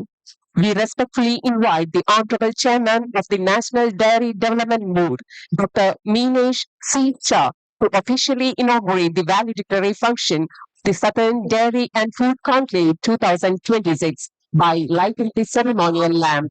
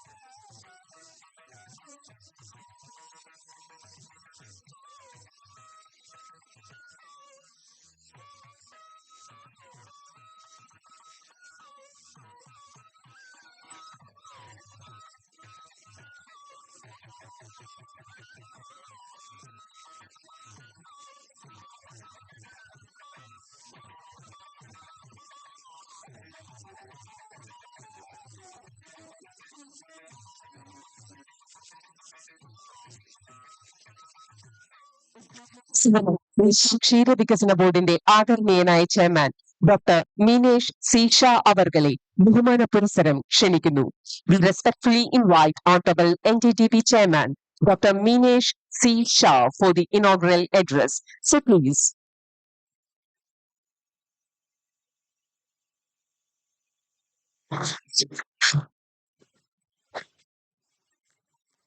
Good afternoon. Namaskaram. Sri K.S. Mani ji, Chairman Milma. Sri Sudhir Kumar Singh, President IDA. Sri Arun Patil ji, Vice President IDA. Dr. Satish Kulkarni, Chairman IDA South Zone, Sri CP Charles, Ajit Kumar from Department of AHND, R. Rajendra Kumar, Sri S.N. Raja Kumar, other dignitaries on the dais, all the invited guests, ladies and gentlemen. It's my immense pleasure to be here. I think few months back when I was in Kerala, Maniji requested me that at least I have to be present in the breakfast meeting. But I'm happy that my stay is extending from breakfast to the plenary session of this conclave. And it's my pleasure always to be in Calicut. We all remember Calicut because of the birthplace of Dr. Kurian. And what we all see today, white revaluation and the sector growth, is I think if we have to name one person responsible, it could not be none other than Dr. Kurian. I have some personal significance too of Calicut. My son is a postgraduate from IIM Calicut. So it's always, feel at home. And it's my pleasure to be here again. Well, I think in the given time, let us understand what this sector is. Dairying today is actually more than providing nutritional security to all of us, almost 140 crore people in the country. It's also a livelihood, and almost 8 crore families today, they depend on dairy sector for the livelihood. In terms of value, if you see last year, the cooperatives alone, cooperatives have a membership about 1.5 crore, and they alone paid more than 1 lakh crore to the farmers, which translates into 250 crore rupees a day. You will have to find other sector, very, very carefully if there is any, which is giving such a high amount back to the rural area every day to our brothers and sisters. The value of output, total value of output of milk, if you see, it is more than 11 lakh crore today. So if you all your pulse, paddy, all your wheat, all together, the value of output of milk is perhaps higher than the sum total of all major crops of the country, which means that milk is the single largest agriculture commodity. We are largest milk producer in the world. We produced last year 240 million metric tons of milk. I think it is better to know who is second. And the second is US, which produced about 104, 105 million metric tons, which means that, from the second position to first position, if you go, or if you see our volume, it is more than double of what the next country in the line produces. It's not a, it is not a coincidence, or it is not a simple thing. I think it's the biggest thing which has happened for our nation after the independence. And it has been a nation builder, you can say. Whatever small contribution we make to the country's GDP, it's actually helping the country to build. We provide almost 4.5% to the national GDP, which is, considering that we are the fourth largest economy now, such a huge economy, and 4.5% being contributed by dairy sector is again something I think we all should be proud of. And who are contributing? Let us also understand who are contributing to this economy. 85% of the total farmer members which we have attached to this sector, they are small and marginal, which means for them, this is perhaps the only source of income or major source of income. If you see the land holding and animal holding, you will realize that the animal holding is much more equitable for the small and marginal farmers. Almost, as I told, 85% of the animal holding is with the small and marginal. Whereas if you compare the land holding, they have ownership of about 55% of the land, which means that animal holding is much more equitable and it provides better income to the small and marginal farmer. Within that, I think one of the other major factor or major success factor which we have achieved is women empowerment. Today, of the total members what the cooperatives have, almost 35 to 40% are women member. We started long back, maybe 55, 60 years back, when there were challenges in enrolling women members. Whether it is the identity proof, whether it is the opening of the bank accounts for them, there were challenges. And now, I think with the facilities being provided, whether it is Aadhaar card or Jan Dhan bank account, it has become very simple to open the bank account. And we are able to enroll more and more women members into the cooperative fold. And we have seen the difference. I think you all have seen the difference. Take the example of Rajasthan, where the women member which were not allowed to even talk to outsider, or they were having the burqa whole day. Now, if you go there, they are the maybe sarpanch today, or they are in the leadership position. And this has also changed the way we were seeing them, because if you carefully analyze the scenario, the dairy sector or the animal husbandry management, almost 80% of our work in the sector is done by women.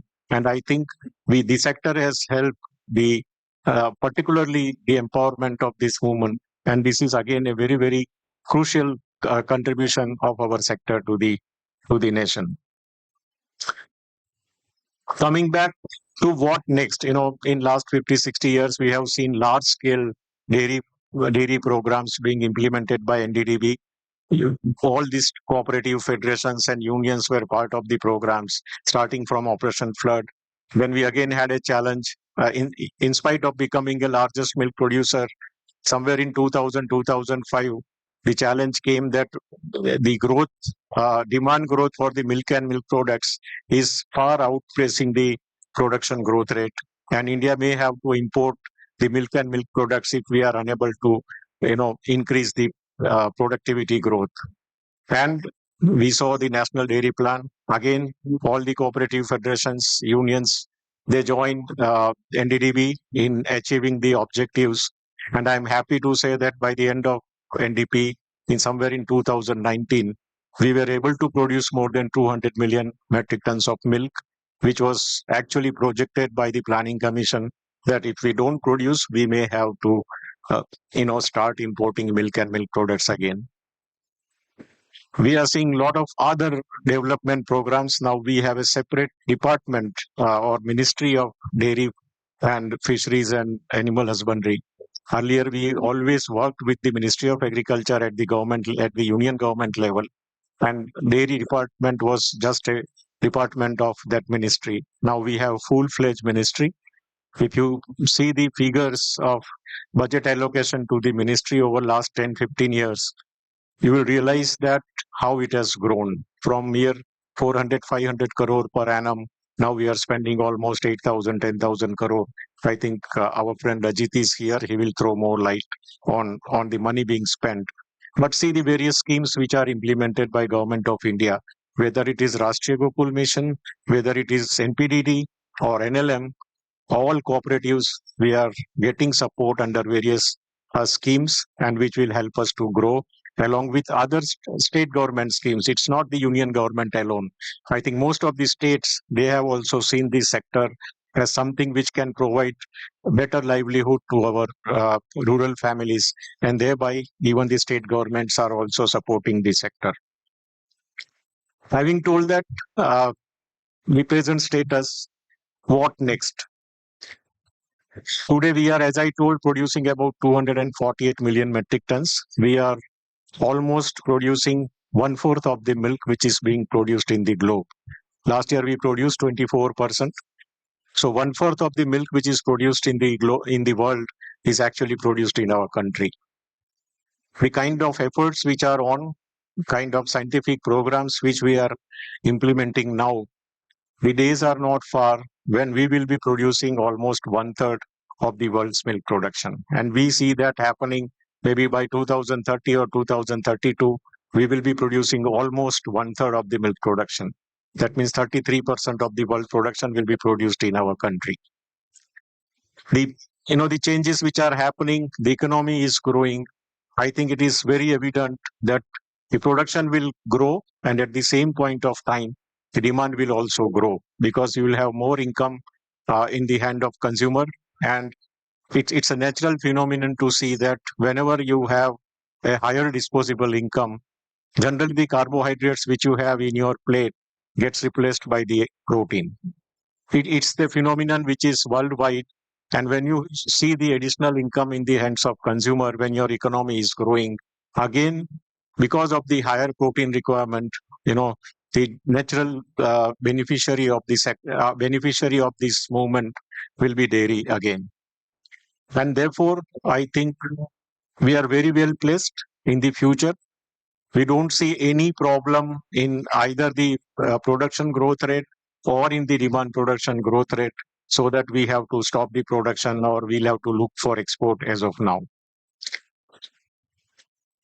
Going forward, we have some challenges. So this is all about what we have done well. At the same point, we have certain challenges today. If we have to grow further, I think we need these challenges to get addressed. One of the major challenge, or which we had not done so far, is although we have been working for more than last 55, 60 years in forming the cooperatives, getting more and more farmers in our sector, still there is a large part of country which is still not catered by the cooperatives. We are covering almost about 30-35% of the villages of the country, but a large portion where farmers are still producing milk, they do not have the market access.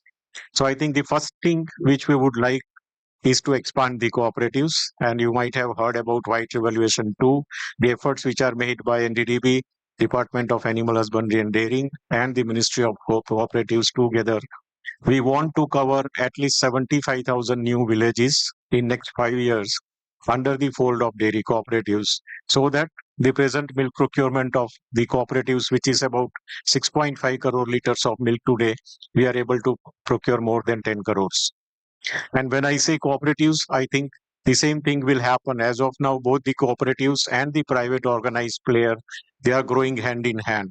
So if cooperatives are able to procure 10.5 crore liter of milk roughly, another same volume will come to the organized players like Heritage and many others, other private players, organized players which are working in the field, and that will see that we are able to provide better market access to farmers and better price also to the farmers. So I think the first thing which we are thinking and we are concentrating is expanding the coverage of cooperatives, providing more and more market access to farmers.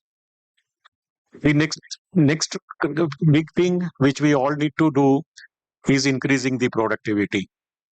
I think we are the largest milk producer. We have done a lot of good things so far. But in terms of the animal productivity, I think we are still at the bottom of the large countries. And therefore, I think it is our collective responsibility to see that although we are able to produce more milk, we produce the same milk from the fewer animals. And that also is, I think, one of the vision or one of the objective for all of us going forward. Let me see that last 10-15 years, we have done right in terms of increasing the productivity also. We have seen, programs like progeny testing or pedigree selection for improvement of the breeds in the country or conservation of the breed in the country. They continued under the Rashtriya Gokul Mission now. We have started working on genomic selection. Genomic chips are developed. We have developed our own sex-sorted semen technology. And all this, I think, is contributing towards the productivity improvement. In fact, last 10 years, if you see the growth of the productivity increase, India has the highest growth in terms of the increase in the productivity. Though on the absolute value, we are still, we have a long path to travel. The third thing which I think we again need to do is increasing the share of organized market. When I say organized, it includes both the private and cooperative who are able to procure milk in a better way, maintain the quality of milk, process it, and provide hygienic and better quality milk and milk products to consumer. And as of today, we are almost, processing all 40% share in both private and cooperative, if you say, from the surplus milk which is coming to market. Can we increase this 40% share to say 60%, 70% going forward, so that the consumer get better products? And at the same time, the biggest challenge we all face today, whether it is adulteration of milk, adulteration of product, or some of the advent of imitated product, or the product analogs which we have seen, like paneer analog or cheese analog. I think if we are able to increase the share of the organized players in the market, some of these challenges will get automatically addressed. Next challenge is again, how can we convince the farmers to be or remain in the sector? Many of the next generation of the or Gen Z of the population, they feel that this is a dirty business. Handling animal husbandry or handling cow and buffalo is a dirty business, and we want white collar job, and they don't want to be in the sector. So that is one more challenge we'll have to face, and only way out is to make them entrepreneur. So if they are able to say handle more cows and they are able to generate more income, I think we will be able to retain them in this sector. And therefore, and the other thing which we need to do is provide them better price, better margin. And if we have to continue to provide them good price for the milk, I think we will have to increase the share of the value-added products in the total procurement what we have. What cooperatives handle today, I told about 6.5 liters of milk. Of that, 70% of the milk is sold as liquid milk. Only 30% is going into the value-added products. Can we change this ratio? So from 30-70, can we have at least 50-50, 50% into value-added products, 50% in the liquid milk? Value-added products will generally provide better margins, and you are able to pass on higher margins to the producer, and thereby you are able to convince them to be in the sector, and we continue with the production growth rate. And I think the last thing which I would like to say, which I referred in the morning breakfast meeting, is that sustainability has no alternative. I think we are dealing with the cow, we are dealing with the buffaloes, and it is a fact that they emit methane. Methane is a greenhouse gas, and emission of methane or greenhouse gas in the environment has the challenges. We have seen the climate change which has happened. We have seen several other challenges which is affecting not only us, but it is going to affect our future generations. So how can we make our sector more sustainable? How can we help the next generation by making our sector sustainable? And we have to start working on reducing methane emission from the cow and buffaloes. Various initiatives we have taken. Ration balancing program was one such initiative under the National Dairy Plan, which helped us to reduce at least 15% methane emission by just balancing the ration to cows and buffaloes. There are more remedies available. We have now started looking at dung, for example, because dung is again emitting methane. It's not only the animals alone. And if we are able to capture this methane from dung productively, we have used dung as fuel, used dung as fertilizer. If we are able to set up a value chain like what we have done for milk, it can provide additional income to farmer.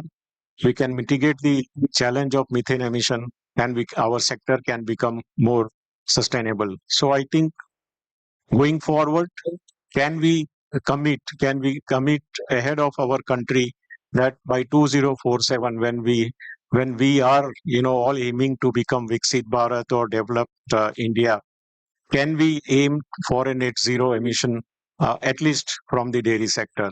I think if we are able to achieve the same, it will be a great contribution from all of us to our future generations.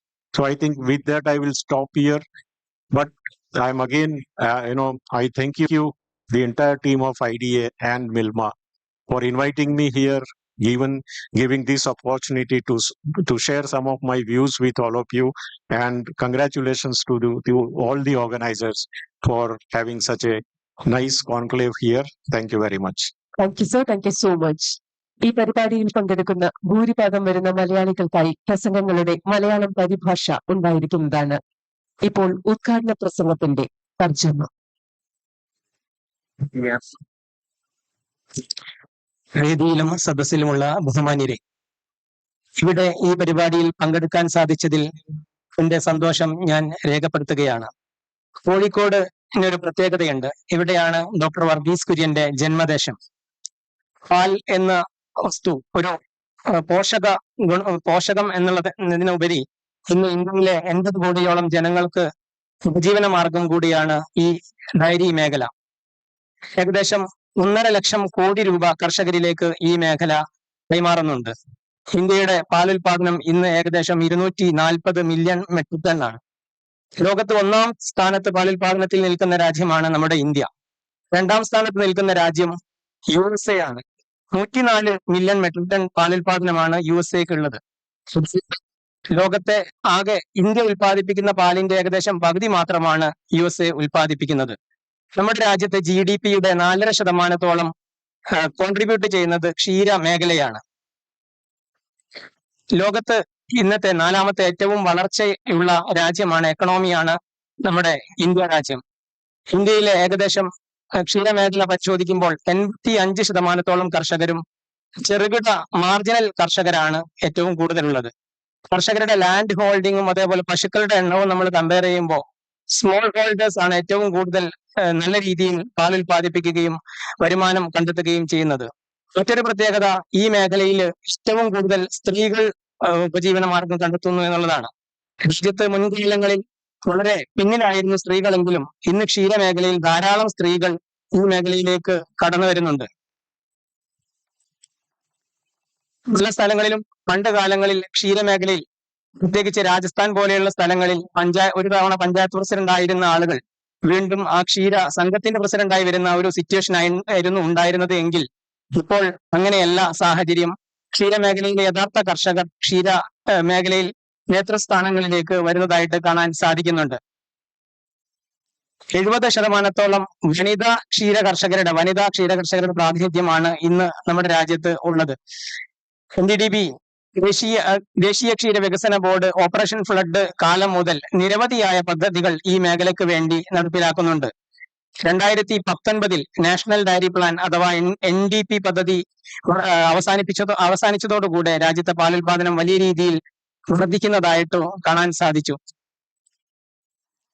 കഴിഞ്ഞ 10-15 വർഷക്കാലം കൊണ്ട് നമ്മുടെ രാജ്യത്ത് ക്ഷീര മേഖലയ്ക്ക് വേണ്ടി diary department എന്ന് പറയുന്ന animal husbandry and dairy department എന്ന് പറയുന്ന ഒരു പ്രത്യേക വകുപ്പ് രൂപീകരിക്കുകയും ഈ വകുപ്പിലേക്ക് 8,000 മുതൽ 10,000 കോടി രൂപ വരെ മാറ്റിവെക്കുന്ന സാഹചര്യം ഉണ്ടാവുകയും ചെയ്തു. ഈ ക്ഷീര മേഖല നമ്മുടെ രാജ്യത്തെ റൂറൽ മേഖലയിൽ വലിയ രീതിയിൽ ആളുകൾക്ക് വരുമാനം കണ്ടെത്തുന്നതിന് സാധിക്കുന്ന രീതിയിലാണ് മുന്നോട്ട് ഗമിക്കുന്നത്. നിലവിൽ ലോകത്തെ പാലുൽപാദനത്തിന്റെ 4 ഭാഗവും ഇന്ത്യയിലാണ് ഉൽപ്പാദിപ്പിക്കപ്പെടുന്നത്. 2032 ലോകത്തെ പാലുൽപാദനത്തിന്റെ 1/3 ഇന്ത്യ രാജ്യത്ത് ഉൽപ്പാദിപ്പിക്കുന്ന രീതിയിലേക്ക് നമ്മുടെ സംഭരണം വർദ്ധിച്ചു വരികയാണ്. നമ്മൾ ഇന്ന് ഏറ്റവും കൂടുതൽ കോൺസെൻട്രേറ്റ് ചെയ്യേണ്ടത് എക്സ്പോർട്ടിലേക്കാണ്. നമ്മുടെ മേഖല നേരിടുന്ന ചില വെല്ലുവിളികൾ കൂടി ഞാൻ നിങ്ങളുടെ മുൻപിൽ അവതരിപ്പിക്കുകയാണ്. നമ്മുടെ രാജ്യത്ത് പല സ്ഥലങ്ങളിലും ഇപ്പോഴും പാൽ വിൽപ്പന നടത്താൻ മാർക്കറ്റ് ഇല്ലാത്ത സ്ഥലങ്ങൾ ഇപ്പോഴും ഉണ്ട്. അതുകൊണ്ട് തന്നെ കോർപ്പറേറ്റ് നമ്മുടെ ക്ഷീര സംഘങ്ങളെയും അതുപോലെ പ്രൈവറ്റ് സഹകരണ മേഖലയും നമ്മൾ കൂടുതലായിട്ട് എക്സ്പാൻഡ് ചെയ്യേണ്ടതായിട്ടുണ്ട്. NDDB വരുന്ന കുറഞ്ഞ കാലങ്ങൾ കൊണ്ട് തന്നെ രാജ്യത്തെ ഇത്തരത്തിലുള്ള 75% മേഖലയിലേക്ക് കൂടെ കടന്നു ചെല്ലുന്നതിന് വേണ്ടിയിട്ടുള്ള പ്രവർത്തനങ്ങൾ ആരംഭിച്ചിട്ടുണ്ട്. അതുപോലെ രണ്ടാമത്തെ ഒരു വെല്ലുവിളിയാണ് നമ്മുടെ രാജ്യത്തെ പാൽ ക്ഷമത വർദ്ധിപ്പിക്കുന്നതിനായി നല്ല ഗുണമേന്മയുള്ള പശുക്കൾ ഉണ്ടാകേണ്ടതായിട്ടുണ്ട്. Progeny testing, genomic selection, sex sorted semen distribution, ഇങ്ങനെയുള്ള നിരവധി പദ്ധതികളിലൂടെ നമ്മുടെ രാജ്യത്തെ പാൽ സംഭരണം വർദ്ധിപ്പിക്കുന്നതിന് വേണ്ടിയിട്ടുള്ള പ്രവർത്തനങ്ങൾ രാജ്യത്ത് ആരംഭിച്ചിട്ടുണ്ട്. അതുപോലെ ഓർഗനൈസ്ഡ് മാർക്കറ്റിന്റെ ഷെയർ വർദ്ധിപ്പിക്കുന്നതിന് വേണ്ടിയിട്ടുള്ള പ്രവർത്തനങ്ങൾ നമ്മൾ നടത്തേണ്ടതായിട്ടുണ്ട്. ഈ പരിപാടി 2040 ആകുമ്പോഴത്തേക്ക് നമ്മുടെ രാജ്യത്തെ മീഥെയിൻ എമിഷൻ, നമ്മുടെ രാജ്യം നേരിടുന്ന വളരെ പ്രധാനപ്പെട്ട ഒരു പ്രശ്നമാണ് മീഥെയിൻ എമിഷൻ. പശുക്കളിൽ നിന്നും മീഥൈൻ എമിഷൻ ഉണ്ടാകുന്നു എന്നുള്ളത് ഈ രാജ്യത്ത് നമ്മുടെ NDDB RBP പോലെയുള്ള പദ്ധതികളിലൂടെ മീഥൈൻ എമിഷൻ കുറയ്ക്കുന്നതിന് വേണ്ടിയിട്ടുള്ള പ്രവർത്തനങ്ങൾ നടപ്പിലാക്കിയിരുന്നു. 2040 ആകുമ്പോഴത്തേക്കും നമ്മുടെ മേഖല പരമാവധി മീഥൈൻ എമിഷൻ കുറച്ചുകൊണ്ട് മുന്നോട്ട് പോകുന്നതിന് വേണ്ടിയിട്ടുള്ള പ്രവർത്തനങ്ങൾക്കാണ് നമ്മൾ ഊന്നൽ നൽകേണ്ടത്.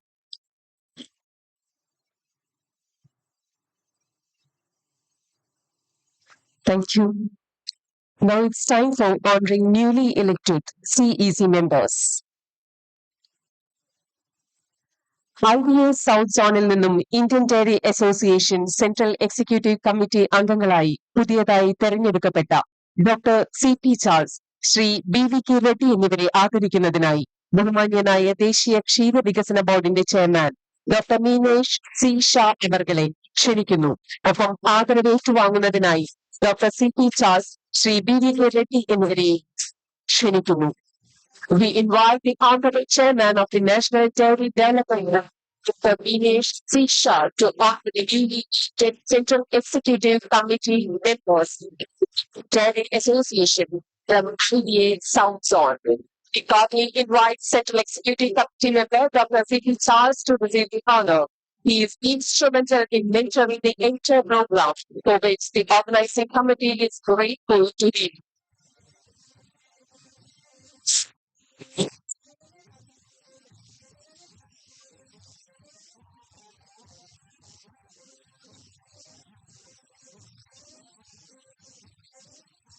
We cordially invite Central Executive Committee member Sri BVK Reddy to receive the honor. His organization was the first organization to offer sponsorship for Sdfc 2026.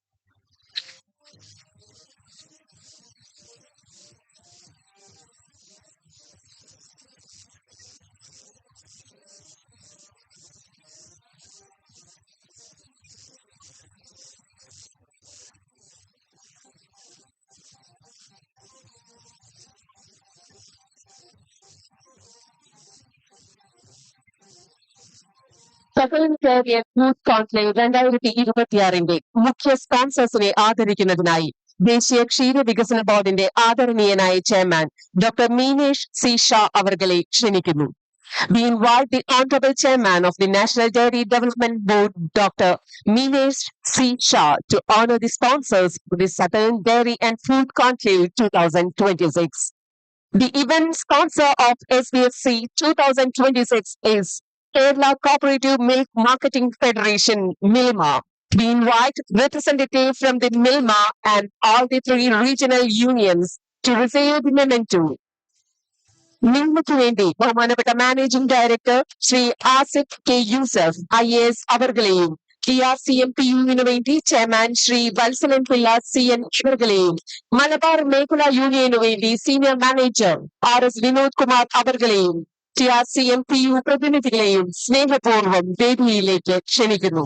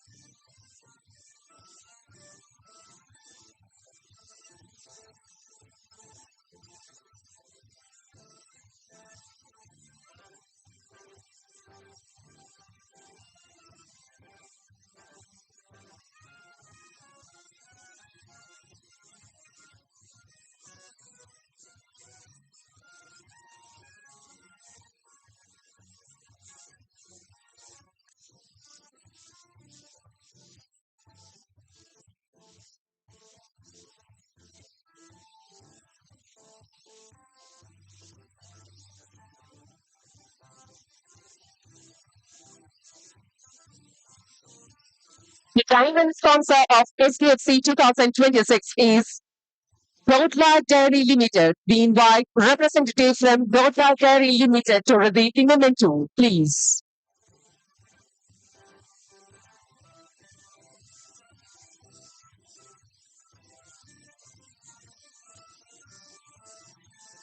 Sri BVK Reddy, sir, please.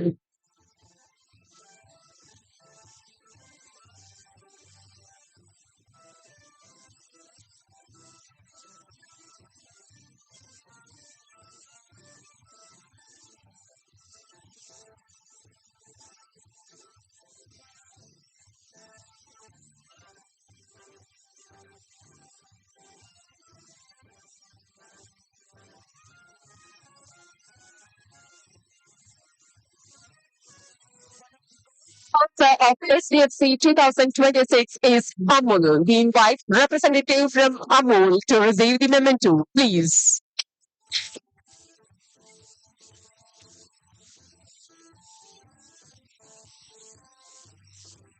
The sponsor, get ready.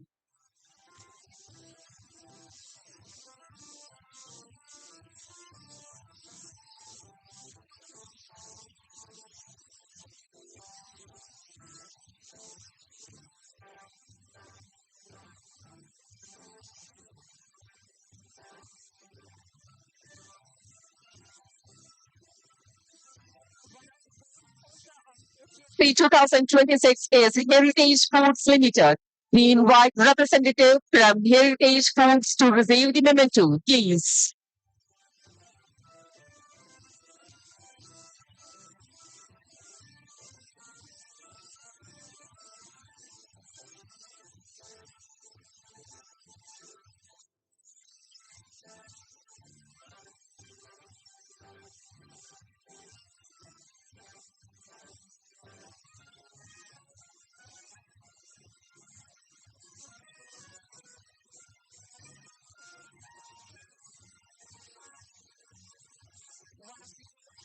Of SDFC 2026 is Repute. We invite representative from Repute to receive the memento, please.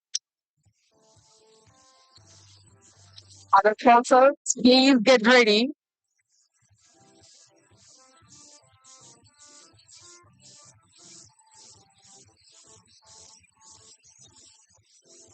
Let me invite the Nandini to receive the memento. Nandini.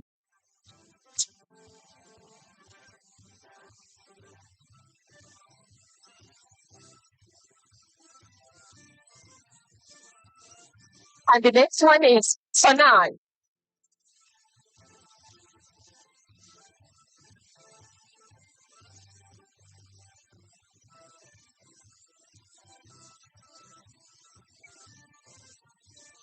Request representative of Sanai to receive the memento.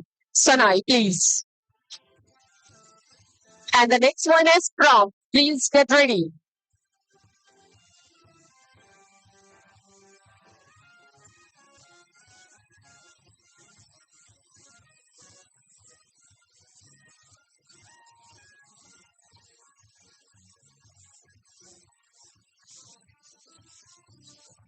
Representative of Prom, please get ready.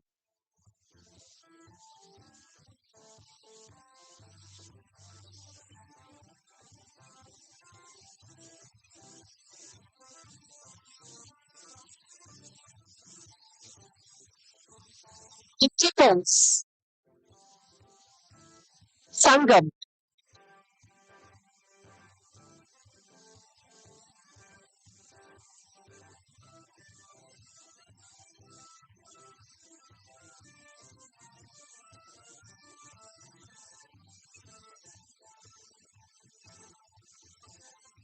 Sangam Dairy Gopala Krishnan sir, please. And the next one is Purnashri.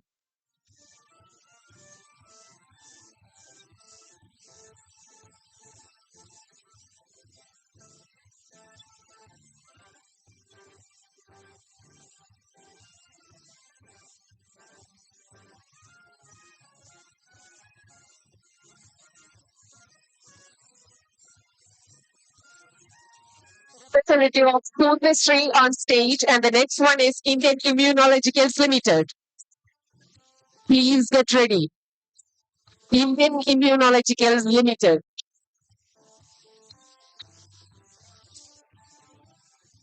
Arvind.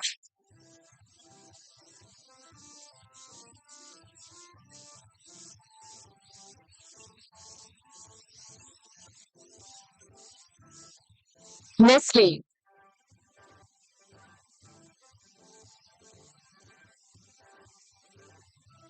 On the stage. Representative of Marvin is on the stage, and the next one is Nestle.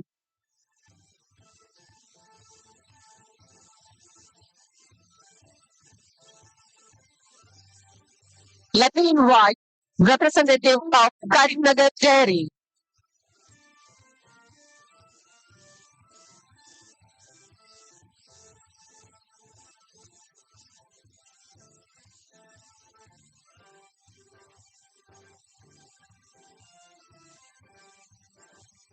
Mr. Krishna Reddy.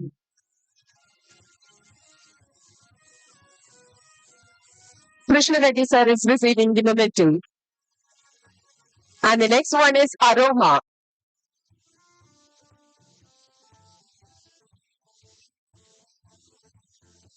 Representative of Everest, get ready. Let me invite representative of Everest.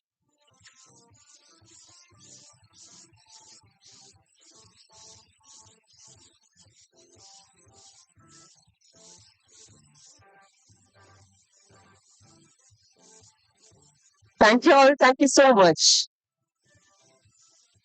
And it's time to honor key organizers of SDFC 2026. ഈ പരിപാടിയുടെ ചിട്ടയായ ക്രമീകരണത്തിനും വിജയകരമായ നടത്തിപ്പിനും ചുക്കാൻ പിടിച്ചത് ഈ organising കമ്മിറ്റിയുടെ ചുമതലക്കാരായ chairman, secretary, convener എന്നിവരാണ്. ഇവരുടെ ശക്തമായ നേതൃത്വത്തെ ധരിക്കുകയാണ്. ആദരവ് നൽകുന്നതിനായി ദേശീയ ക്ഷീര വികസന ബോർഡിന്റെ ആദരണീയനായ ചെയർമാൻ ഡോക്ടർ മീനേഷ് സി ഷാ അവർകളെ ബഹുമാന പുരസ്സരം ക്ഷണിക്കുന്നു. The systematic organization and successful execution of this event were spearheaded by the dedicated leaders of the organizing committee chairman, secretary, and convener. We specifically recognize the leadership. We respectfully invite the honorable chairman of the National Dairy Development Board, Dr. Meenesh C. Shah, to present the honors. We invite Sri K.S. Mani, chairman, Milma, and the Chairman Organizing Committee to receive the honors. So please.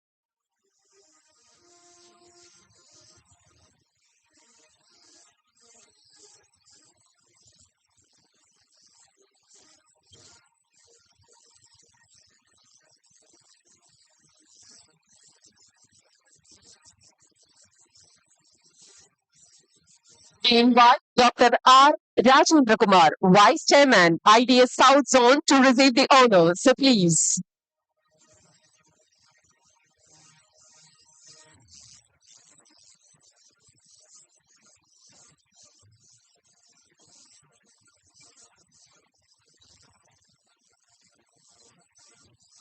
Invite Dr. S.N. Rajkumar, Chairman, IDA Kerala Chapter, and the Secretary, Organizing Committee, to receive the honor.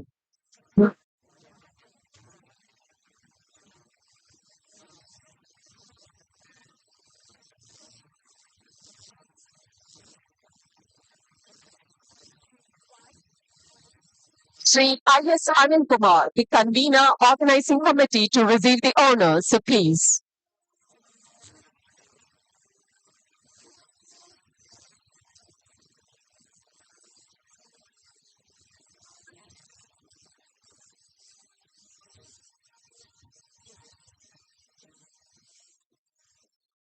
Thank you all. Thank you so much. Thank you, sir.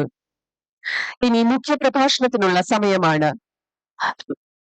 All esteemed guests are requested to follow the time schedule, please. We respectfully invite Mr. Sudhir Kumar Singh, President IDA, to deliver the keynote address.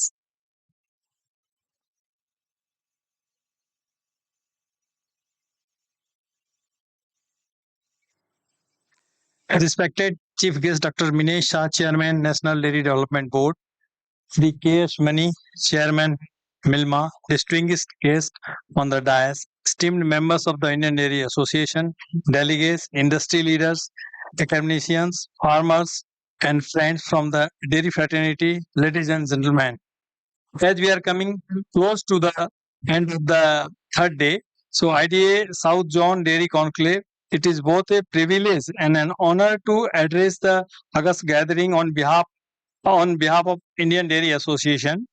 At the outset, I extend our heartfelt gratitude to our chief guest, Dr. Minesh Shah, the chairman of NDDB, for sparing his valuable time and for sharing visionary thoughts. NDDB continued leadership strengthening India's dairy ecosystem through innovation, institution building, and farmer-centric development remains a guide force for all of us.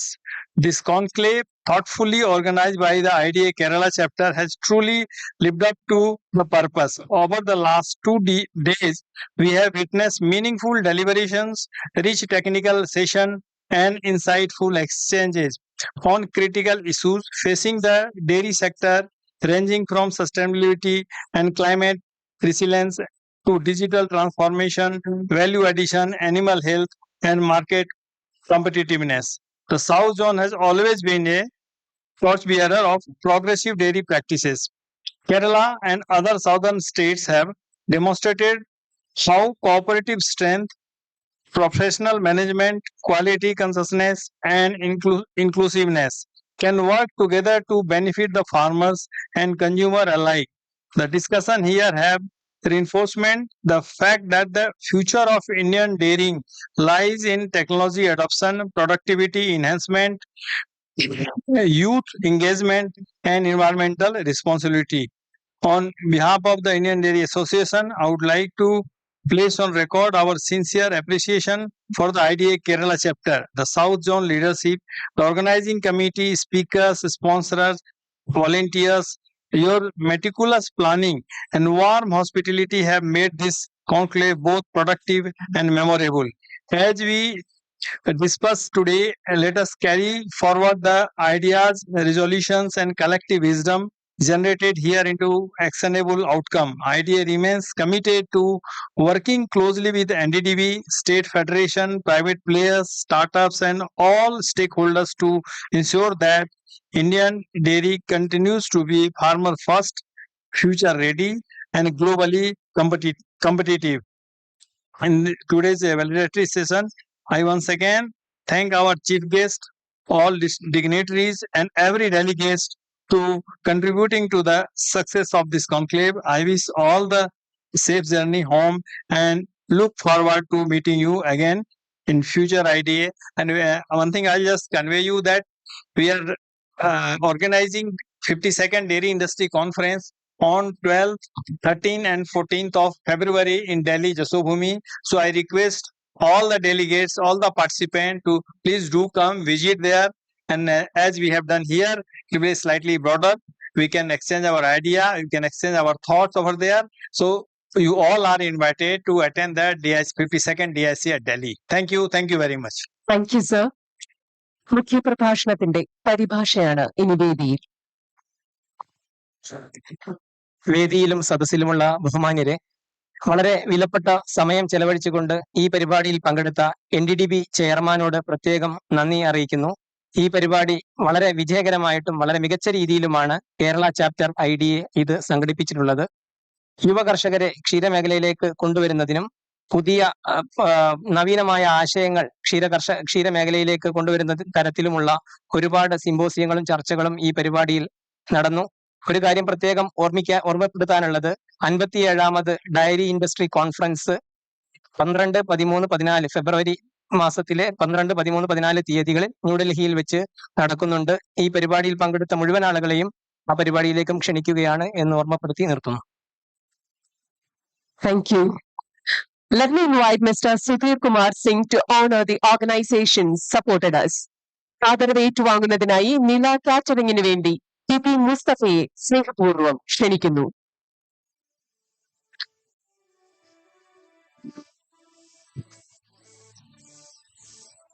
ഈ പരിപാടിക്ക് വേണ്ടി രുചികരമായ ഭക്ഷണം തയ്യാറാക്കിയത് നില catering ആണ്. നില കാറ്ററിംഗിന് വേണ്ടി PP മുസ്തഫയെ ക്ഷണിക്കുന്നു.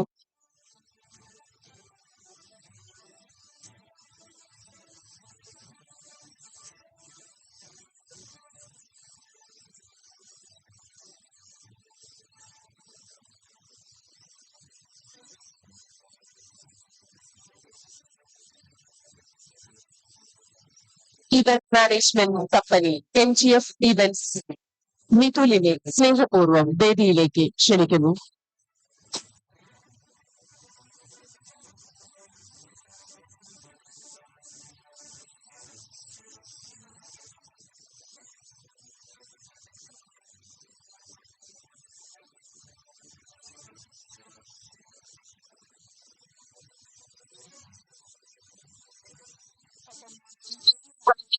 Calicut ട്രേഡ് സെന്റർ മനോജിനെ സ്നേഹപൂർവ്വം വേദിയിലേക്ക് ക്ഷണിക്കുന്നു.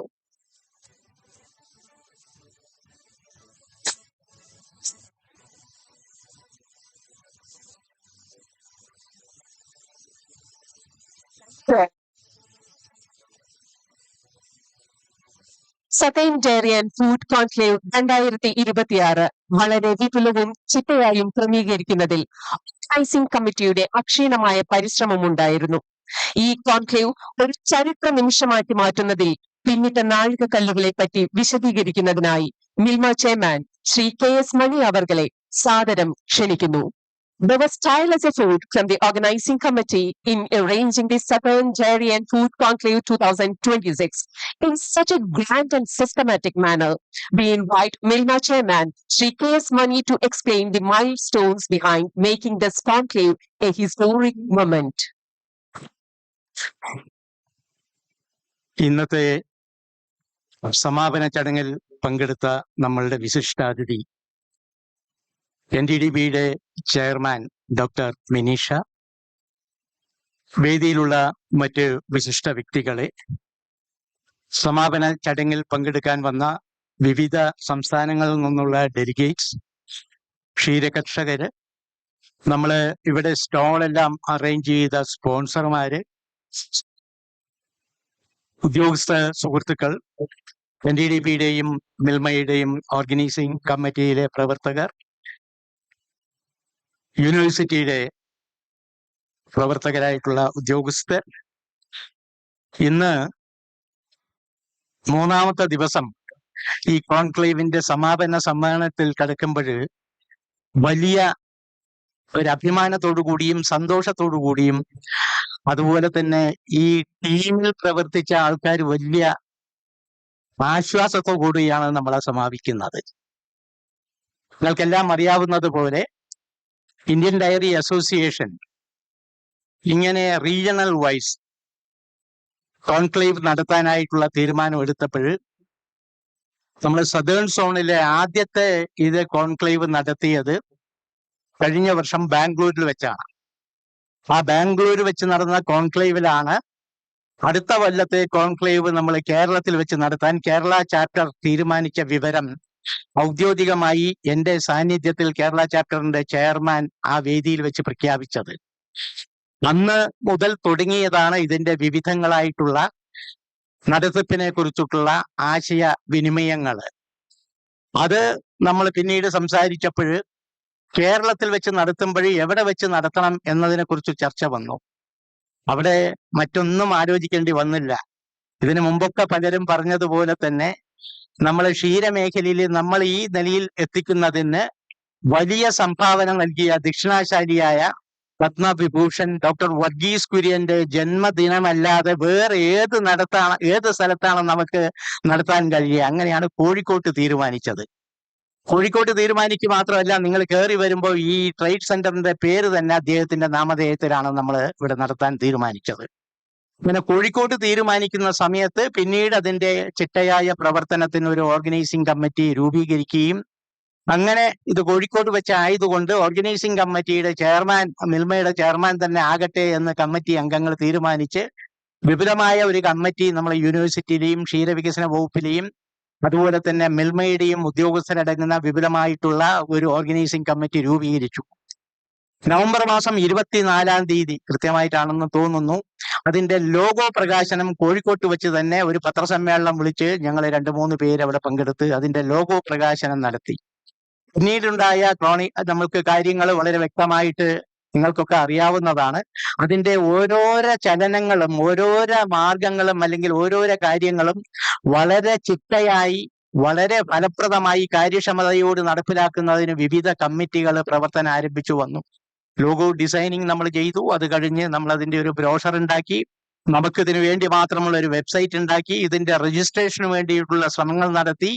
അതുപോലെ നമുക്ക് കിട്ടേണ്ടുന്ന സ്പോൺസർമാരെ കുറിച്ച് നമ്മൾ എല്ലാവരെയും അപ്രോച്ച് ചെയ്തു, പലരെയും ബന്ധപ്പെട്ടു.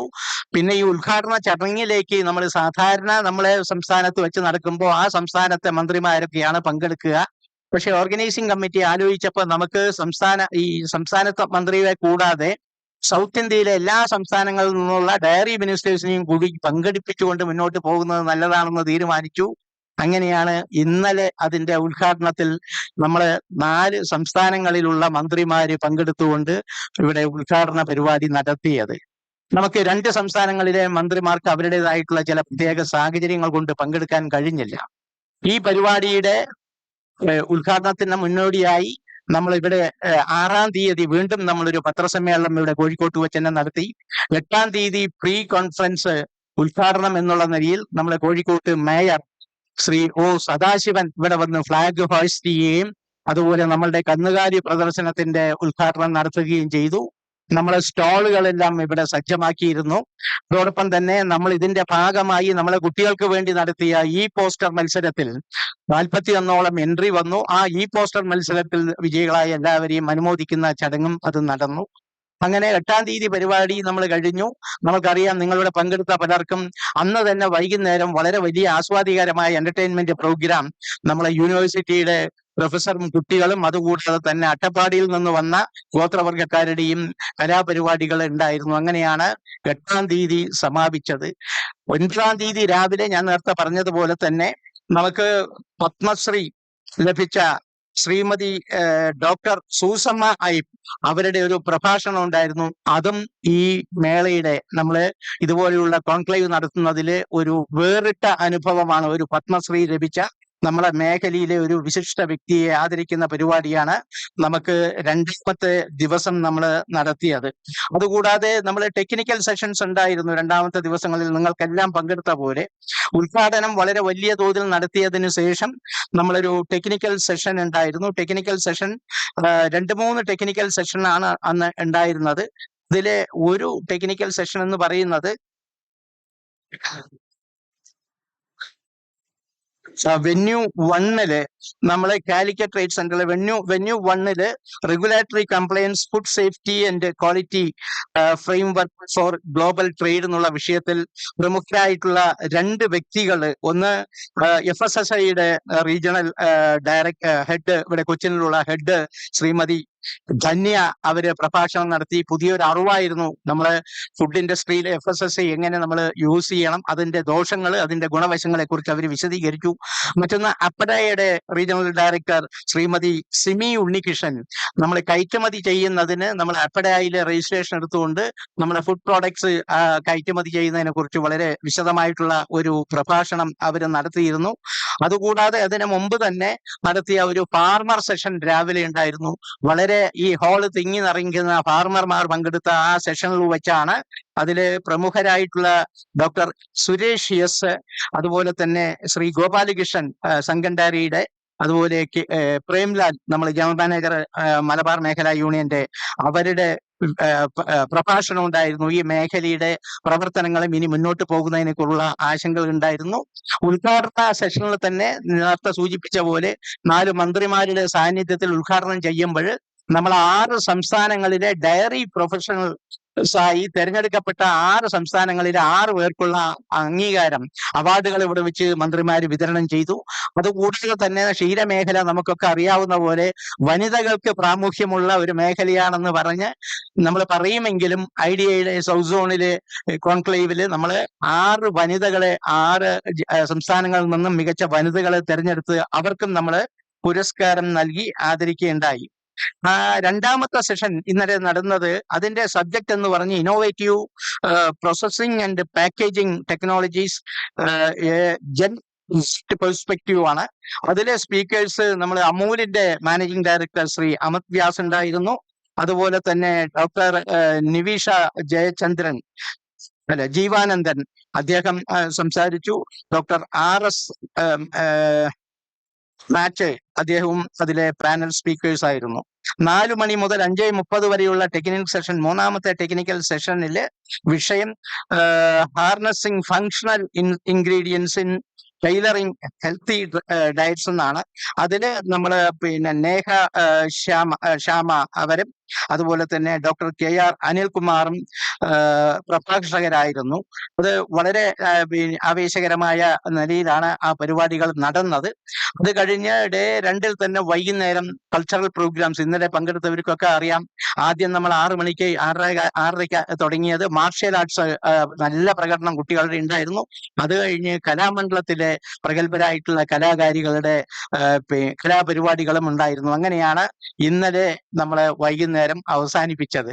ഇന്ന് 3ാമത്തെ രാവിലെ തുടങ്ങുന്ന സമയത്ത് അതും നൂതനമായ ഒരു പദ്ധതിയാണ്. ഇതുവരെ നമ്മൾ കാണാത്ത ഒരു പദ്ധതി, ഇന്ത്യൻ ഡയറി അസോസിയേഷനിലെ നമ്മുടെ രാജ്യത്ത് ഇന്ത്യയിൽ കാണാത്തതാണ്.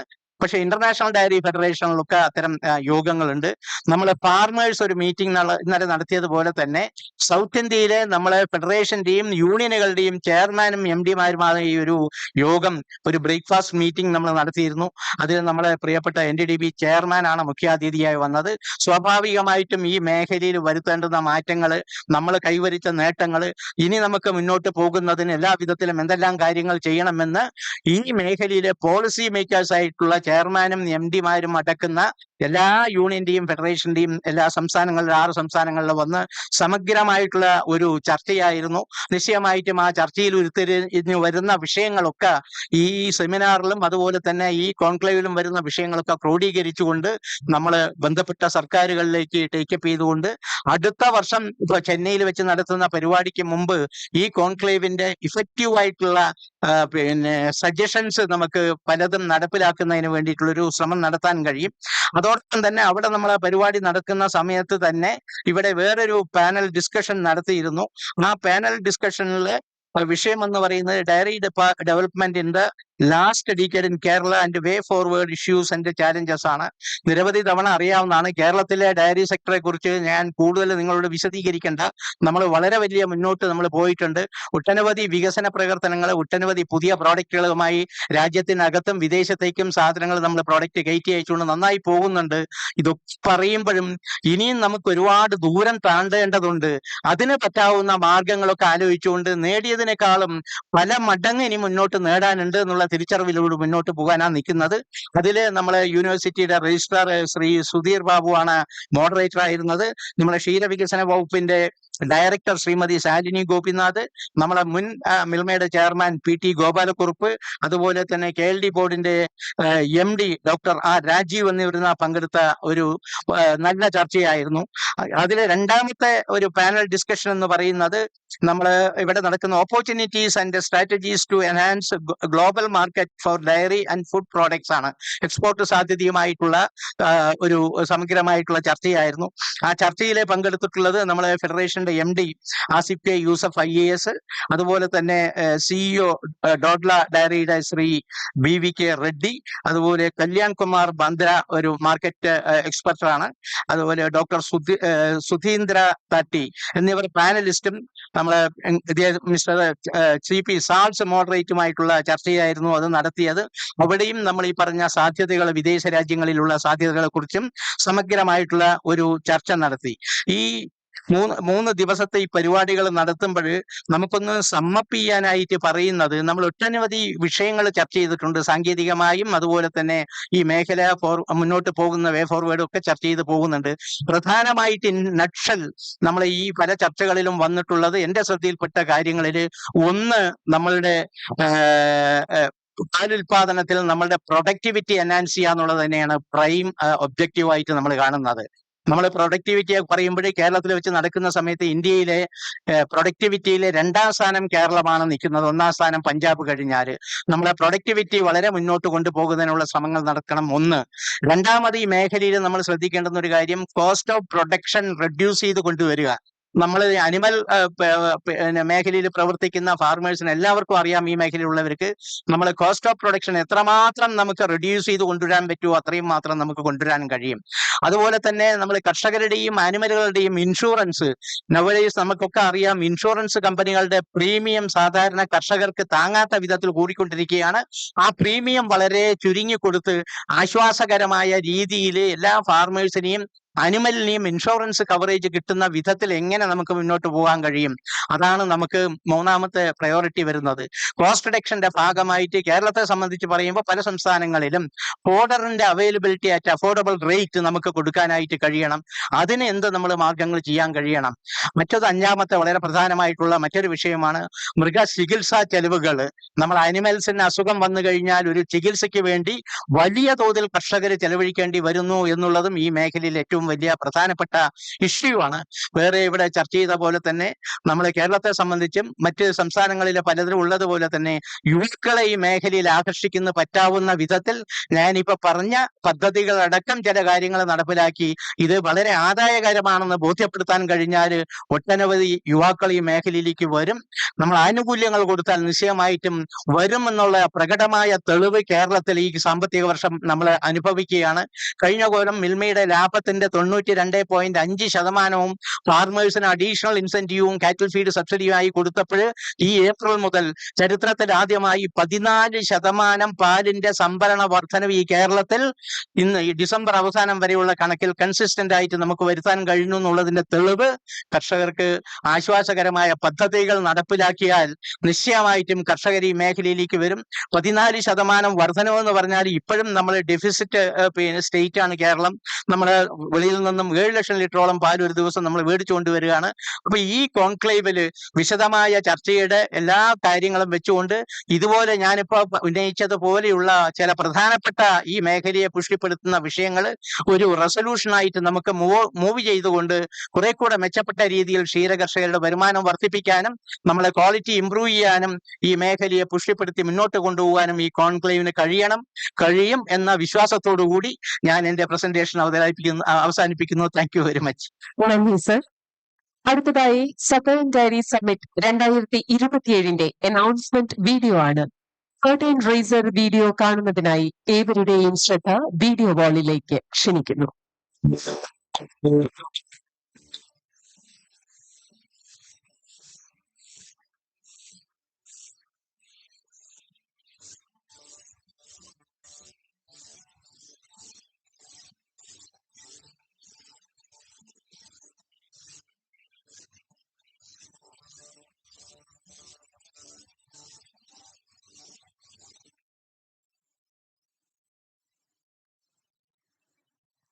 Respectfully invite Mr. Arun Patil, Vice President IDA, to speak few words.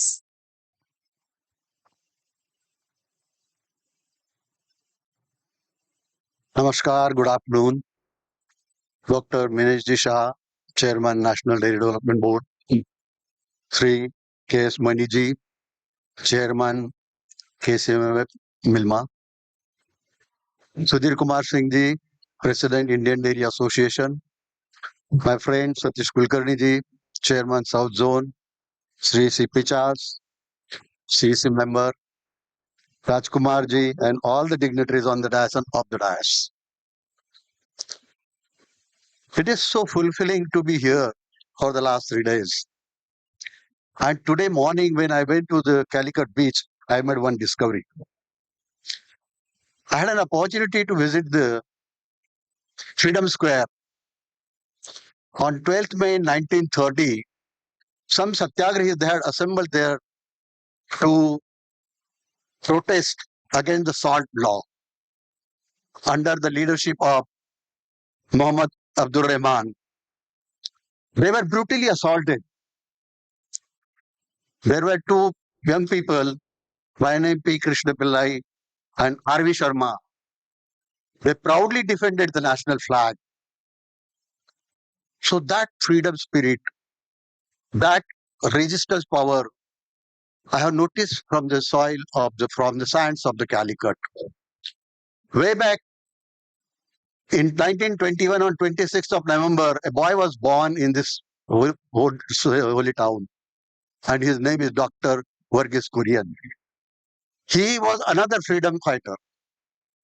He was another struggler. He was another fighter against the oppression, against the exploitation of the rural masses, that is the milk producers. And throughout his life, he kept on fighting.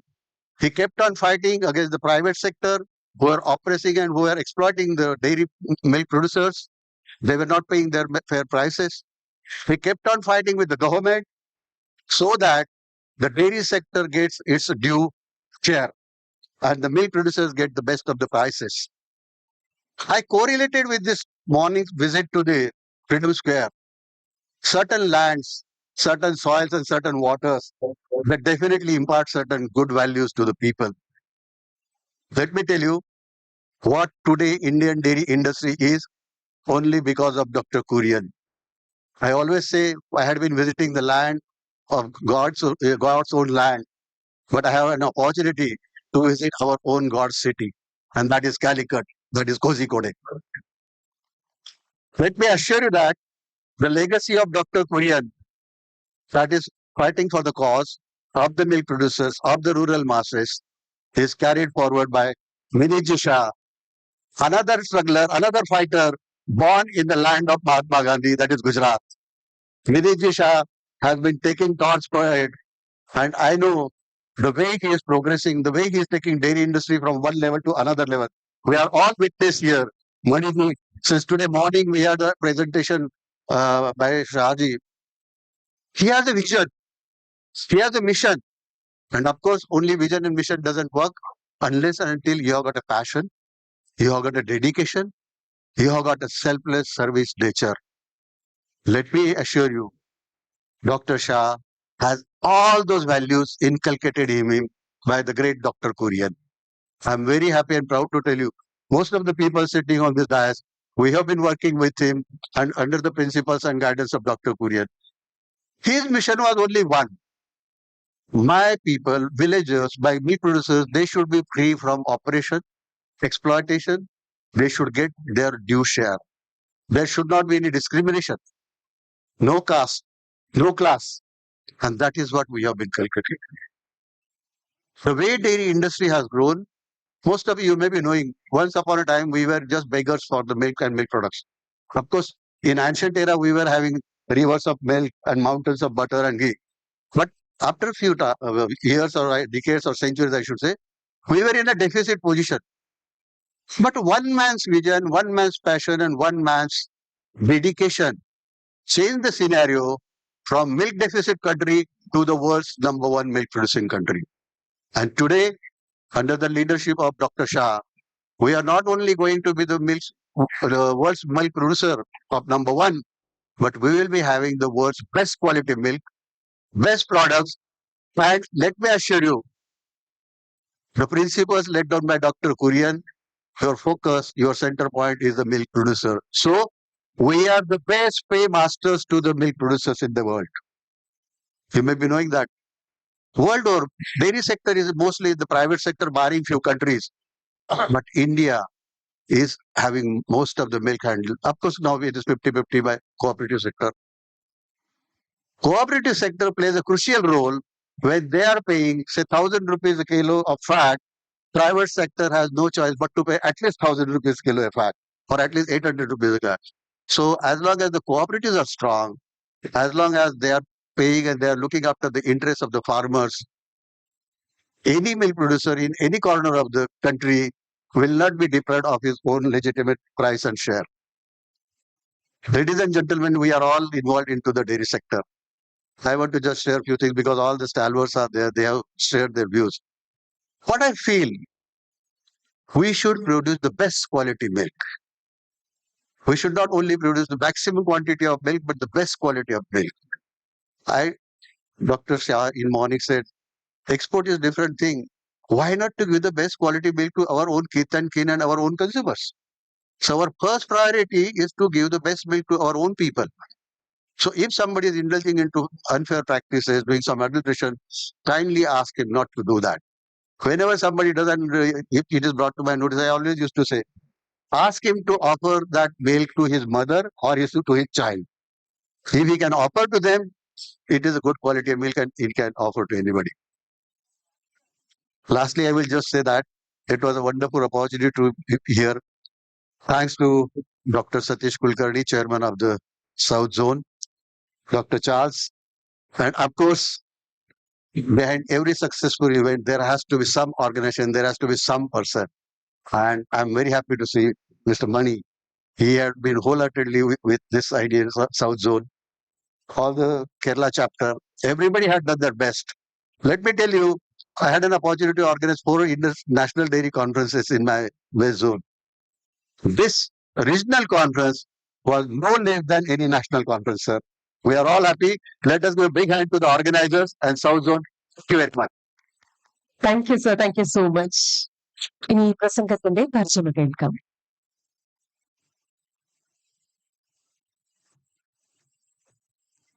വേദിയിലും സദസ്സിലുമുള്ള ബഹുമാന്യരെ, ഇന്ന് രാവിലെ കോഴിക്കോടുള്ള ഉപ്പു സത്യാഗ്രഹത്തിന്റെ പങ്കെടുത്ത മുഹമ്മദ് അബ്ദുറഹിമാൻ ഉൾപ്പെടെയുള്ള ആളുകളുടെ സ്മരണാർത്ഥം നിർമ്മിച്ച freedom സ്ക്വയറിൽ വിസിറ്റ് ചെയ്യാൻ സാധിച്ചു. കോഴിക്കോട് നിന്ന് തന്നെ ഡോക്ടർ വർഗീസ് കുര്യൻ എന്ന് പറയുന്ന ഒരു മികച്ച ഫ്രീഡം ഫൈറ്റർ ഉണ്ടായിരുന്നു. അദ്ദേഹം രാജ്യത്തെ ക്ഷീരകർഷകർക്ക് നേരെ സ്വകാര്യ സംരംഭകരുടെ വഞ്ചനക്കെതിരെ പോരാടിയ ഒരു നല്ല ഫ്രീഡം ഫൈറ്ററാണ്. ഇന്ന് ഈ IDA എന്ന് പറയുന്ന പ്രസ്ഥാനം തന്നെ ഡോക്ടർ വർഗീസ് കുര്യൻ എന്ന വ്യക്തി ഉണ്ടായത് കൊണ്ട് മാത്രമാണ് ഉണ്ടായത്. ഇന്ന് മനീഷ എന്ന് പറയുന്ന നമ്മുടെ NDDB ചെയർമാൻ നമ്മുടെ രാജ്യത്ത് ക്വാളിറ്റി മിൽക്ക് ഉണ്ടാകുന്നതിനും ക്ഷീരമേഖലയിൽ മികച്ച പ്രവർത്തനങ്ങൾ കാഴ്ചവെക്കുന്നതിനും വേണ്ടിയിട്ടുള്ള മികച്ച രീതിയിലുള്ള ഫൈറ്റിംഗ് നടത്തിക്കൊണ്ടിരിക്കുകയാണ്. ഈ അവസരത്തിൽ IDA സൗത്ത് സോൺ സംഘടിപ്പിച്ച ഈ ഒരു പരിപാടിയിൽ എല്ലാവിധ ആശംസകളും അറിയിച്ചുകൊണ്ട് നിർത്തുന്നു. നന്ദി, നമസ്കാരം. Thank you. ഇനി കുറച്ച് സമ്മാനങ്ങൾ ഈ വേദിയിൽ കൊടുക്കുകയാണ്. ദയവായി പേര് പറയുന്നവർ വേദിക്കരികിലേക്ക് വന്ന് റെഡിയായി നിൽക്കണം. ഈ പരിപാടിയുടെ സുഗമമായ നടത്തിപ്പിന് വേണ്ടിയാണ്. Doctor AK Beena, Shri Muhammad Shibinath, miss Smithi S Stanislas. We also request Mr. Arun Patil, Vice President IDA, to hand over the awards to the winners of competitions. Dr. AK Bina, Dean VKI DFT, Manuti, for coining the theme of the Sdfc 2026. We request Dr. AK Bina to proceed to stage to receive the honor.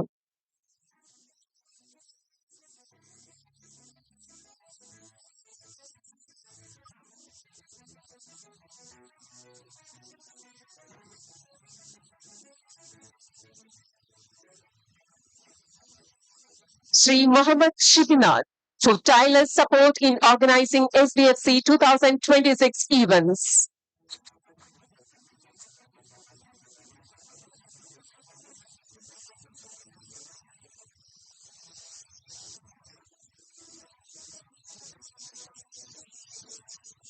Smriti S. Stanislas, for tireless support in organizing Sdfc 2026 events.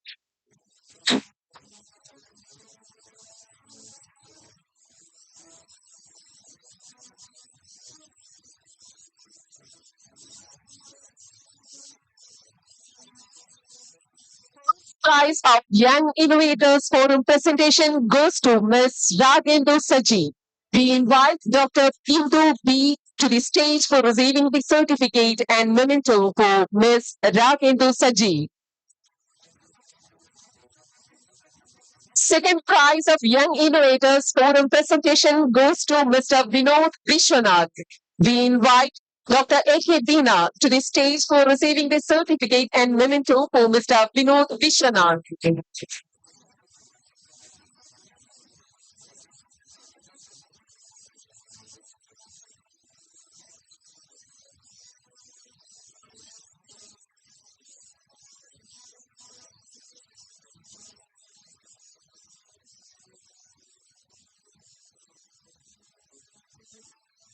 The AK Dina receiving the awards. First prize of oral presentation under the theme Functional Nutrition and Circular Innovations for Global Wellness goes to Ms. Farhana PH. We invite Ms. Farhana PH to the stage for receiving the certificate and memento.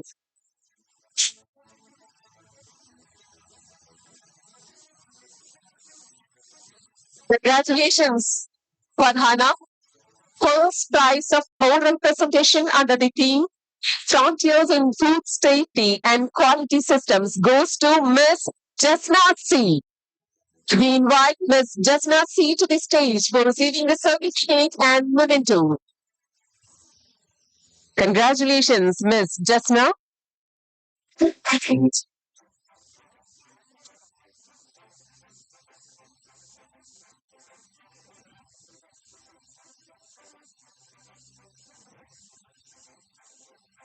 Ms. Harini, get ready. Ms. Harini, get ready to receive the prize. First prize of poster presentation under the theme Functional Nutrition and Circular Innovations for Global Wellness goes to Ms. Harini Venugopal. We invite Ms. Harini Venugopal to the stage for receiving the certificate and memento.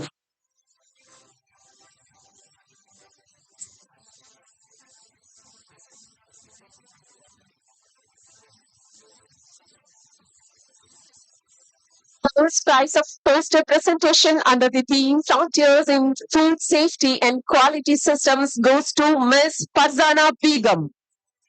We invite Dr. Archana Chandran, Assistant Professor, to the stage for receiving the certificate and memento for Ms. Farzana Begum.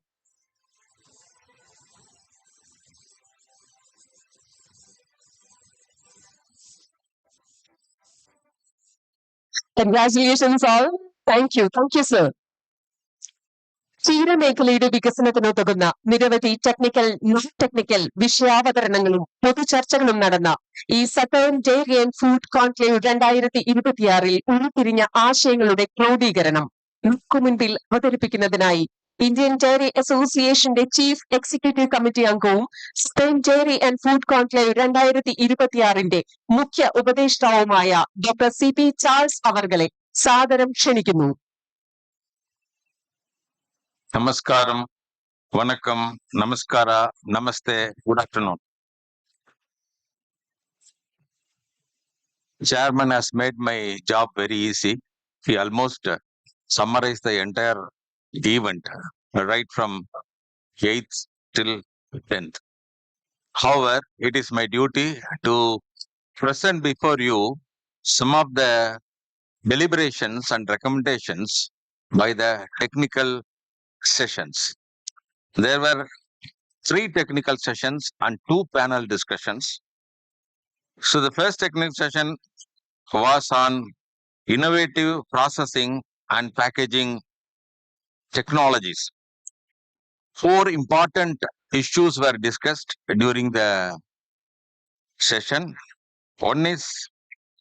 The first one is precision nutrition in dairy farming, process optimization, predictive maintenance, personalized consumer experience. This was further elaborated and they discussed about the packaging and they just suggested some smart and active packaging system for the dairy industry, intelligent packaging system, biodegradable plastics.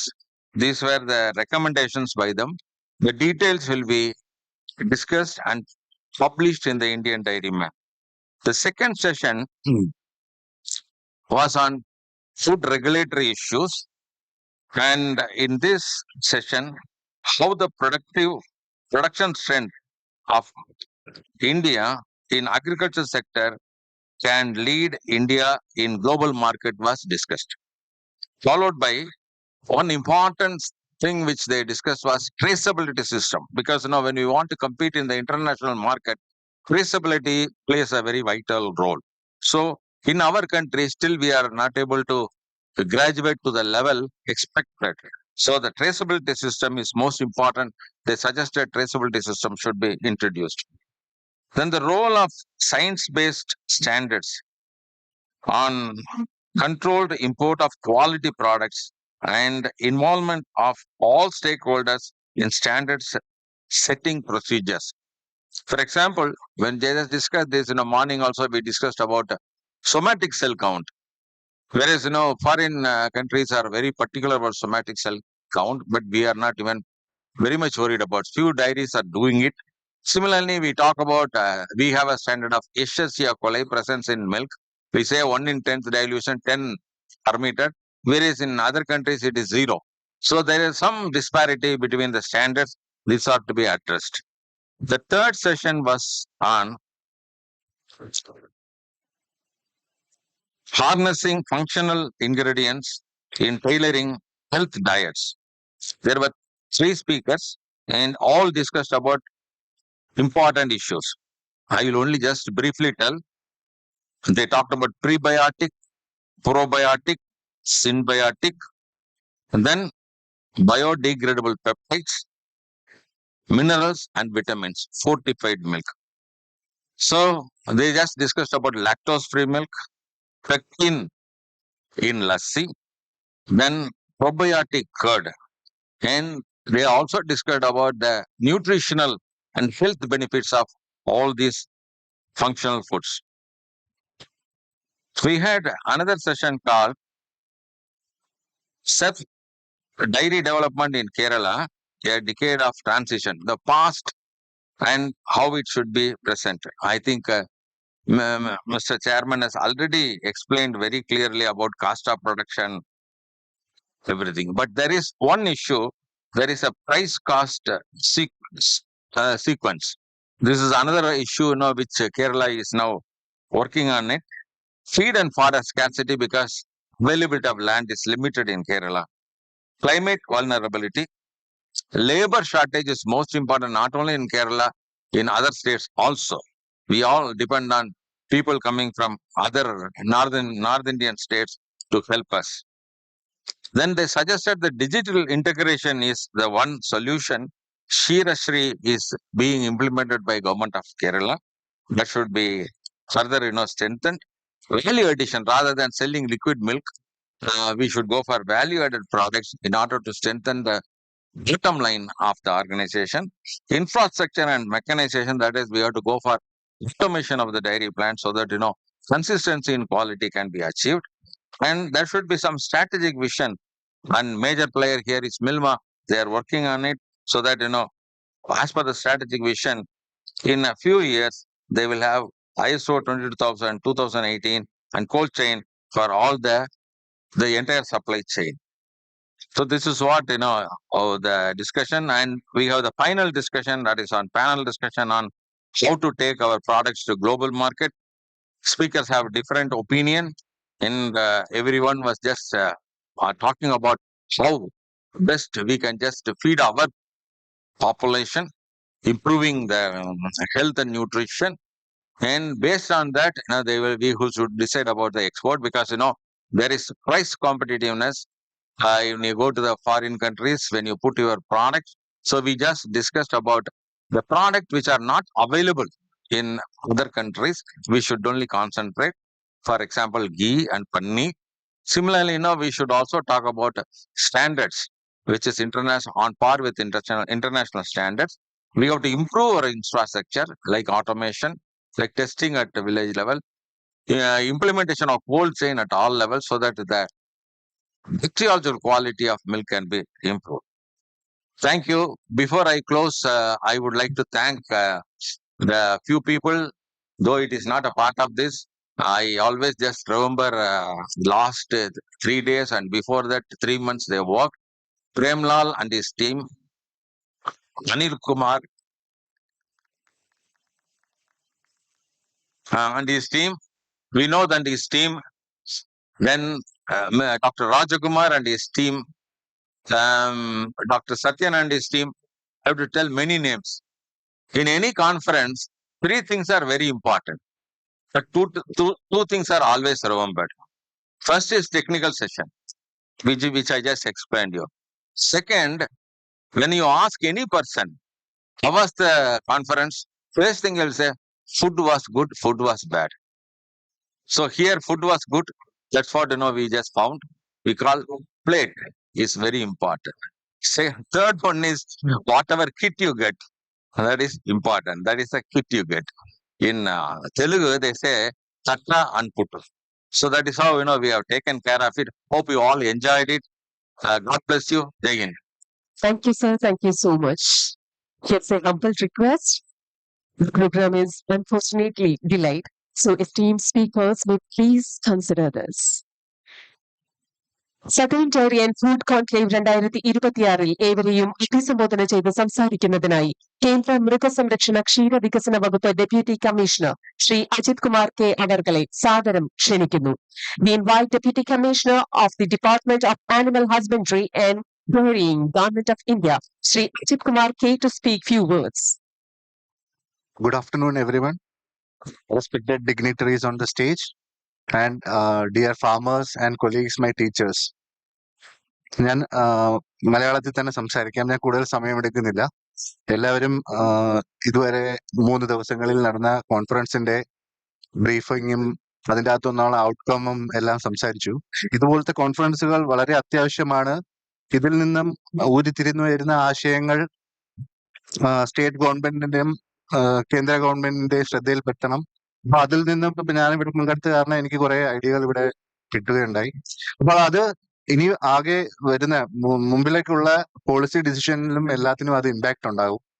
അതുപോലെ തന്നെ ഞാൻ കുറച്ച് കാര്യങ്ങൾ നമ്മുടെ ഇൻഫർമേഷന് വേണ്ടി ഞാൻ പറയാം. ഇവിടെ എല്ലാവരും പറഞ്ഞതുപോലെ 1917 ഓപ്പറേഷൻ ഫ്ലഡ് തുടങ്ങി. ഒന്നുമില്ലാതെ സിറ്റുവേഷനിൽ നിന്നും ഭാരതം നമ്പർ 1 മിൽക്ക് പ്രൊഡ്യൂസറായി. ഇപ്പോൾ ഏകദേശം 22 സ്റ്റേറ്റ് മിൽക്ക് ഫെഡറേഷനുകളുണ്ട് ഇന്ത്യയിലൊട്ടാകെ. 240-ലധികം മിൽക്ക് യൂണിയൻ, ഡിസ്ട്രിക്ട് മിൽക്ക് യൂണിയനുകളുണ്ട്, റീജിയണൽ മിൽക്ക് യൂണിയനുകളുണ്ട്.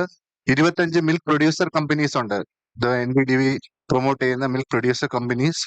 അപ്പൊ ഇതെല്ലാം കൂടി ചേർന്ന് ഏകദേശം 1.5 കോടി ഡയറി കർഷകരുടെ ഒരു കൂട്ടായ്മയായി കോപ്പറേറ്റീവ് സെക്ടറിലുണ്ട്. അതേപോലെ തന്നെ പ്രൈവറ്റ് സെക്ടറും അതേ രീതിയിൽ തന്നെ വളർന്നു വന്നിട്ടുണ്ട്. പണ്ട് ഗവൺമെന്റിന്റെ പ്രൈവറ്റ് സെക്ടറിനൊക്കെ കിട്ടുന്ന ഒരു help that was very negligible. Now the government പൂർണ്ണമായും ഇൻക്ലൂസീവ് ആയിട്ട് ഡയറി ഡെവലപ്മെന്റിനെ കൊണ്ടുപോകുന്നതിന് വേണ്ടി പല സ്കീമുകളും പ്രൈവറ്റ് സെക്ടറിനും കൂടി ഓപ്പൺ ആക്കിയിട്ടുണ്ട്. ഇനി ഒരു കാര്യം കൂടെ നമ്മൾ പറയുന്നതെന്ന് പറഞ്ഞാല് എപ്പോഴും ഗ്രാന്റ് കൊണ്ട് നമ്മൾ ഒന്നുമില്ലാത്ത സമയത്ത് ഗ്രാന്റ് കൊണ്ട് പല ഇൻഫ്രാസ്ട്രക്ചറുകളും ക്രിയേറ്റ് ചെയ്തു. അപ്പൊ ഇനി ആ ഇൻഫ്രാസ്ട്രക്ചറുകൾ അതായത് ഡയറി പ്രോസസ്സിംഗ് സെക്ടർ ആയാല് it has to be upgraded. So ഇനിയുള്ളത് എന്ന് പറയുമ്പോൾ നമ്മൾ വളരെ പ്രൊഫഷണൽ ആയി വർക്ക് ചെയ്താൽ മാത്രമേ we can get into that excellence and drive the excellence. അതായത് കർഷകർ തൊട്ട് അതിൽ ഉൾപ്പെട്ടിരിക്കുന്ന ഓരോ ആൾക്കാരും, ടെക്നോളജി, ഡയറി ടെക്നോളജീസ്, വെറ്റിനേറിയൻ, അവരുടെ എല്ലാം ഫുൾ പൊട്ടൻഷ്യലിലുള്ള കോൺട്രിബ്യൂഷൻ വേണം. അത് വരുമ്പോൾ അതിന്റെ എല്ലാം ഒരു ഒത്തൊരുമയോട് കൂടി മാത്രമേ മുമ്പിലേക്ക് പോകാൻ പറ്റുള്ളൂ. അപ്പൊ ഇതില് നമ്മൾ ഏറ്റവും കൂടുതൽ ശ്രദ്ധിക്കേണ്ട ഒരു കാര്യം എന്ന് പറഞ്ഞാല് ക്രെഡിറ്റ്, അതായത് ലോൺ സംവിധാനം. അഗ്രികൾച്ചർ ക്രെഡിറ്റ് വളരെ മുമ്പ് തൊട്ടുണ്ട്. അഗ്രികൾച്ചർ ക്രെഡിറ്റിൽ എല്ലാ കർഷകർക്കും, അതായത് കൃഷി ഉള്ളവർക്കെല്ലാം ലോൺ കിട്ടുമായിരുന്നു. ഒരു കാലം ഉണ്ടായിരുന്നു, ഒരു പശു വളർത്തുന്ന ഒരാൾ ബാങ്കിൽ പോയി ഒരു ലോൺ വേണമെന്ന് പറഞ്ഞാൽ അത് നിങ്ങൾക്ക് വേറെ ലോണില്ല, നിങ്ങൾ കൃഷിയുണ്ടോ, സ്ഥലമുണ്ടോ, കൃഷിയുണ്ടോ എങ്കിൽ മാത്രമേ ലോൺ കിട്ടുള്ളൂ. ആ ഒരു കാലത്ത് നിന്നും ഇപ്പൊ ഭാരത് മാറിക്കഴിഞ്ഞിരിക്കുന്നു.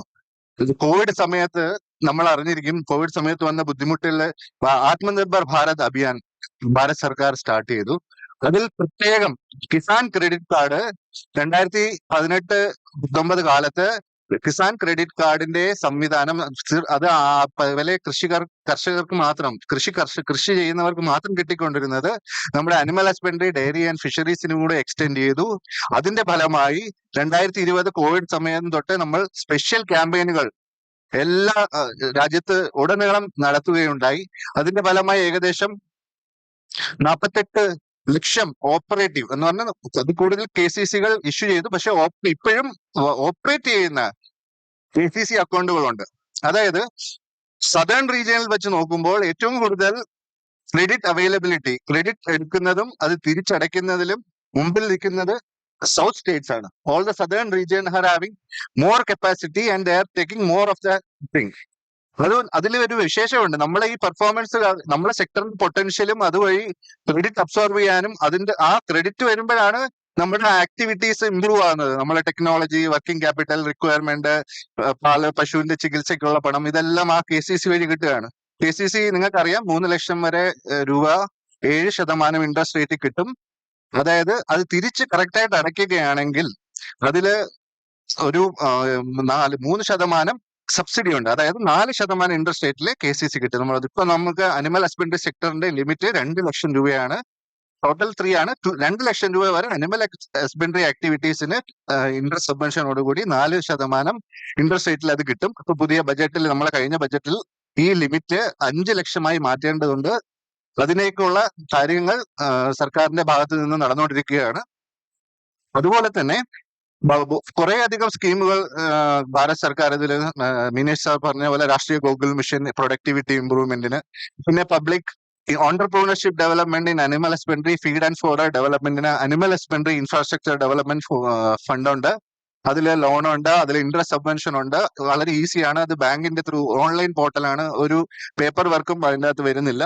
പിന്നെ national life stock mission entrepreneurship development, ഓരോ അനിമൽ ഹസ്ബൻഡറി ആക്ടിവിറ്റിയിൽ പുതിയ തലമുറയിലും ചെയ്തുകൊണ്ടിരിക്കുന്നവർക്കും പുതിയ പുതിയ രീതിയിൽ അവർക്ക് അത് എക്സ്പാൻഡ് ചെയ്യാൻ വേണ്ടിയുള്ള സ്കീമുകളുണ്ട്. ഇതെല്ലാം നമ്മുടെ വെബ്സൈറ്റിലും സ്റ്റേറ്റ് ഗവൺമെന്റ് വഴിയെല്ലാം നിങ്ങൾക്ക് അറിയാൻ പറ്റും. പിന്നെ ഏറ്റവും മെയിൻ ആയിട്ടൊരു കാര്യം, നമ്മൾ ഏതൊരു സ്ഥാപനമായിരുന്നാലും അവിടെ ആവശ്യത്തിനുള്ള റിസോഴ്സസ് ഉണ്ടാവണം. റിസോഴ്സസ് എന്ന് പറഞ്ഞാൽ it's not only money. Resources is man power. Man power means not all type of manpower, from the technical manpower, management, all those things. Now ഇനി നമുക്ക് ഇത് ചെയ്യേണ്ടത് എന്താണെന്നാൽ ഇനിയുള്ള കാലം നമ്മുടെ ഇന്ത്യയിലുള്ള എല്ലാ മിൽക്ക് യൂണിയനുകളും കോപ്പറേറ്റീവ്സ് ആയിരുന്നാലും പ്രൈവറ്റ് ഡയറീസ് ആയിരുന്നാലും there are crunch of technical manpower. Dairy ടെക്നോളജിസ്റ്റിന്റെ അതേപോലെ തന്നെ മാനേജ്മെന്റ് ഗ്രാജുവേറ്റ്സിന്റെയും മാനേജ്മെന്റ് സ്പെഷ്യലിസ്റ്റിന്റെയും കുറവുകളുണ്ട്. പക്ഷെ കുറെ വേക്കൻസികൾ ഞങ്ങളിപ്പം എല്ലാ സ്റ്റേറ്റിന്റെയും കണക്കെടുത്തു. എല്ലാ സ്റ്റേറ്റിൽ നിന്നും നമ്മൾ റെക്കോർഡ് കളക്ട് ചെയ്തു. അതിൻ്റെ അകത്ത് ഒട്ടുമിക്കതിലും 60-70% വരെ ടെക്നിക്കൽ മാൻ പവർ വേക്കന്റ് ആണ്. They are not recruiting anyone in a permanent way so that a team work can happen in the industry. So എല്ലാ അവരോടും ഒരു റിക്വസ്റ്റ് ഉണ്ട്, അത് കുറച്ച് സീരിയസ് ആയിട്ട് എടുക്കേണ്ട ഒരു സമയമായി. എല്ലാവരും മാൻ പവർ നല്ല പോലെ ഏബിൾ ആയിട്ടുള്ള ആൾക്കാരെയും കഴിവുള്ളവരെയും എടുത്തു വെച്ച് കഴിഞ്ഞാൽ നമുക്കുള്ള ഇനിയുള്ള മുമ്പോട്ടുള്ള എല്ലാ ആക്ഷനുകളും ഫ്രൂട്ട്ഫുൾ ആക്കി എക്സലൻസിലേക്ക് എത്തിക്കാൻ നമുക്ക് കഴിയും. നന്ദി, നമസ്കാരം, ജയ് Hind. Thank you, sir. Thank you so much. Once again, the program is delayed, so esteemed speakers may please consider this. Indian Dairy Associationന്റെ south zone vice chairman doctor R Rajendrakumar അവർകളെ ആശംസാ പ്രസംഗത്തിനായി സാദരം ക്ഷണിക്കുന്നു. We invite Dr. R. Rajendra Kumar, Vice Chairman of the Indian Dairy Association, South Zone, for felicitation. Most distinguished guests on the dais and off the dais, dear delegates, officers of Milma Dairy Department, faculty members of Veterinary University, dear farmers and dear friends. I feel extremely happy and proud that we could organize the second edition of Southern Dairy Summit in a very meticulous way in the birthplace of Dr. Varghese Kurian, who led meticulously to lead India to become the largest milk producing country in the world. Last 3 days, we have witnessed plenty of actions, plenty of deliberations, plenty of presentations on how we can make India to progress further in dairy industry. Sir, most of the farmers sitting here represent the Malabar region of Kerala. Kerala is not a big milk producing country, but I am very proud to say that these farmers produce the best quality milk in India. So in that way, they deserve plenty of appreciation. Even though they are producing not much milk, but they produce the best quality milk in the country. So Kerala always put forward for quality milk, and I am very proud to say this on this dais. Sir, I am extremely happy and extremely thankful to the team led by Sri K.S. Mani sir, Sri Anil Kumar, our mentor, Sri C.P. Charles, Anil Kumar, Vinod, and Dr. Satyan, Dr. Givargis, who all led, who spent sleepless nights for many days to make this event a grand success. So once again, my most sincere appreciation to one and all to make this event a grand success. Thank you all. Thank you. Thank you, sir. The chairman of the organizing committee, Sri K.S. Mani, Chairman, Milma, is requested to honor the chief guest and the guests. The organizing committee is really honored to have the presence of respectful guests. Now, on behalf of the organizing committee, let us invite the chief guest, Dr. Meenesh C. Shah, NTTP chairman, to receive the honors. So please.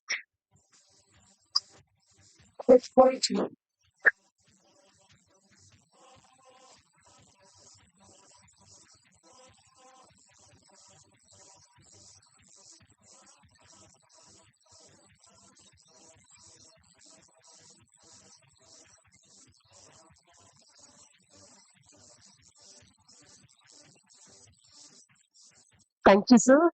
On behalf of the organizing committee, let us invite the guest, Sri Sudhir Kumar Singh, President, IDA.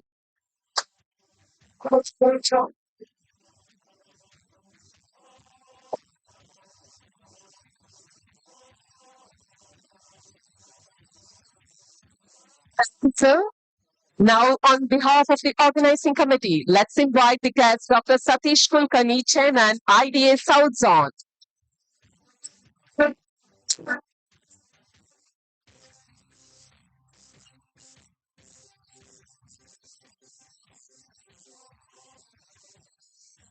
Thank you, sir. On behalf of the organizing committee, let's invite the guest, Sri Arun Patil, Vice President, IDA.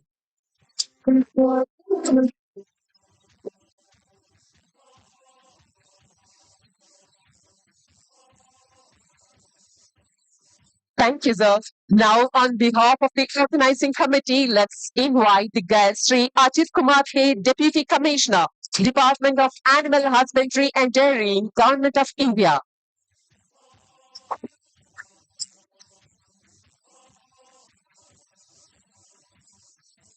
Thank you, sir.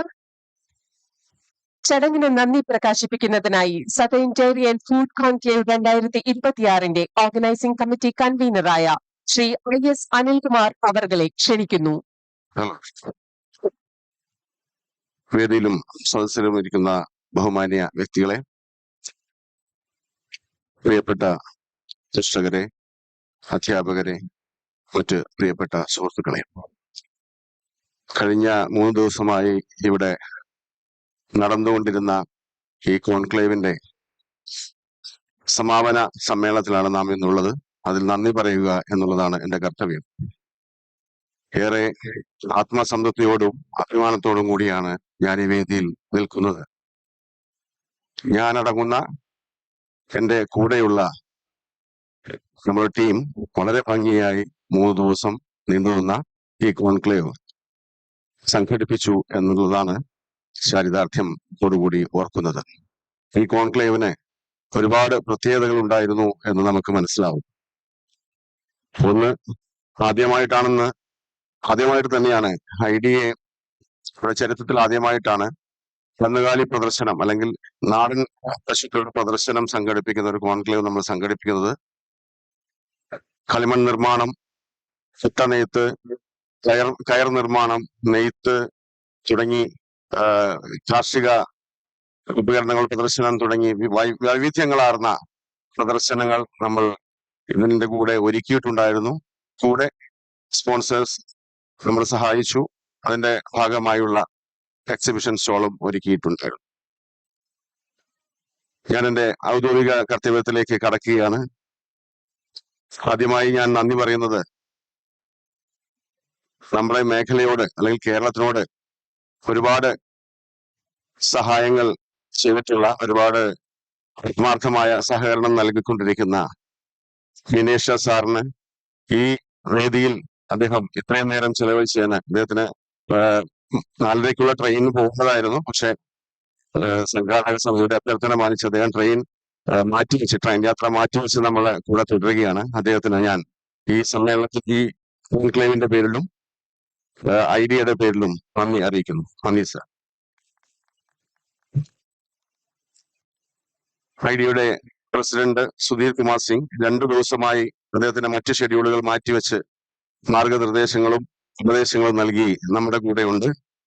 Sudheer Kumar സിംഗിന് ശ്രീ സുധീർ കുമാർ സിംഗ് അവർക്ക് ഞാൻ എന്റെ സ്വന്തം പേരിലും ഈ കോൺക്ലേവിന്റെ പേരിലും IDA Kerala ചാപ്റ്ററിന്റെ പേരിലും south zone ചാപ്റ്ററിന്റെ പേരിലും നന്ദി അറിയിക്കുന്നു.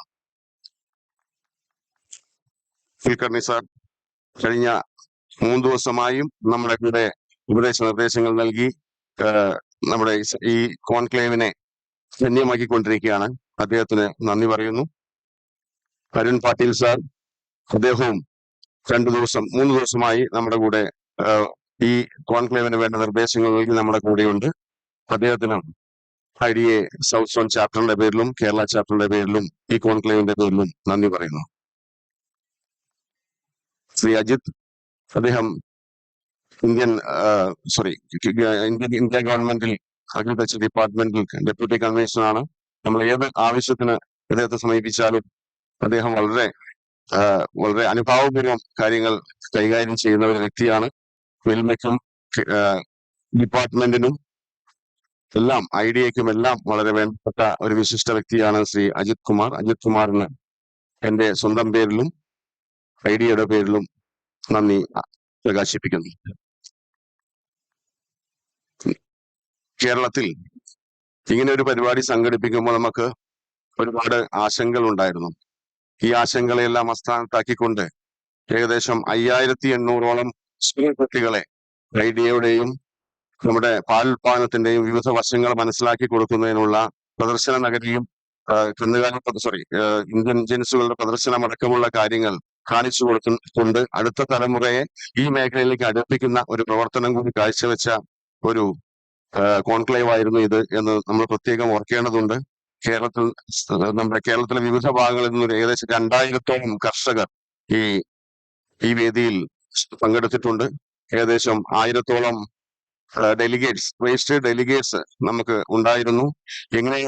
എന്തൊക്കെ പറഞ്ഞാലും എങ്ങനെയൊക്കെ പറഞ്ഞാലും വളരെ നല്ല വിജയം ആയ ഈ കോൺക്ലേവിനെ പരിസമാപ്തി കുറിക്കുന്നതിന് മുമ്പ് കുറച്ച് പേരുകൾ കൂടി പരാമർശിക്കാതെ പോയാൽ എന്റെ നന്ദി പ്രകടനം പൂർത്തിയാകില്ല എന്നുള്ളതാണ്. ആദ്യമായി ഞാൻ ഈ കോൺക്ലേവിന്റെ പരിസമാപ്തിയുടെ വേളയിൽ നിൽക്കുന്ന സമയത്ത് നന്ദി പറയുന്നത് ബഹുമാനപ്പെട്ട ചെയർമാനോടാണ്. ചെയർമാനോട് കഴിഞ്ഞ സൗത്ത് സോൺ കോൺക്ലേവിന്റെ സമയത്ത് ഈ ആശയം മുന്നോട്ട് വെച്ച സമയത്ത് ചെയർമാൻ വളരെ സന്തോഷപൂർവ്വം ആ ഒരു കോൺക്ലേവിന് ആതിഥ്യം വഹിക്കാമെന്നും കോഴിക്കോട് തന്നെ ആതിഥ്യം വഹിക്കാമെന്നും അദ്ദേഹം അതിന്റെ സംഘാടക സമിതി ചെയർമാൻ ആകാമെന്നും ഏറ്റതാണ്. അദ്ദേഹം അത് ഈ നിമിഷം വരെ വളരെ ആത്മാർത്ഥമായി അത് നിർവഹിച്ചിട്ടുണ്ട്. അദ്ദേഹത്തിന് ഈ കോൺക്ലേവിന്റെ പേരിൽ അഗീതവുമായ നന്ദി അർപ്പിക്കുന്നു. ഈ കോൺക്ലേവിന്റെ വിജയം ശരിക്കും 3 പില്ലറുകളിലാണ്. അതായത് ഡിപ്പാർട്ട്മെന്റ്, യൂണിവേഴ്സിറ്റി, മിൽമ, ഈ 3 പ്രസ്ഥാനങ്ങളുടെയും ഉദ്യോഗസ്ഥർ ഇതിന് ആത്മാർത്ഥമായ ശ്രമങ്ങൾ നൽകിയിട്ടുണ്ട്. IDAയുടെ ശ്രമങ്ങളും IDA സൗത്ത് സോണിന്റെ ശ്രമങ്ങളും കുറച്ചു കാണാൻ നിർവാഹമില്ല. ഈ കോൺക്ലേവിന്റെ മെന്ററായിട്ടുള്ള ശ്രീ ചാൾസ് സാർ കോൺക്ലേവിന്റെ ഏകദേശം കോൺക്ലേവ് ഒരു പേസിലേക്ക് കയറിയത് മുതൽ ഞങ്ങളുടെ കൂടെയുണ്ട്. കഴിഞ്ഞ 1.5 മാസമായി ഉപദേശ നിർദ്ദേശങ്ങൾ നൽകിയും സ്പോൺസർമാരെ കണ്ടെത്തിയും സാമ്പത്തിക കാര്യങ്ങൾ നിയന്ത്രിച്ചും ഞങ്ങളുടെ കൂടെയുണ്ട്. ഈ കോൺക്ലേവിന്റെ വിജയശില്പികളിൽ പ്രധാന ഒരു വ്യക്തി എന്നുള്ളതിൽ ചാൾസ് സാറിനെ ഞാൻ നന്ദി പറയുന്നു. രണ്ടാമത്തത് മിൽമയുടെ ഭാഗത്തു നിന്നും ശ്രീ പ്രേംലാൽ സാർ, ഞങ്ങൾക്ക് എപ്പോഴും മാർഗദർശിയായിട്ടുള്ള ഒരു വ്യക്തിയാണ് അദ്ദേഹം. അദ്ദേഹത്തിന്റെ ചിട്ടയായ സംഘാടനം, അത് സമയ ക്രമീകരണത്തിലുള്ള അദ്ദേഹത്തിന്റെ പ്രത്യേക മിടുക്ക്, ഒരു കോൺക്ലേവ് ഒരു ഗ്ലോബൽ കോൺക്ലേവ് ആക്കി ഈ കോൺക്ലേവ് ഒരു ഗ്ലോബൽ വിഷനോട് കൂടിയാണ് അദ്ദേഹം അതിനെ സമീപിച്ചത്. ഓരോ വിഷയത്തിലും കാര്യങ്ങൾ മാറ്റുകയും നമുക്ക് ഉപദേശ നിർദ്ദേശങ്ങൾ നൽകുകയും കൃത്യമായി അത്യുഷ്ടിയോടുകൂടി കാര്യങ്ങൾ സംഘടിപ്പിക്കുകയും ഓരോ പരിപാടിയും അത് ഭംഗിയായി സംഘടിപ്പിക്കുന്നതിൽ ഞങ്ങൾക്ക് വളരെയധികം സഹായവും ചെയ്തു തന്നിട്ടുണ്ട്. IDAയുടെ പേരിലും എന്റെ സ്വന്തം പേരിലും ഞാൻ അദ്ദേഹത്തിന് അഗീതവുമായ നന്ദി പ്രകാശിപ്പിക്കുന്നു. ഇനി വിവിധ കമ്മിറ്റികളുടെ പ്രവർത്തനമാണ്. ശ്രീ രാജേന്ദ്രകുമാർ സാർ ടെക്നിക്കൽ കമ്മിറ്റിയിൽ ചെയർമാൻ ആയിരുന്നു. അദ്ദേഹം സ്പീക്കേഴ്സിനെ വളരെ ആപ്റ്റ് ആയിട്ടുള്ള കറക്റ്റ് ആയിട്ടുള്ള സ്പീക്കേഴ്സിനെ കണ്ടെത്തി തന്നു. അദ്ദേഹത്തിന് വളരെ അധികം നന്ദി പ്രകാശിപ്പിക്കുന്നു. വർഗീസ് സാർ പബ്ലിക്കേഷൻ കമ്മിറ്റിയുടെ കൺവീനർ ആയിരുന്നു. അദ്ദേഹം കഴിഞ്ഞ IDA കോൺഫറൻസ് നടത്തി പരിചയസമ്പന്നനായ ഒരു വ്യക്തിയാണ്. അദ്ദേഹത്തിന്റെ മാർഗനിർദ്ദേശങ്ങൾ നമുക്ക് ഈ കോൺക്ലേവ് സംഘടിപ്പിക്കുന്നതിന് ഒരുപാട് സഹായകമായിട്ടുണ്ട്. അദ്ദേഹത്തെ ഈ വേദിയിൽ ഞാൻ നന്ദിപൂർവ്വം സ്മരിക്കുന്നു. ഡോക്ടർ രാജ്കുമാർ, അദ്ദേഹം കേരള ചാപ്റ്ററിന്റെ പ്രസിഡന്റാണ്. രാജ്കുമാർ സാറിന്റെ മാർഗനിർദ്ദേശത്തോടു കൂടിയാണ് ഈ കോൺക്ലേവ് സംഘടിപ്പിച്ചിട്ടുള്ളത്. കോൺക്ലേവിന്റെ ഓരോ കാര്യങ്ങളിലും അദ്ദേഹം വളരെയധികം ശ്രദ്ധ പതിപ്പിച്ചിട്ടുണ്ട്. അദ്ദേഹത്തിനെ ഞാൻ നന്ദി പറയുന്നു. Shri Sathyan sir registration committee ചെയർമാനായിരുന്നു. അദ്ദേഹം വളരെ പ്രയാസപ്പെട്ടു. അവസാന നിമിഷം വരെ രജിസ്ട്രേഷൻ നമ്മൾ പ്രതീക്ഷിച്ചതിലും വലിയ രജിസ്ട്രേഷൻ ആണ് ഉണ്ടായത്. അദ്ദേഹത്തിന് ഞാൻ നന്ദി പറയുന്നു.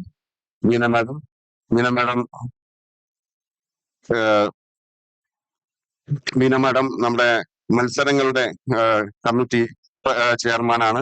മത്സരങ്ങൾ കൃത്യമായി സംഘടിപ്പിക്കാനും അത് ജഡ്ജസിനെ ഒരുക്കുവാനും മറ്റ് വിഷയങ്ങൾ തീരുമാനിക്കാനും എല്ലാത്തിനും ബീന മാഡം വളരെയധികം സഹായിച്ചിട്ടുണ്ട്. ബീന മാഡത്തിന് നന്ദി പറയുന്നു. വിവിധ കമ്മിറ്റികളുടെ കൺവീനർമാരായിട്ടുള്ള അപർണ, ആയിഷ, അർച്ചന, ഇന്ദു മാഡം, റാഹില, സ്മിത ജെ ലൂക്കോസ്, ദിവ്യ MP, ദിവ്യ KB, ജയദേവൻ എന്നീ അസിസ്റ്റന്റ് പ്രൊഫസർമാരെ ഈ കോൺക്ലേവിന് വേണ്ടി നന്ദിപൂർവ്വം സ്മരിക്കുന്നു. കൂടാതെ മിൽമയുടെ ഭാഗത്തുനിന്നും അഹോരാത്രം ഈ കോൺക്ലേവിന് വേണ്ടി പണിപ്പെട്ടുള്ള ആദ്യമായി Vinod sir food committee chairman ആയിരുന്നു. അതേപോലെ ജോർജ് കുട്ടി സാറ് CEO MRDF, അദ്ദേഹം ഒരുപാട് ഈ ഇവന്റ് മാനേജ്മെന്റ് കമ്മിറ്റിയുടെ ചെയർമാനായിരുന്നു. അങ്ങനെ രൂപേഷ്, അരുൺ തുടങ്ങി പേര് പറയാത്തതും ഓർമ്മ വരാത്തതുമായിട്ടുള്ള എല്ലാവർക്കും വേണ്ടി ഞാൻ നന്ദി പറയുന്നു. അവസാനമായി Abraham T Joseph sir memento committee ചെയർമാനാണ്. അദ്ദേഹത്തിന് എന്റെ പേരിലും ഐഡിയയുടെ പേരിലും നന്ദി പറയുന്നു. ഒരിക്കൽ കൂടി ഏവർക്കും നന്ദി പറഞ്ഞുകൊണ്ട് ഈ കോൺക്ലേവിന് വേണ്ടി സഹകരിച്ച എല്ലാ കർഷക സുഹൃത്തുക്കൾക്കും, സ്പോൺസർമാർക്കും, വളണ്ടിയർമാർക്കും, ഈ event management team, suppliers, drivers, എല്ലാ ഭാഗം ജീവനക്കാർക്കും ഈ കോൺക്ലേവിന് വേണ്ടി നന്ദി പറഞ്ഞുകൊണ്ട് നിർത്തുന്നു. നന്ദി. Thank you, sir. Thank you all. Thank you so much. Organizing committee is extremely sorry that we are delayed by 7 minutes. 7 minute താമസിച്ചു പോയതിൽ സംഘാടക സമിതി എല്ലാവരോടും ക്ഷമ ചോദിക്കുകയാണ്. All steering committee members are requested to assemble in this hall after national anthem. Please stand up for national anthem. ഏവരും ദേശീയ ഗാനത്തിനായി എഴുന്നേറ്റ് നിൽക്കണമെന്ന് അഭ്യർത്ഥിക്കുന്നു. जनगणमन अधिनायक जय हे पार्वत भाग्य विभावक जय वसिष्ठ